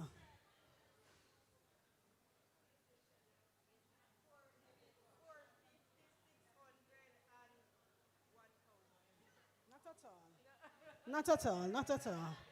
Come, Melissa, come and try. Repeat. No, man, you're talking about my competitor product. No, sir.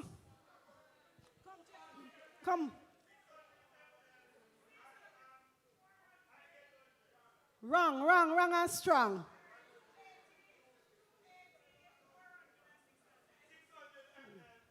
The 280 wrong.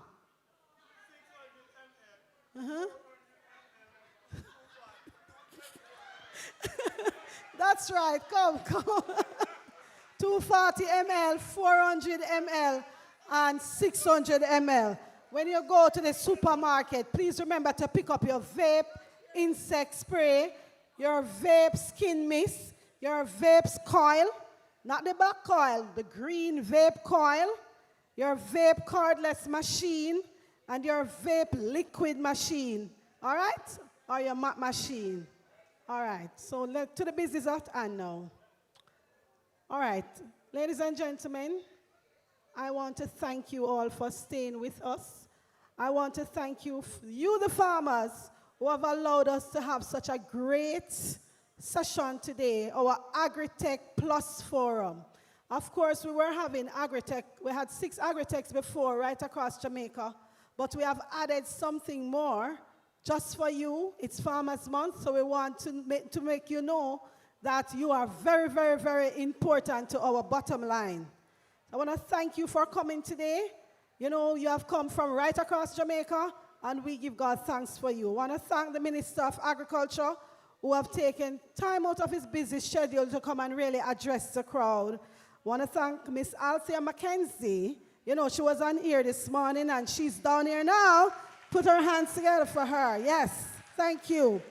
I want to thank the RADA team. So we had many persons from RADA today. We had the CEO, we had Miss Marina Young, and all the other staff members. I want to thank you for coming, and thank you for the presentations. I want to thank the JAS team. They were here. They mobilized the farmer also to get them here.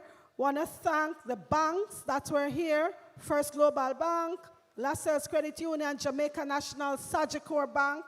We want to also thank Ministry of Agriculture. They spoke about access to concession and benefits. We also had KIG with the Ford Raptor. A lot of us would want the Raptor, not true? Can't afford it yet. That's right. Did I say Jamaica National? I don't remember, but I want to thank them. I want to thank Mr. Joseph Giles, the CEO of the National Irrigation Commission. I want to thank Skycrop. They were here. I want to thank them. And how could I forget our tech team? We want to thank Commercial Concept. We had Bluezik, which is Arif himself, and AG2. And guys, I want to single out AG2 today, because you saw that we are on social media, on our Facebook, Instagram, YouTube, and now TikTok. And we are doing such a great job, don't it? I want to thank, he's here in the crowd, you know, where is he? Anthony Grant, we call him Chip. We want to thank him for doing such a great job on social media. Put your hands together for all of our partners. Jakra was here with us today. We want to thank them to be here. The Director General was here. JCF, they were here. We want to thank them so much. All our partners, our overseas partners. I hope I'm not leaving out anyone. We had in person Miller, Excel Ag, UPL, and Omex. They are our partners, and they continue to provide products, very good products, year on year. Also, there are other partners that were not here today, such as Elixir. Elixir is it's a very good addition to our portfolio at Caribbean Chemicals. I want to thank them Want to thank Abodom, and the list goes on. Agrocare products, that's the Pegastar and stuff like that. I hope I'm not late. The DJ, want to thank him so much. He has done such a great job. Put your hands together for him. And last but not least, I want to thank the great team from Caribbean Chemicals, Jamaica. Yes, our acting general manager, thank you for staying the entire day with us. Our executive assistant is in the house. Thank you, Dania. And we had persons from all departments of the country. Oh, not the country, all departments of the company. So we had the marketing team, the sales team, the accounts team, you know, warehouse team. All the teams were out today, and we give God thanks. So, pardon me?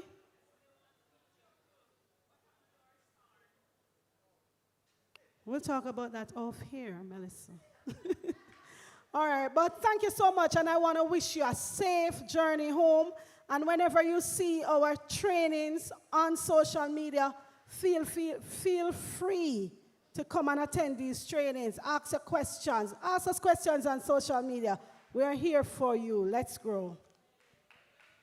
All right, so I have just one little thing that I want to do for you before you leave here, and it is this.